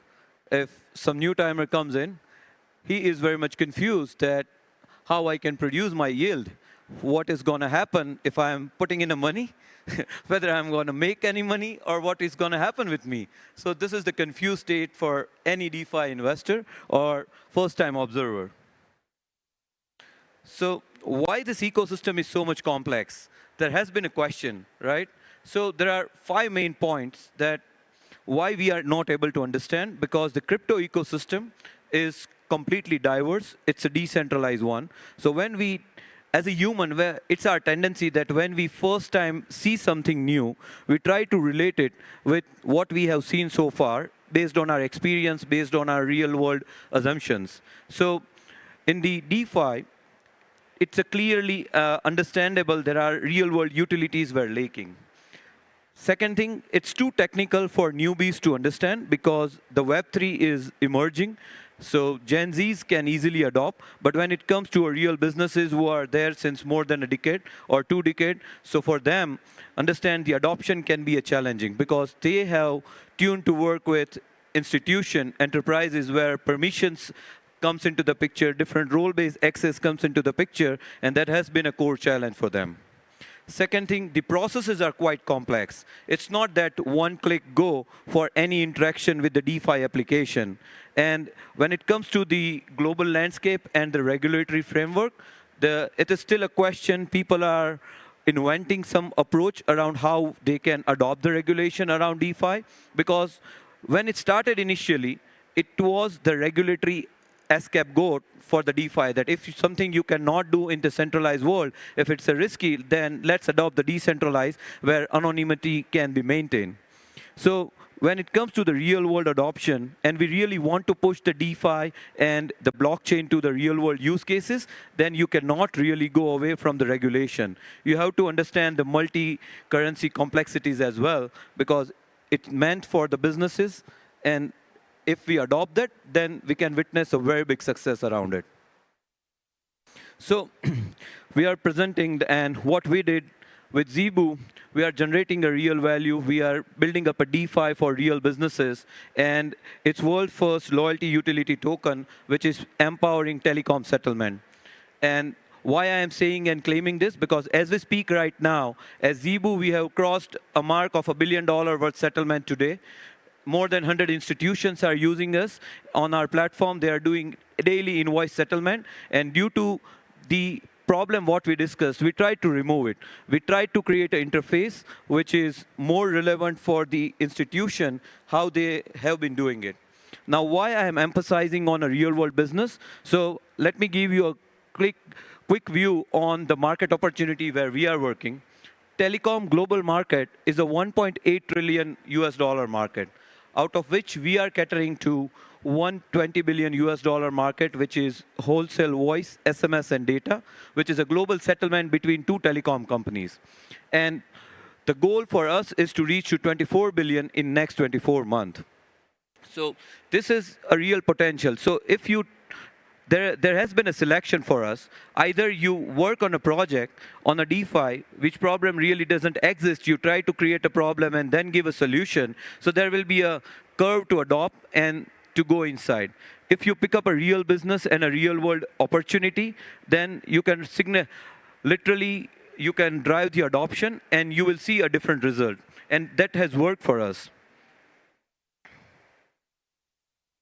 So what we are doing at Zebu, we have created a payment and settlement platform, which is truly decentralized, works with the loyalty and reward program. So why loyalty is needed? Because with the blockchain adoption, there has been cost, the gas fees, which are not regularly adopted by anyone. For the businesses who have never interacted with the blockchain, for them it is very difficult to understand the related charges. So we are providing them loyalty and rewards for consuming our platform.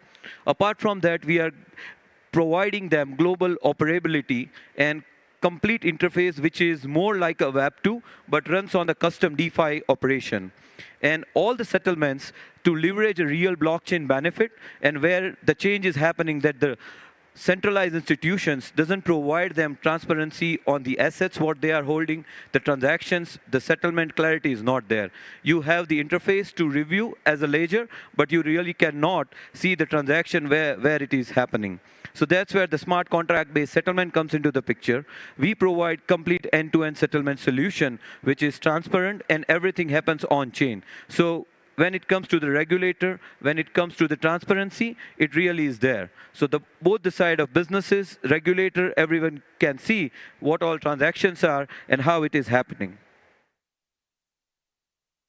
So what we speak in same continuation, our goal is to reach 14 billion this year. We already crossed mark for 1 billion transactions so far in last 6 months. In next 12 months, we are aiming to hit 14 billion by onboarding 200 merchants. By year 3, we will hit the 24 billion in the settlement. So from the total market of 120 billion, by adopting a real world use case, we are gonna hit to 24 billion in next 3 years. So to hit the milestone, what Zebu is providing and what we are bringing in as an ecosystem, that as you can see, Zebu came up with the first of its payment processor, which is the core heart of the entire settlement system. And now we are, for the first time, coming up with the decentralization of the payment and settlement thing. We have seen that there has been so many different applications. We have seen that decentralized exchanges, we have seen decentralized lending platform, but when it comes to the settlement, which is a core heart of any of the businesses, that was not been there. So at Zebu, we are coming up as a payment and settlement platform, which is our payment processor, which is completely a decentralized one, where all the community holders can come forward, they can put their stables to earn, they can put their Zebu token to stake, and they can take a participation into the real world business which is happening. Once we build up the credit record and the credit history of all the transactions from the businesses on our smart contract and on the Zebu wallet, we are working on bringing in analytics and a machine learning based credit scoring mechanism, which will facilitate the lending and factoring services. Because right now, if you see the market, lending for any fintech is the core area. Even in the blockchain, you are seeing the success of Aave because of the lending, because due to the instant loans. Loans are really driving the financial ecosystem. So with our machine learning-based product, we are going to consume entire transaction data on the blockchain, which is produced by our smart contracts, and we are going to come up with the lending services and factoring services. And in our lab 3, we are enabling what we are doing right now between two businesses. Eventually, we will enable for the international remittances. Because once the businesses will adopt, it is very easy to go to the last mile of those businesses with their subscriber. So in a nutshell, when we started, if I'm talking about a real world use case and a business and $1 billion worth of transaction in last 6 months, but journey literally didn't started in last 6 months. We first started in 2021, where we did a first settlement of 10 million USDT by working with 15 merchants of the telecom. We started taking their feedback that what is your real problem area, how you want to work, and what really want to see on the platform. That's where it was the beginning. We took their feedback, and the biggest feedback from them was that it is too difficult system for us. We are not able to track the blockchain transactions. And when it comes to our institutional hierarchy, it is very difficult for us to track the entire transaction process. So that's where we started developing an entire ecosystem. In 2022, we adopted and created a settlement layer with 50 more telecom operators and the CXO, and we processed 20 million worth of settlement in USDT. That's where we hit another roadblock. Their concern was they were more concerned about the transaction charges and AML clarity and the cleanliness of the money source. And that's where we came up with the final solution with which Zebu came out. We launched the Zebu custom build platform, which is completely AML, KYC validated for the businesses. So when it comes to the business, they are very much concerned about the legitimacy of the money and the source of the money. So at Zebu, with DeFi, we are also ensuring that the compliance stays in place. We started doing the settlement, and in 2023, we did our first settlement of 500 million in B2B transaction. We raised our first round of funding with 31.1 million from Bankai Ventures, from Parami, and another group of investors. And totally, by the end of 2023, we were able to onboard 100 different telecom companies who started using our platform. As a result, today we are able to scale to a next level. We processed $1 billion worth of transactions. And we also announced our new protocol called Phoenix Protocol. So at the end of entire transaction rail, whenever we provide settlement services, we burn those transactions. And in this year, we are working more closely with the DeFi ecosystem, with the Ether community, to completely build up a democratized settlement system where this has been adopted by the institution and the companies, so how they can become a part of the entire settlement process, how they can contribute to the DAO, they can invent around it. So as a company, we have a solid capability into the telecom. We succeeded there and we penetrated there. Now we have a greater value lock. So we are inviting other companies that how they can leverage our protocol to build up their new innovation on it. And we did an internal resolution that to support the community and the ecosystem, we are not going to build which is already existing. We are going to invest into companies. We are going to work with the acqui-hiring model with the synergic companies who are aligning with our roadmap. On top of that, we are also focusing on driving the grants. In this ETH Denver hackathon, we are sponsoring a hackathon where bounty programs are going on, and we have allocated 1 billion Zebu token for investing into the synergic companies and driving the ecosystem. That's the overall goal, and this is how we see the decentralized finance. And that is by adopting decentralized finance, that really helped us Zebu for scaling to the next level. So decentralization, we are also inviting the community members for inventing new set of governance model that how settlements can be democratized, and that's where we are working on right now for building up our core governance engine. We are also doing geographical expansion and community growth plan. So you will see soon that as a Zebu, we are coming up with a new initiative for how community members can take participation as ambassadors, as a Zebu angels, to expand the overall Zebu protocol and build more on top of it. Towards the end, at Zebu, along with me, I have my two co-founder, Raj Brahmabhat, who is a financial wizard, a young chap who came up with the main idea of Zebu. that he identified a sweet spot that telecoms are really struggling for the payments and settlement. He grown up by seeing the telecom ecosystem from his childhood, and at that point in time, we came into the interaction and we started building. I spent my almost last 10 years around the blockchain ecosystem and helped a couple of exchanges for building up their match engine and the settlement services. And that's where we came up with the first prototype of the Zebu. And Raghav came into the action because we were looking for some kick-ass marketer. He's an ex-Google, ex-Harvard guy, and we were looking for someone who can come and do some wonders around the marketing. So that's where he joined the team. So he is helping us. We three started the Zebu. Apart from this, to adopt the real-world businesses, we have good advisors with us. So Anthony is very well-known, ex-Coinbase risk side, the CEO. Nakul and Jerry DiMartino, telecom veteran, they are helping us for building up the entire ecosystem and understand how to penetrate more into the overall value chain. So this is Zebu. Thanks a lot for hearing us and taking participation here. Looking and wishing you very best of the conference. Thank you. Thanks a lot.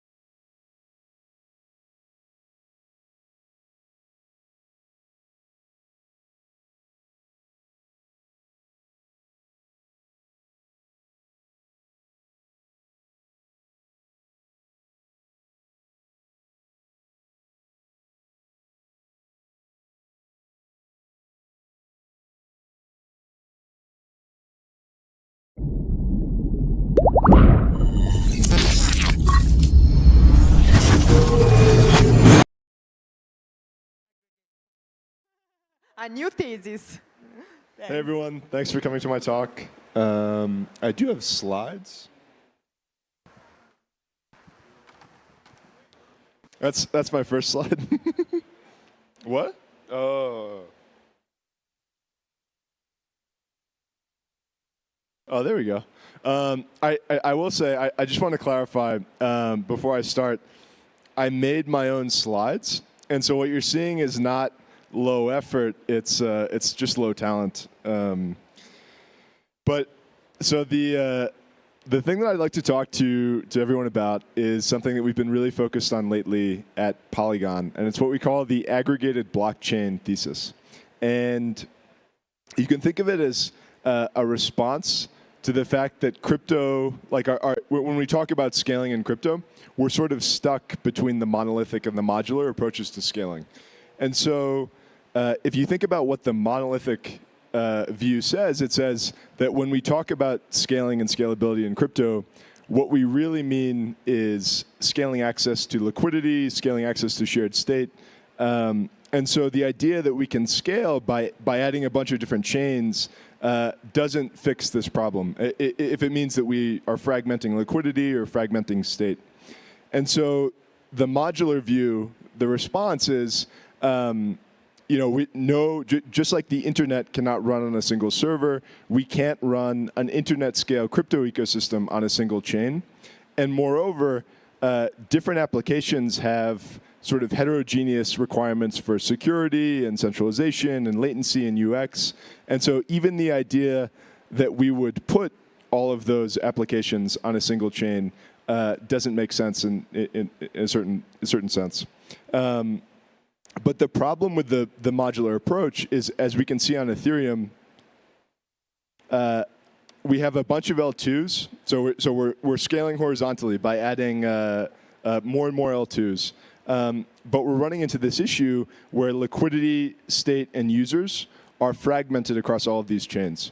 So you have like AMM pools and liquidity on Arbitrum, on Optimism, on Polygon zkVM, and it's actually really difficult to share liquidity and state in a trustless way between those chains.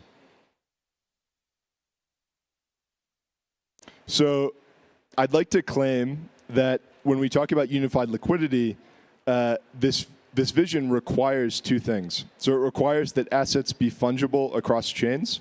So if I have ETH on Polygon zkVM, and I want to do something on Polygon POS, like I want to swap to USDC, I should be able to take my ETH and move it to Polygon POS and get ETH back. I shouldn't get a wrapped synthetic version of that token.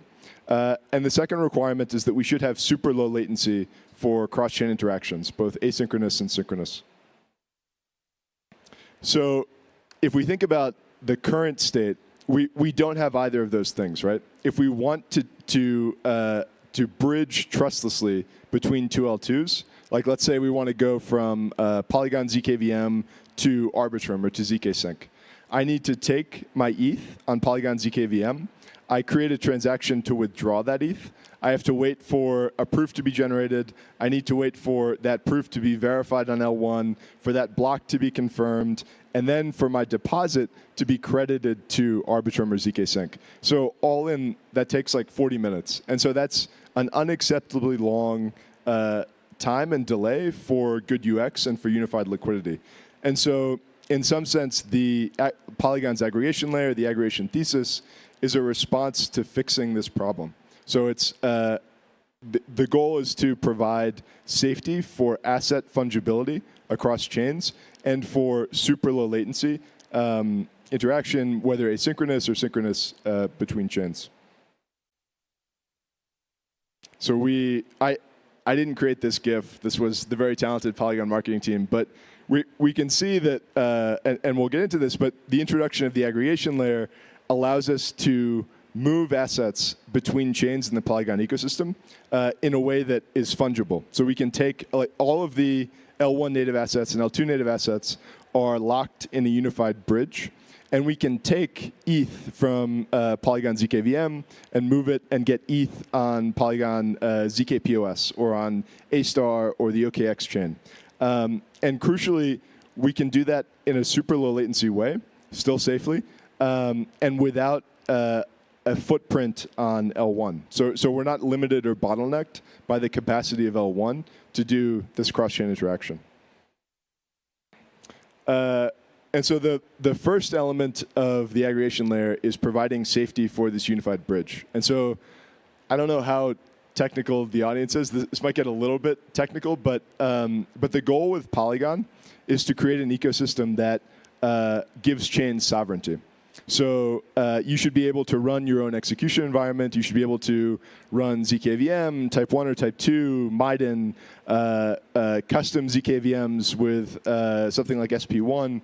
But the problem is that we need some sort of guarantee that if any ZKVM is unsound, then it shouldn't be able to drain the bridge of all funds locked on that bridge. And so the first thing that the aggregation layer does is it provides safety for an ecosystem that has heterogeneous execution environments. So even if the custom ZKVM that runs like shit chain number 1000 is unsound or is compromised, it can't drain the unified bridge of the funds that are deposited. The second thing that the aggregation layer does is it provides safety for asynchronous composability across chains. So basically what happens is if I'm chain A, or if I'm on chain A, and I want to move funds to chain B, chain A can send a message asynchronously to chain B, and chain B can commit to the state of chain A that resulted in that message.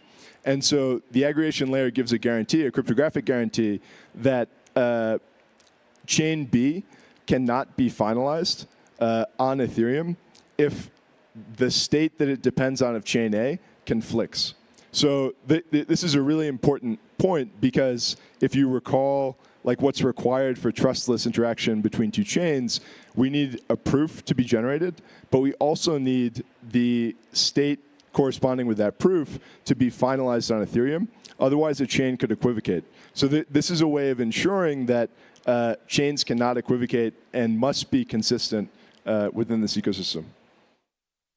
Similarly, for synchronous composability, a user can submit a bundle of transactions that execute across a large number of chains. And some mechanism, whether a shared sequencer or a relay, can execute these transactions across chains. And the ag layer can enforce that these transactions cannot be unbundled. So this is like a really, really important safety guarantee for synchronous composability across chains.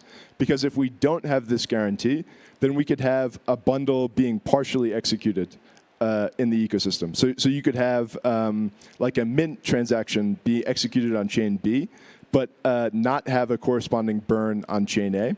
And so the bridge could become under-collateralized. And so I guess to sum up, there are three safety guarantees that the aggregation layer provides. The first one is safety for asset fungibility. It guarantees that even if a prover or a ZKVM somewhere in the ecosystem is unsound, it can't compromise the shared bridge and drain the ecosystem of funds. So in some sense, like soundness issues are quarantined to specific chains where the prover is unsound. And then the second two are safety for synchronous and asynchronous composability. So the way that we think about the ag layer is it provides this foundation of safety that lets other coordination mechanisms like shared sequencers or relays or block builders sort of be built and exist on top. So you could have a shared sequencer like Espresso or NodeKit that's actually executing synchronous transactions across a large number of chains. And in this way, we're able to have a multi-chain, horizontally scalable ecosystem with thousands or tens of thousands of chains. But for subsets of those chains, they can operate synchronously. And we can give sort of the feeling of using a single chain even as we're in a horizontally scalable ecosystem. And so it's sort of like the best of both worlds, where some chains don't need to interoperate. Like if you're a game or like a social application, you probably don't need synchronous composability with like Uniswap or some DeFi primitive, and so you don't have to pay for it. And so we can have like a heterogeneous execution environment, sequencer setup, and we can sort of allow chains to make trade-offs that make sense for them. So, and again, not to get too deep or too technical, but you might look at this guarantee or how the system has been described and say, okay, what if chain A does equivocate? And so it submits one state to chain A or to chain B and another state to the AG layer. And so chain B cannot be finalized to Ethereum.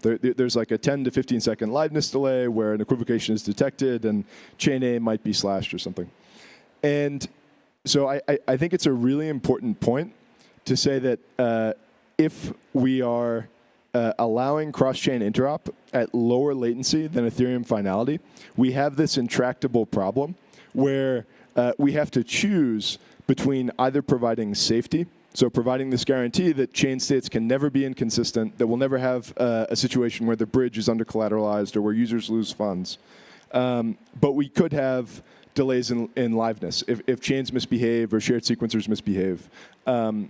But fundamentally, we have to choose between that view or the view where we'll never have liveness faults, but we also won't have safety because we'll just trust a shared sequencer or the AG layer or different chains.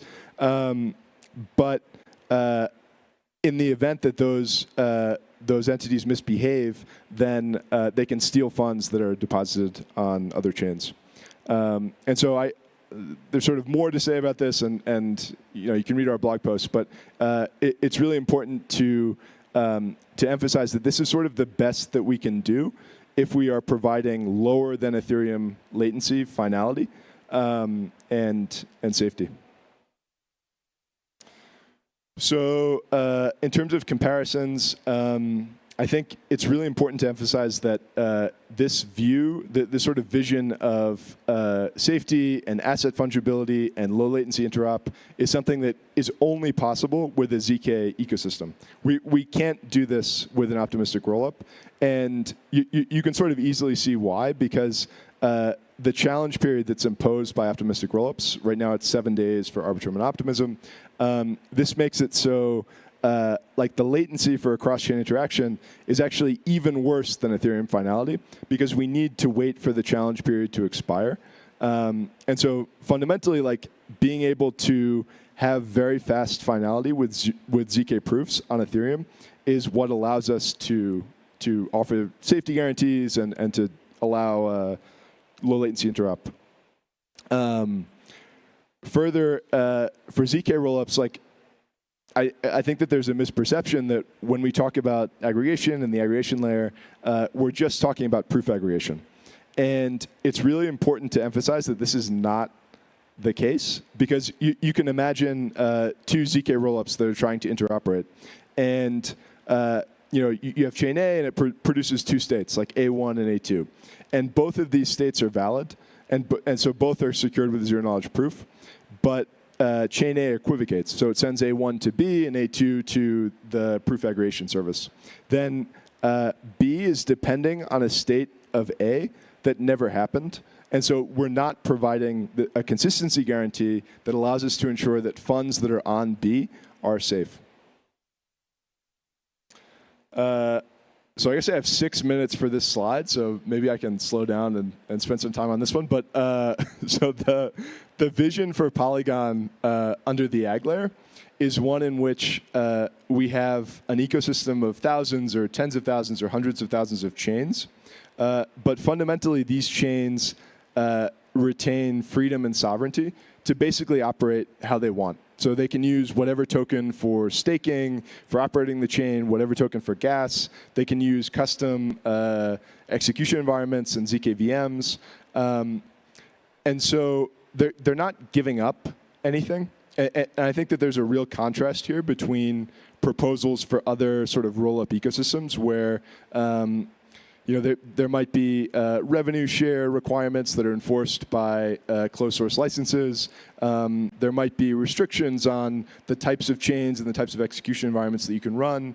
And so the vision with Polygon is not to be rent-seeking and not to be extractive. Like our view and our bet is that like if you have an environment that's horizontally scalable and where liquidity is shared across a large number of chains, then it's purely a positive sum game for chains to join this ecosystem. Because if you think about how things work for L2s right now, you sort of have to play games. Like you have to launch a token or airdrop or do liquidity mining incentives to bootstrap an ecosystem that will allow you to provide liquidity on your chain. And this is sort of like a completely different approach because the liquidity already exists in the Polygon ecosystem. And it's permissionless to access. It can be accessed by any chain.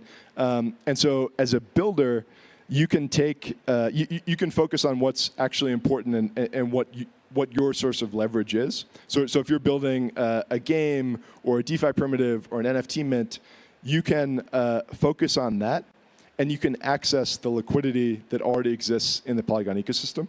And so you don't need to worry about bootstrapping an NFT marketplace on your L2 in order to launch an NFT mint. You only need to, okay. You only need to focus on building the best DeFi primitive, the most capital efficient DeFi primitive, or the coolest NFT mint, or the coolest game. And you can take advantage of an existing pool of shared liquidity, an existing user base, and other primitives and applications that can help your users. So yeah, thanks everyone. You can learn more about this on the Polygon blog, on my blog, on Twitter. But yeah, really appreciate everyone taking the time. And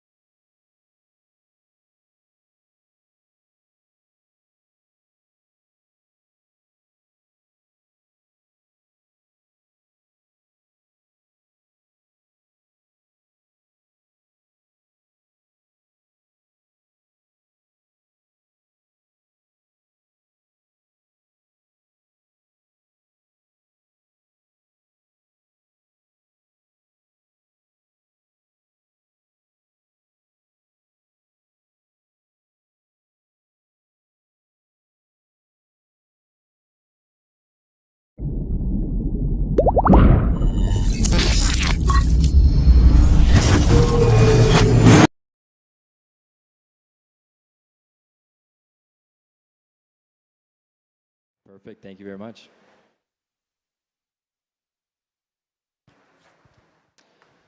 Yesterday, I talked to someone really smart at our booth. And they said, I've been coming to this conference for many years. I've been in the industry for many years. But I'm starting to see the same thing over and over again. And I want to see what's the new big innovative thing for our industry that's really going to take things to the masses.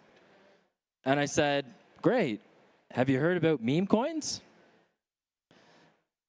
Not actually. I said, what do you think about tokenized assets? And she said, look, I think they're great, but we're still really far away from that actually coming and being something of use. Today, I'm going to talk about why we are not far away from tokenized assets reaching mass adoption and how Chainlink CCIP unlocks massive tokenized asset adoption. The global financial system has been evolving since the beginning of history.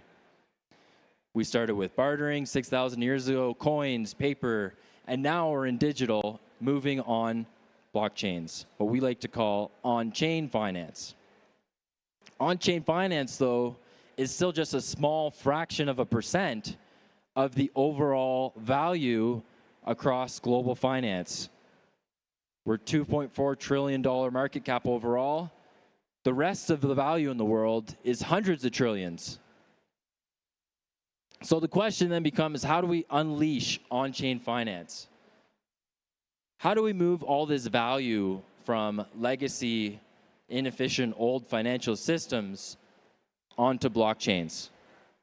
It's time to tokenize the system. Tokenizing the system means bringing all the off-chain value into tokens on-chain so we can conduct global finance on-chain. These tokenized assets can be anything from currencies to equities, bonds, infrastructure. Some tokenized assets will be easier to tokenize than others, but at the end of the day, if anything can be tokenized, it will be tokenized. Why tokenize? Anything tokenized on-chain is represented in a superior way. It inherits all the amazing, beautiful properties that blockchains offer. Let's take an example of a treasury bill. Tokenized, brought on-chain. You now have increased composability amongst all blockchain applications, transparency, reduced costs, global access, fractional ownership, new markets, democratization. Tokenization brings all these incredible properties of blockchain to off-chain assets. Another example, the US dollar. Right now, the most successful tokenized asset, currency. Dollar, tokenized. Most people know this as a stable coin. And again, it inherits all these incredible properties of blockchain. And we're starting to see other assets like commodities, gold become tokenized.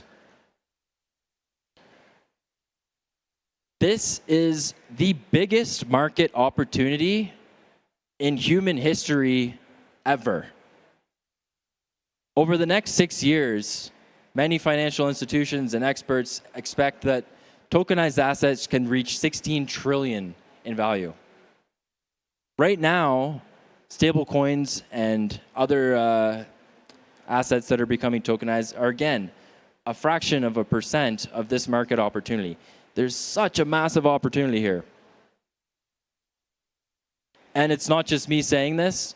97% of institutional investors agree that tokenization is going to revolutionize finance. And I mentioned 16 trillion over the next years. The whole world's financial and value is over $800 trillion in value. This can all eventually be tokenized and brought on chain. So what are the benefits of tokenizing? I mentioned a few earlier. A few that stick out as very important are, first of all, global accessibility. When you tokenize something, your market expands from a small siloed area to the globe. Anyone with an internet connection. A tokenized asset system reduces the risk of fraud.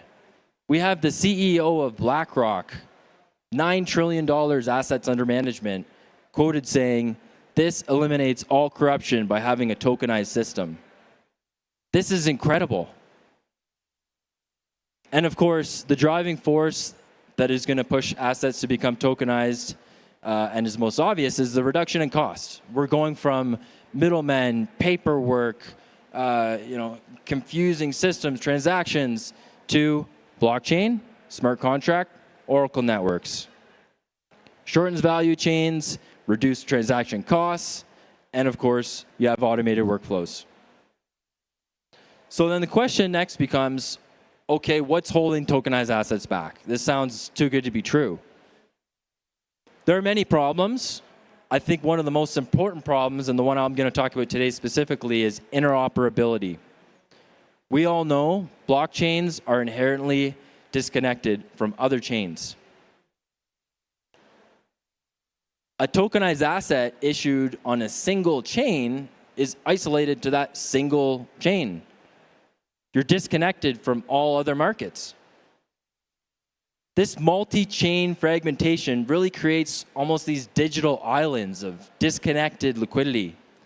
And without interoperability across blockchains, tokenized asset adoption will fail. No interoperability means fragmentation of liquidity.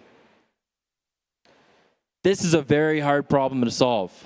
We've had almost $3 billion of bridge hacks over the last 2 years.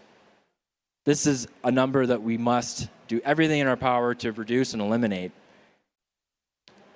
We need a highly secure interoperability standard.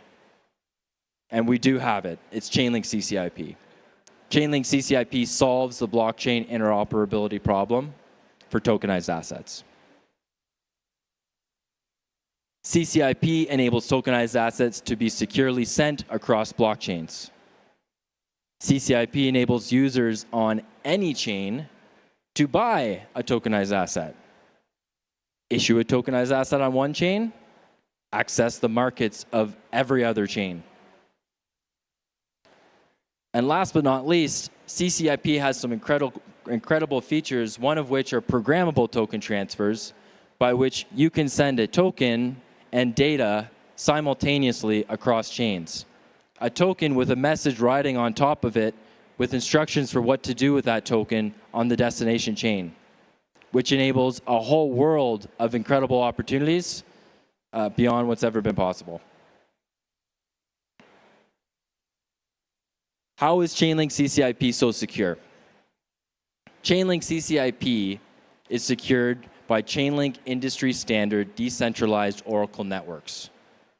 The same networks that have enabled over $10 trillion of value transacted across blockchains are now securing cross-chain transactions. And Chainlink CCIP works with a defense-in-depth approach to security. There's not just a single way to stop and ensure security. It's defense in depth. The core of the defense in depth of CCIP is something called the risk management network. And the risk management network verifies every single transaction through CCIP, providing secondary approval, and ensures that there are no any sort of issues by providing anomaly detection, securing tokenized asset transfers across chains.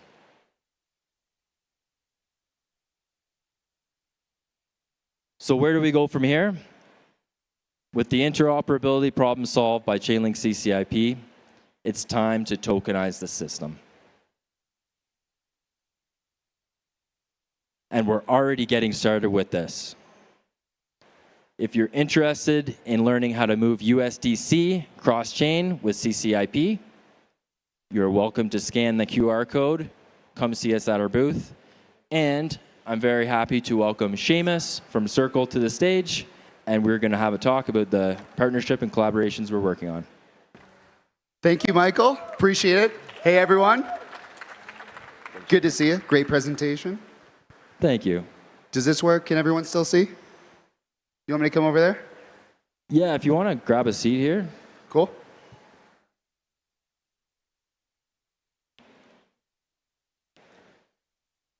Yeah, thanks so much, Seamus, for joining. Maybe you could just tell the crowd a bit about yourself and how the conference has been for you so far. Sure. Hey everyone, my name is Seamus Noonan. I'm on the business development team at Circle. I lead all of our blockchain partnerships there. I've also had the pleasure of working with the Chainlink Labs team, so really excited to be here. Thank you very much. And Seamus, so how do you feel about tokenized assets and where are things headed with USDC? Tokenized assets, it's definitely the buzzword of the conference, I'd say. Tokenized assets or AI, it's up there for both. And if folks who don't know USDC is one of the original tokenized assets. It's the dollar, it's a digital dollar. And what we're really excited about, and we're going to keep proliferating and helping push the industry forward, is access to that dollar. And it's a lot of what Michael talked about. And tokenizing an asset inherently opens that up. It's open, it's permissionless, and it's borderless. And that's what we're really excited about.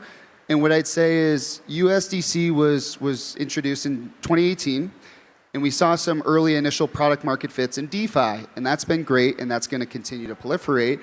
What we're really excited about is phase 2, which we would call the utility phase. And tokenized assets is a great example of exactly how users and individuals and companies can start to use this in day-to-day operations. So that's what I'd say we're really excited about. Yeah, thank you for that. And Chainlink and Circle are partnering on a number of things. Could you talk a bit about what you're excited for with that?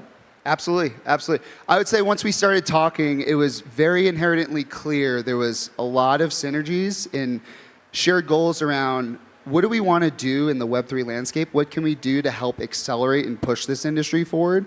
And one of those unlocks is helping developers and helping them build protocols in the next app that might actually onboard the next 500 million, not billion yet, users into Web3. So the more we were talking and engaging, the more inherent we had a lot of synergies around that. So like you mentioned, being able to move USDC from one chain to another in the most secure and safe way through CCIP. There's also a handful of other services, and folks will have a bunch of call to actions of just where developers can go, what services they can use, with the heart of everything in mind of how can we make it safe, easily, and accessible. And especially for all of the Web2 developers, we're hearing so much from them of saying, hey, these are requirements that we have in our Web2 apps we need in the Web3 landscape. And I would say both of our companies have really taken it to heart and trying our best to make that a reality. Yeah, absolutely. And I mentioned earlier, but we did have a masterclass that anyone can take by scanning that QR code. And we have many other developer events planned for building with USDC and CCIP, and we're really excited for that. So USDC, amazing stablecoin, almost $30 billion market cap. How are you thinking about the future of kind of multi-chain? Yeah, so USDC natively is on 15 different blockchains, and we hope to continue to expand to more. And our goal is to go where the users are going, seeing what the use cases are. How can we enable a safe asset with a unified source of liquidity on these new blockchains? But inherently, as you launch USDC natively on these new blockchains, users are presented with options of like, okay, my USDC is on Arbitrum. I might want to go do something on Base. How do I get that over? And that's why we rolled out our cross-chain transfer protocol last April. And it's a public permissionless way for users to flow USDC from one chain to another through a mint and burn functionality. And we like to say it's even teleporting. You're not bridging it. And we want to have a world where users don't even have to think about security or anything like that. They can just move their USDC from one chain to another and not have to worry about hacks or exploits similar to what you had up there. So in terms of interoperability, we're looking for single unified sources of liquidity. We're looking for the most safe and secure way for users to bring USDC from one chain to another. So that's how we're thinking about it, and I'm sure there's more services and things that will hopefully roll out, maybe in conjunction with you folks, for allowing users to get USDC from one chain to another easily. Yeah, thank you for that. And we see a future of more blockchains, more public chains, private chains, the entire multi-chain ecosystem expanding, and to be able to transfer USDC via CCIP is something that our developers and everyone's very excited for. And yeah, we've been really excited about that recently. So yeah, thank you, Seamus. Just last question. Looking forward, is there anything else you'd like to mention to Chainlink developers watching this talk? Yeah, definitely. We're going to have a ton of stuff we're partnering together on. We're going to have a ton of call to actions. I'll be sticking around. I think Michael will as well. So if anyone's thinking about building a project or curious about integrating, please feel free, swing by. We have a lot of call to actions. I would say I'm just like closing thoughts. I'm really excited about some of the use cases I've heard. And I was talking to someone earlier today, and they're like, hey, I've been working in the crypto industry for 7 years. Last month, I finally got paid in USDC. Holy shit, it's so easy. And that's what we're excited about, right? Like he said, he's like, I live in England and I get paid in USDC. And he said it took about a minute and a half for that transfer. And he said I saved $300 in bank fees. So I feel like this year there's a lot of energy, but there's a lot of things that are backing up the claims of, hey, we're going to do this, we're going to do that. So we're really excited to partner together. And I'm sure there's folks in the audience that are thinking about something. Come give it a shot, come build, come work with us. So in terms of call to action, join the Discord. We have a Discord for USDC if you want to come join the community. It's Build on Circle. You can find us on X or Twitter, Build on Circle as well. And I know we're going to have a handful of collaboration and content, but super excited to hopefully meet some of you folks and excited to see where we're going to be a couple months, a year from now, Michael. Yeah, absolutely. And for Chainlink, you can follow us on Twitter. You can hop in our Discord, and we have a nice, big, beautiful campsite booth at the back of the other building. Please stop by and let us know if you have any further questions. Thanks, everybody. And Thanks so Seamus. much.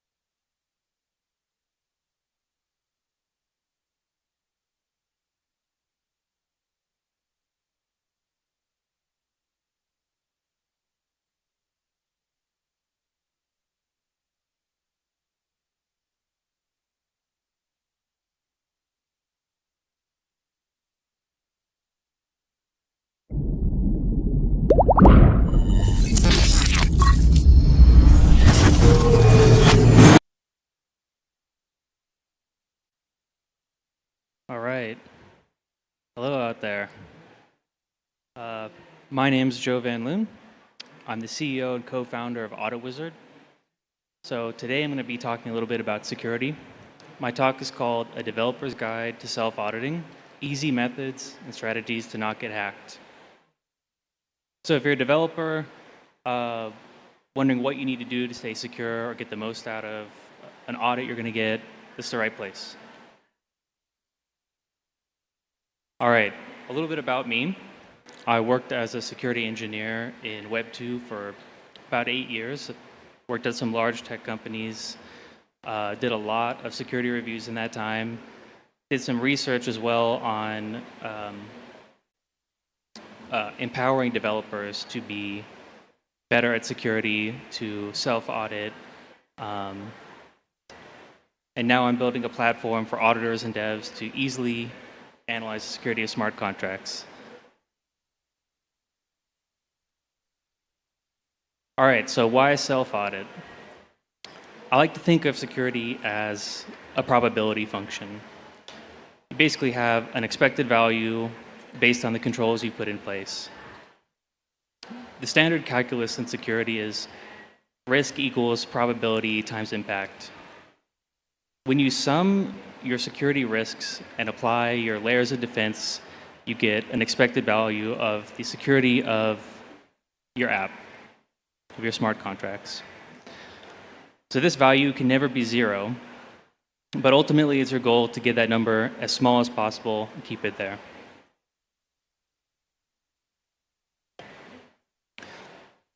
There's also a model in risk management called the Swiss cheese model. I have a nice little graphic here of that. But essentially, each layer of defense you have has holes in it. When you stack them up, those holes ideally will not overlap. You get enough layers and you've got a pretty good set of layers of defense, right? Ideally, those layers are complementary and they can reduce the overall holes in the system. So when thinking about the security of your project, your goal is to take a series of approaches that ideally have their own unique probability distribution, so the holes don't line up. Audits are great, and you can get multiple audits and sort of stack those up, but there's a lot of other stuff you need to do that have their own sort of unique probability distribution that can also have a good impact. And security doesn't start and end with an audit. Security doesn't start and end with an audit. It's an ongoing process. You should practice it at every stage of development. So being critical of audits, they are definitely not a silver bullet. I have a nice graphic here you can see of the cumulative amount lost over time by audit status. So the orange line is unaudited, the blue line is audited, and you can see that blue line is not zero. So why is that? I'll start by saying the incentive for auditors is they're not necessarily aligned with yours, right? An audit firm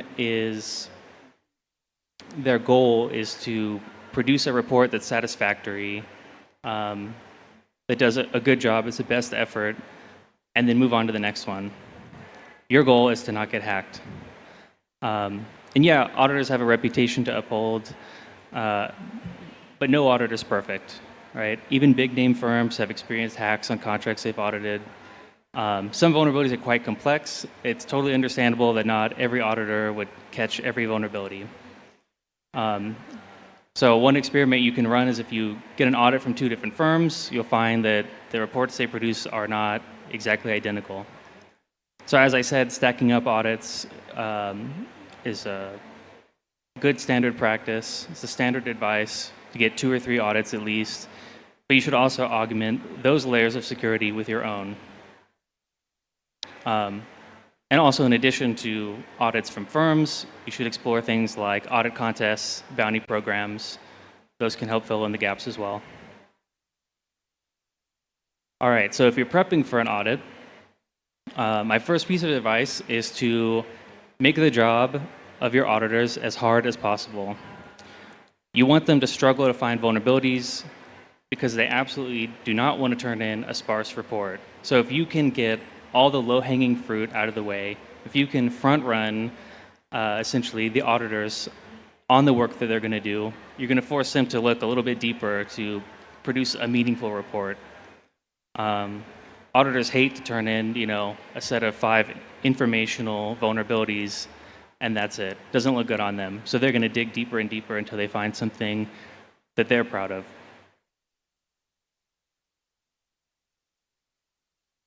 So the number one thing here is that if you have insecure code, you're going to get an audit.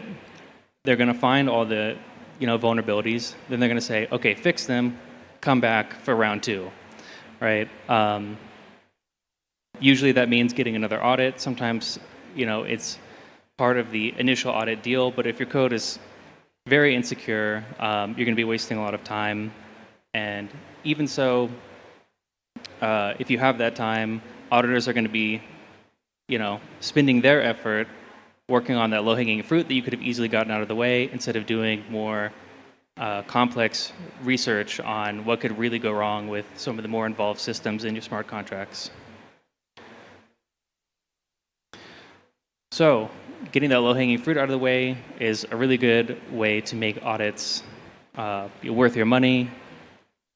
The other thing I'll say is auditors, the first thing they're going to do is read through your docs. They're going to run your tests. They're going to fork your tests, and then they're going to kind of modify them and play around with them.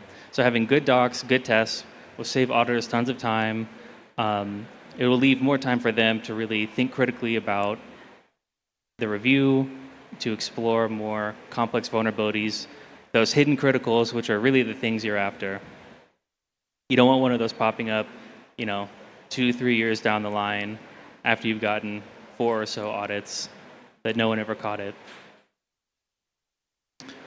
And essentially you can think of, you're hiring auditors for one thing, their critical thinking, security expertise. If you can get as much of that overhead of the audit process out of the way, they can focus on that one thing that they're good at. If they have to write a bunch of boilerplate tests because you have no tests, that's a waste of their time, that's a waste of your money. My last tip here is to make use of the tools out there, static code analysis tools. They're usually limited in value because they target low-hanging fruit, but if you can't pass the static code analysis audit, then your code is not ready for a human audit. So it's a good step 1. All right, so auditing yourself. If you don't want to get an audit or if you're not ready for an audit, there's still a lot you can do. And actually, developers and auditor skill sets overlap a lot more than you might think. As a professional developer, you're actually not far from the skill set of an auditor.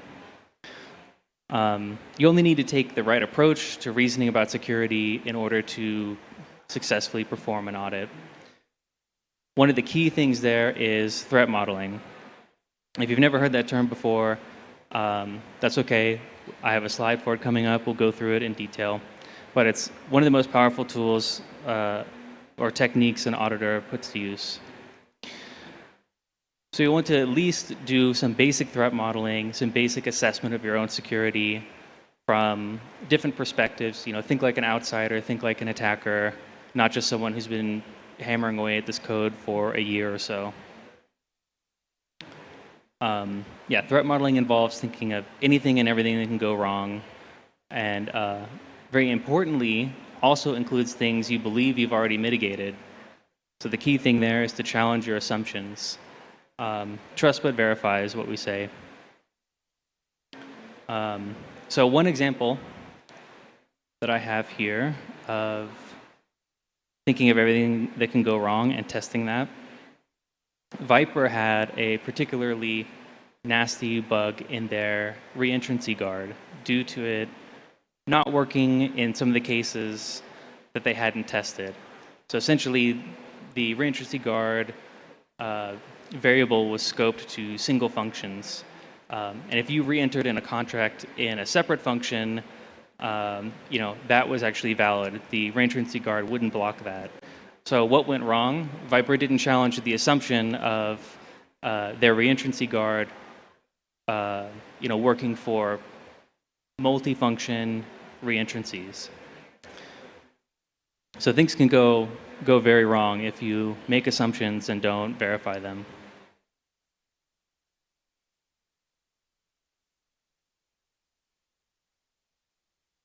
So one other tip I have here for any dev team out there is that putting at least 5% of someone on your team's time to think about security is much, much better than 0%. So that's always been my advice. Actually, my advice is to assign someone to be sort of the security champion of the project. But if you're moving fast and you have a lot of development overhead, you can't sacrifice a lot of time, but you could sacrifice at least 5% to not get hacked. And then last thing I'll recommend here, again, is another set of tools for fuzz testing. So if you're not aware of what fuzz testing is, essentially is brute forcing your contracts with different inputs to see what the behavior is like. It's a pretty good way to reason about or to, detect security issues. And the main thing is it doesn't take a lot of human overhead. It's kind of point and shoot. There's some things you can do to set it up and optimize it, but you're mostly relying on a computer to brute force this for you. So it means you don't have to sacrifice a lot of dev resources.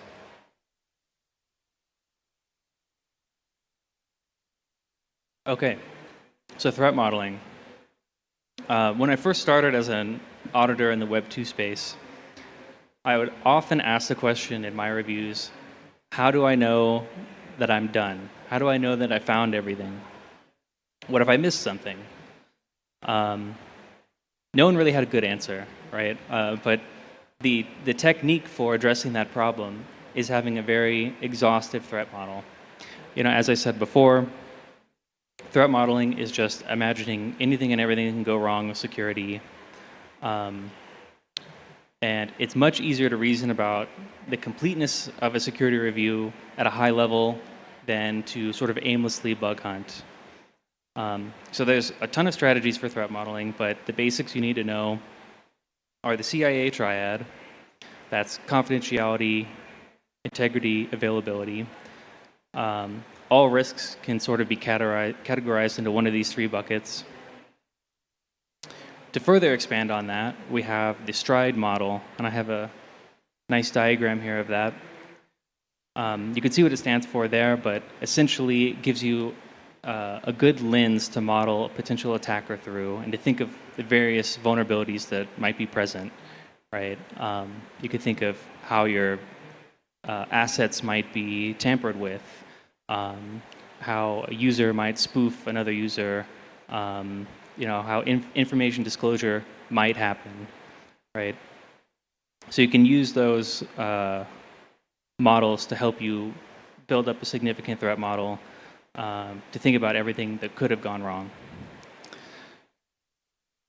Lastly, every auditor relies pretty heavily on a vocabulary of sorts of common security vulnerabilities. Something they do day in and day out is look for these vulnerabilities. They know them pretty well, and they start to, get to know the common ones and know what they should look for first. Obviously, as a developer, you don't have that vocabulary built up. A good place to start with that is just looking at the top 10 smart contract vulnerabilities and asking yourself, how could I be vulnerable to this? Obviously, there's more than 10 that you want to look at, but the top 10 is a good place to start.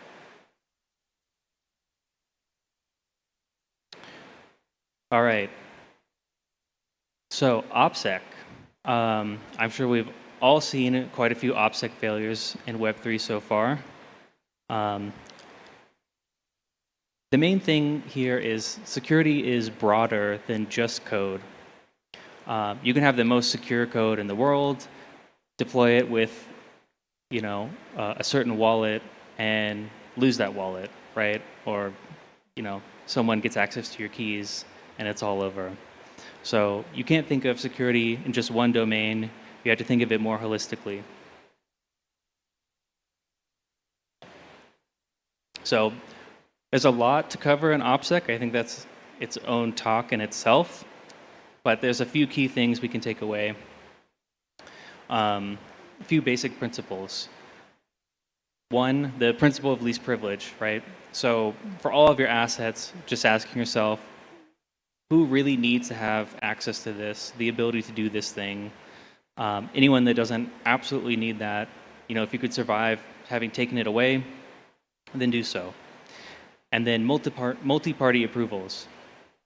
So you can have one bad actor on your team, you could have one compromised laptop, one malicious employee, if you will, but you significantly reduce the probability of them being able to do something when you pair them up with others in the organization, right? So if you want to do a smart contract deployment, rather than everyone on the team being able to just do that, you need 3 or 5 people to agree on it, and they'll all be a filter for anything that goes wrong. 2FA saves lives. SMS account recovery, as we've seen, kills. Even Vitalik is not immune from this, right? I think we've seen on Twitter or X quite a few times now where people's accounts got hacked. How does that happen? Almost all the time it's because they have their phone number tied to their account, they have some sort of SMS account recovery mechanism, they get SIM swapped, then their account's gone. So it's all about permissions, right? Think critically about your permissions, review them often. Look at things like Discord, for example. Discord servers actually have very complex sets of permissions, easy to mess it up, but make sure you're looking at everything that your company does, that your project does, making sure you're secure there.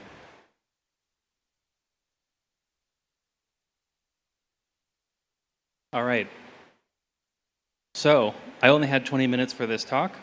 There is so much more I would love to cover, so much more you need to know, but hopefully that was a good primer for the basics so you know where you need to dig into further. A few takeaways I wanted to highlight. One, assign one person on your team at least to champion security thoughts, initiatives. Even as little as 5% of their time goes a long way. And then empower them to actually make changes that matter. 2, audit your own code, right? Especially before a professional audit. No one knows your code better than you. You have all the context. You just need to employ some auditing techniques, and you'll be better than any other auditor out there. Maintain security as you develop.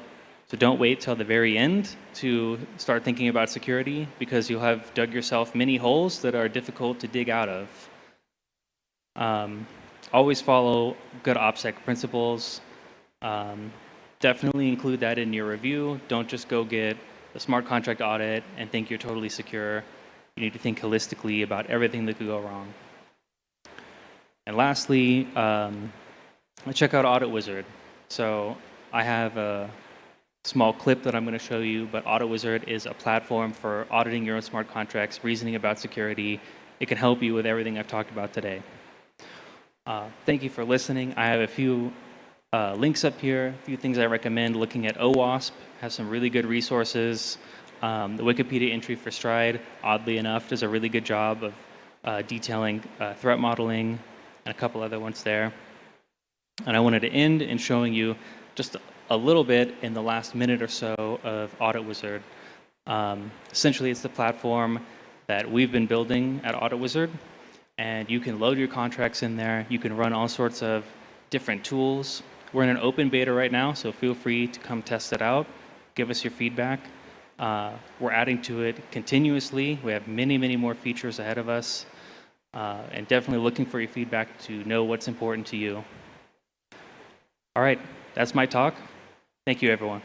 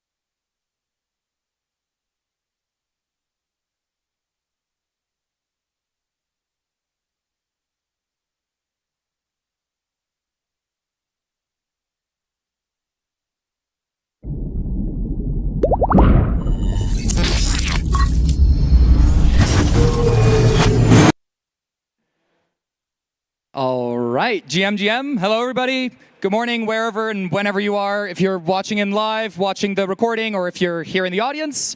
My name is Luke. I'm Luke.eth, and I'm talking about Web3 identity and ENS and everything related. Let's start off with a quick show of hands. Who here has an ENS name? Sweet.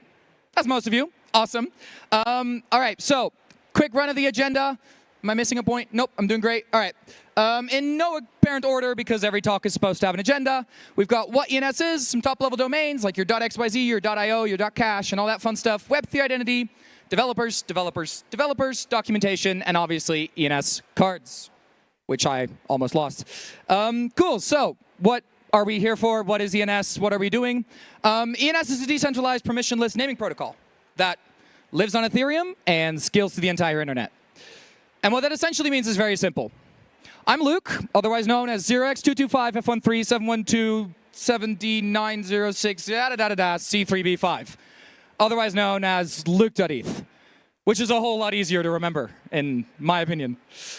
So where traditional DNS would convert google.com into an IP address, ENS allows us to convert human-readable names like loosemans.com or luke.computer and luke.eth into machine-readable addresses, such as IP addresses, content hashes, Arweave, IPFS, Ethereum addresses, Solana, Bitcoin, Litecoin, and much, much more. So anywhere where you can read and write an address, you should be able to use an ENS. Whether that's Etherscan, whether that's OpenSea, any place you're showing off addresses, you can make your experience in dApps easier by showing names. Let's talk about that. So in most of these applications here, you'll see me sending some assets, or you'll see Greg sending some assets, actually, vice versa. And it's pretty much all the same. You go to your favorite wallet, you go to the search box, and instead of entering an address, you enter a name. You get confirmed with some extra information. Woo, I tripped over the cable. And that's it. It's that simple, and it works anywhere.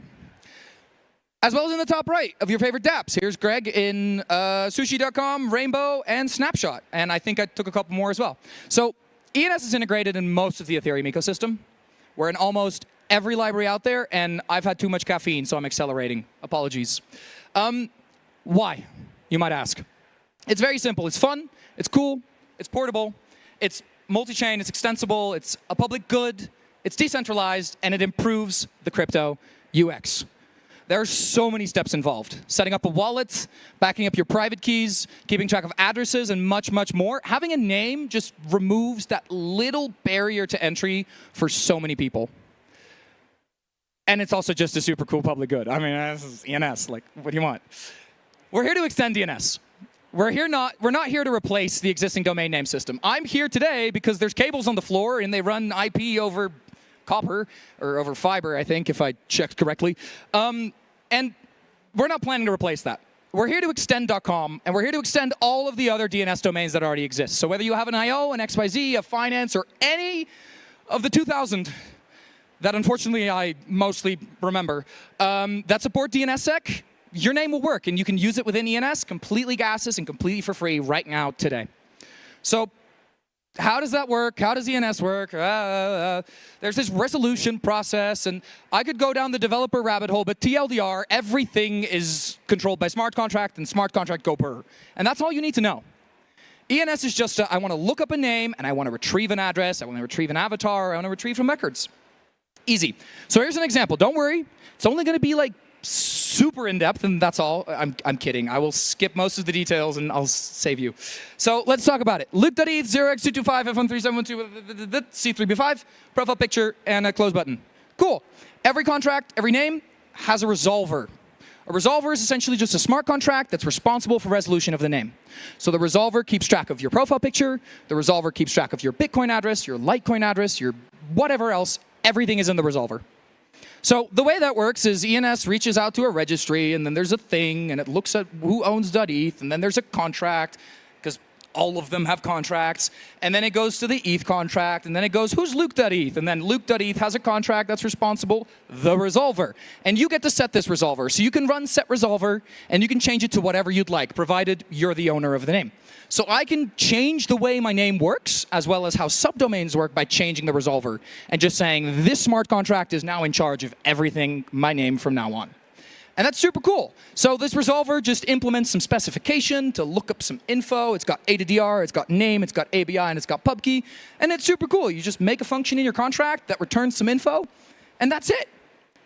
That's your resolver. And you can do this for loop.eth, you can do this for text records, you can do this for so much more, and you can put whatever logic you can imagine in here. So if you want to issue subdomains or change your address based on the current market situation or based on who owns an NFT or give out subdomains to every NFT holder or DAO member or person with voting rights, you name it, you can make it happen. You want your profile picture to change based on the day of the week? Have fun, be my guest. But caching is an issue and whatever. Okay, so breathe. I'm accelerating again. That was all the difficult stuff. Now you know how ENS works. Thank you for not walking out while I did the text section. What about subnames? Are you ready? Hello.luke.eth. Same story. Reaches out to the registry, reaches out to the ETH registrar. Look, I skipped like 12 slides here. And then it gets the resolver. Your magic happens. It returns all the information. And hello.luke.eth suddenly exists. So you can do all that fun DAO and NFT magic that I talked about earlier. GG easy. Next. So super simple. You bring the resolver. We bring the resolution. That's it. We're an open protocol. Anybody can implement us, whether you're building your own naming service or whether you're doing something completely different. ENS just works. It's great. Very nice. So you thought it was over? No, we're just getting to the good stuff. ENS lets you store text records. Your name is not just some way to get to an address. It's your digital identity. It's your backpack. You can store your avatar in here. You can store your banner in here. You can store so much more. So that function right there, they told me not to walk in front of the screen. I'm going to do it anyway. It's right here. It takes the avatar field in, and that lets you do whatever you want. So if you want to change the avatar, be my guest. Make the logic happen. You can store text records, all the things.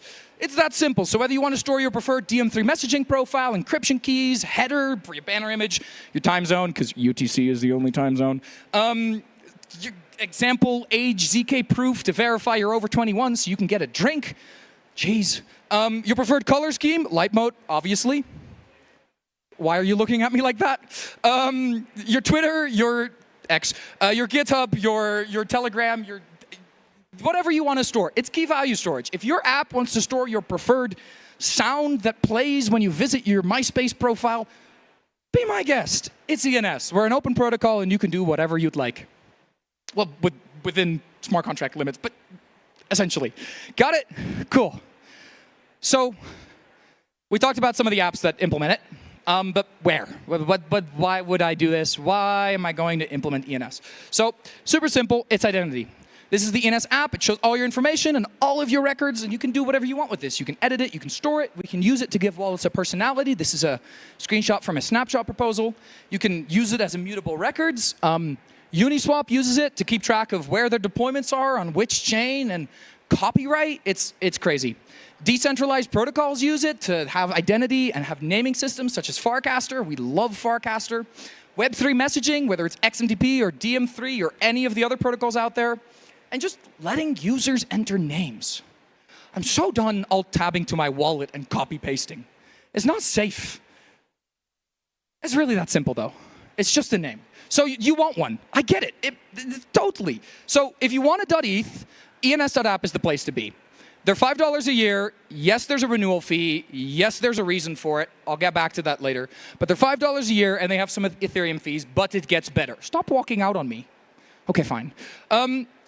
Want a uni.eth subdomain? Uniswap has it.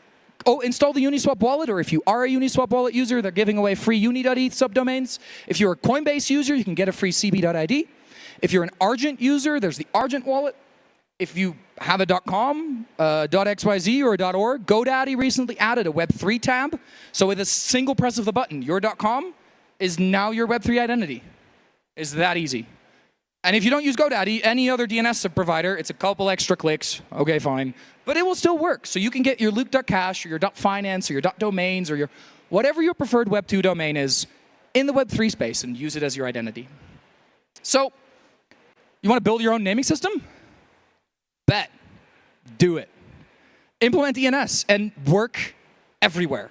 Because ENS doesn't just work in wallets. ENS doesn't just work in dApps. ENS doesn't just work on my fridge, which I've yet to program. It works everywhere. And it's great. We're an open protocol. anyone can implement and anyone can build on top of the ENS ecosystem. Check out docs.ens.domains. It's really cool. So let's build. Building on ENS, super simple. We've got a design system. So if you're not a front-end dev or you're not a designer, you smack some components together and it looks nice. You're welcome. If you want to do ENS.js, you want to hit you want to load information specifically, you want to load the graph information, or you want to load other kinds of stuff, we've got a whole library for it with everything you might need to know. I'll give you a second to scan that. Cool. Then there's fresh documentation, got a beautiful QR code as well. We gave the documentation a complete refresh, complete rewrite, Thorin design, all of the cool stuff, dark theme support. I think I missed a spot, but I'm sure it's fine. And that's it. Issue subdomains, whether it's Uniswap, Coinbase, Argent, or just Nick. Here's the QR code. And then last but not least, we're doing ENS swag. We've got these super cool cards. I've got 2 QR codes here. I like a game of Jeopardy. So one of them goes to the swag registration site, and the other one is up to you to find out. So yeah, we're still here for the rest of the conference while supplies last. We'll be printing more of these cool cards. So if you have an ENS, a .uni.eth, a .cb.id, or a .lens name, or you name it, show up, your .xyz, we'll print you a card, and we'll have a good time. Yeah, that was most of what I had. Enjoy Denver. This was the last talk of the day, so you can exit and you can have a good time. And thank you very much for having me. I went way too fast, but I'm sure it's okay.